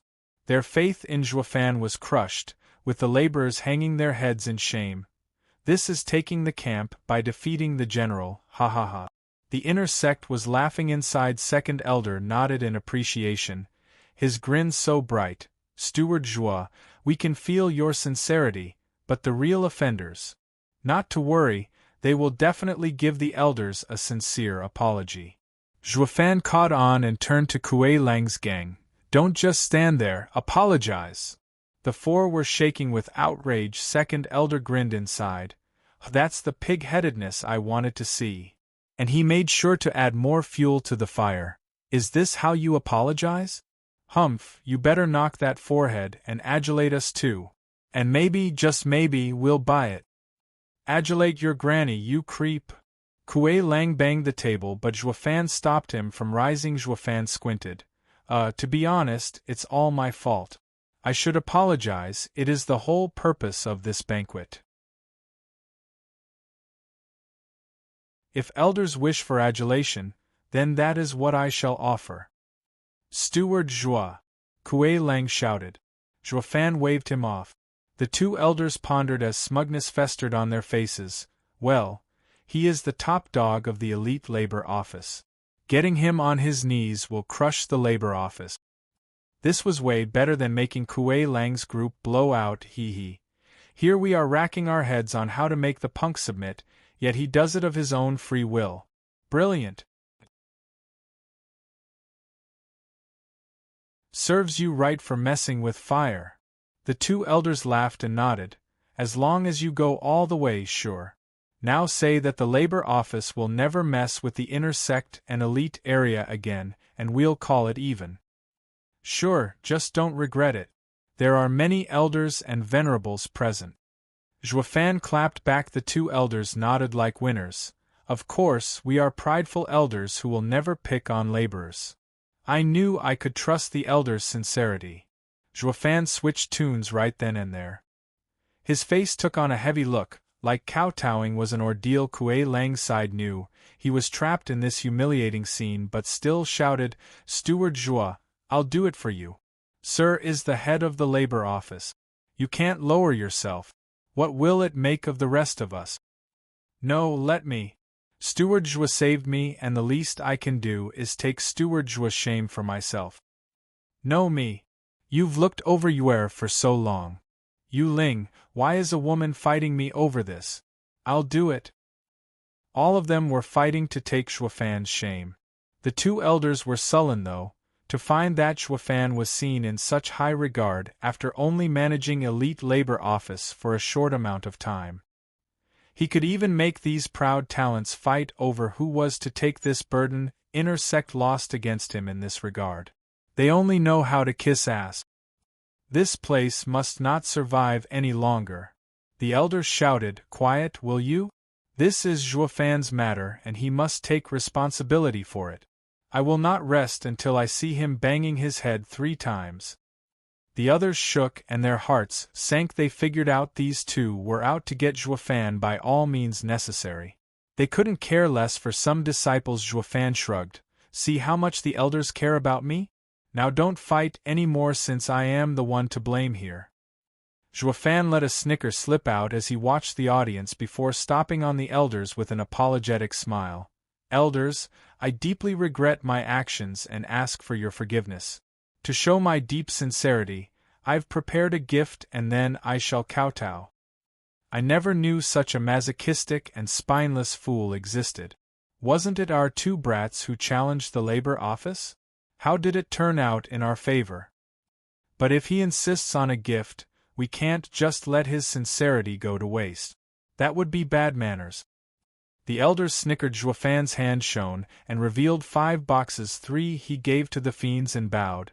"I hope this will help atone the harm that came to your disciples. We all know who's to blame here, so why must you debase yourself so much?" 3 fiends of hell shook their heads and Fiend Yang spoke. "This gift is your promise to us, but we understand more than everyone. You don't have to apologize, because you represent the entire elite labor office." "Ha ha ha, I shall bear that in mind." Juefan bowed. Ka. 3 fiends of hell looked at the glorious light spilling out from the boxes, taking in the thick spiritual energy, and their eyes bugged out in shock. Everyone else cried, "Ninth grade demonic treasures."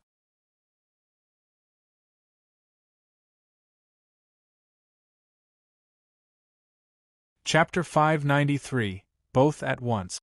Chapter 593, Both at Once. Ninth grade demonic treasure. The 2 elders' eyes twitched with greed and hope. The dazzling light show coming from the boxes blinded them. They had heard how the elite labor office was filthy rich, but seeing was believing. This kid took out 3 ninth grade demonic treasures, and by the looks of it, they are top quality. The fiends traced the baubles in their hands. Astounded, the elders' hearts skipped a beat, and they turned to Juefan's last 2 boxes. "The brat can fake kowtowing if it means getting our hands on such priceless demonic treasures. It's all worth it." Juefan snorted inside and tapped the boxes. The 2 elders were dying to know what's inside those boxes by now. They just had to have those shiny and marvelous trinkets, yet Juefan milked the suspense for all it's worth, until they couldn't even sit straight. Only then did he say, "Elders, I will ask you one last time. If I kowtow and apologize, will you leave this matter be? As elders of the sect, our word is gold. Now hurry up with the gift." Second elder didn't do well with patience. 7th elder's eyes never left the boxes. His brain on the fritz. Juefan grinned and offered the boxes. "Ha ha ha, then if you would please honor me, elders." Ka. The 2 were already eager to open them, but what they saw stopped them in their tracks. Everyone was curious too, while Juefan shed his humble smile to replace it with a more sinister expression to match the mood. What treasures could have them so lost for words? Fiend Yang asked. Peering over those boxes had him shocked as well. Now that baffled the audience even more. Just what divine items are those boxes carrying? Fiend Yang stammered. H-heads, Chi Feng and Yujuan's heads. Say what? Everyone was floored. Everyone knew those two elites, yet here their heads were served in neat little boxes for their respective grandpas. Is he suicidal? They turned a stiff gaze towards Zhuofan, whose savagery was laid bare. He did it on purpose. He is a lunatic and psychotic to taunt the elders so much. And to think we took him for a wimp before, when in fact he has the biggest testicular fortitude of all. Well, elders? Is my gift to your liking? Zhuofan drove it in, like he had done them a favor. Zhuofan. The elders howled like wraiths, their eyes were bloodshot and they exploded with power. The fancy decorations and gourmet food around them was pulverized gui, whose side cried out as they were blown away. Venerable Bai Chi rushed over to Zhuofan's side to shield him while giving him stunned looks. What's wrong with this kid? When he acts, he shakes the world. Just now they were thinking he was some poor sap, so puny they felt like beating him themselves, though that persona was shed in an instant when he slaughtered others' kin. No elder or venerable of the sect would resort to this madness while he did it in passing. Just what is going on in that head of his? Everyone lost all contempt for Zhuofan, and their hearts were now filled with fear. He's deranged, the worst enemy to have. Now, don't tell me the elders find my gift short. Zhuofan scratched his nose as he smiled. After I poured my heart and soul into it. Even went to great lengths for the elders to be able to hug their grandchildren. Or I'd have thrown those heads to the dogs. You! The elders roared, exploding with bloodthirst and desire for revenge. Fiend Yang intervened before things got more dangerous. Now hold on, we must first get to the bottom of it. He began. Zhuofan, tell me the truth, did you kill them? But they were in the elite area. Yep, what else did you think this apology banquet was for anyway? Zhuofan chuckled. I went to the elite area bright and early, snatched a couple of heads, then rushed back here. That's why I had to apologize to you, venerables. Forgive me for making a scene in your area. But since you've forgiven me, all is good. The second reason was to apologize to the elders. Sorry, I wasted your kin, though I do hope you can look past this. Why you meant to apologize for this? Fiend Yang cried. Everyone was in shock. You mean to tell me Steward Zhuo ran late to the banquet because he was rampaging in the elite area? And he made it just in time to apologize, I mean taunt. Freaking crazy. None could believe their ears that a laborer would go so far. Zhuofan smiled at Fiend Yang. Ha ha ha, venerable, why ask when you know already? Didn't these brats cause a scene at the labor office? It was not our fault, so why would we apologize for it? I held this banquet for the sole reason to apologize to everyone. Haven't I been clear enough already? I'm embarrassed that I had to harm your disciples. But I thought you meant tying broke Yujuan's hand. Fiend Yang was dumbfounded. Zhuofan snickered. Did I do that? I've personally come here to apologize, but since you said there's no need for it, the elite area matter is now closed. Don't tell me you're going back on your word, not with so many elders and venerables around. The fiends' faces twitched and they looked at each other with dumb looks, thinking how they had played right into his hand. This brat challenged their elite area and killed their wards, yet now they've accepted his apology with smiles on their faces and a few trinkets in their pockets. What about them? What apology did you have in mind for them? Fiend Yang grumbled at Kuei Lang's gang. Zhuofan lied on the spot. They're guilty of being weak. The only reason these brats could make a scene was because they weren't strong enough to stop them. But like I said, their fault is small while I'm the true criminal here. Don't you listen? Cut the crap. Second elder blew a gasket. You had planned for this all along, mixing both of them to gloss over your actions. Do you think your ridiculous excuse is gonna fly after murdering in broad daylight? I'll have your head for this.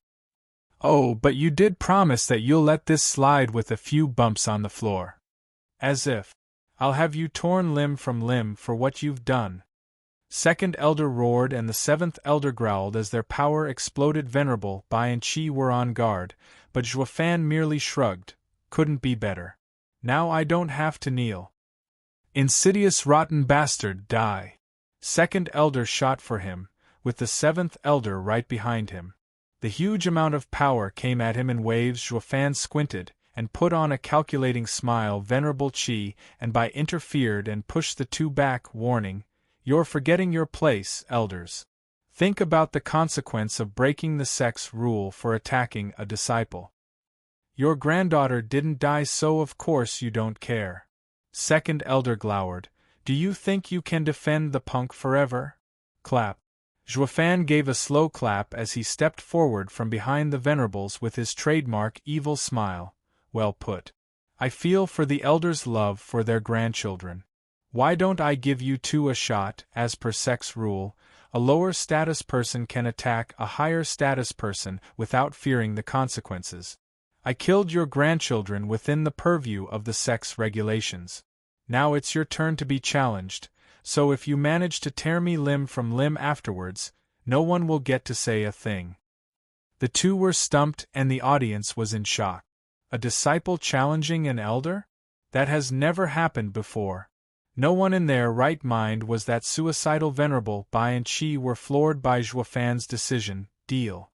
The two elders agreed before anyone else could interfere. Zhuofan snickered. Then, both at once, "You're tuning in to the Phoenix Knights YouTube channel. Don't forget to subscribe and join us on this journey to catch the most captivating stories."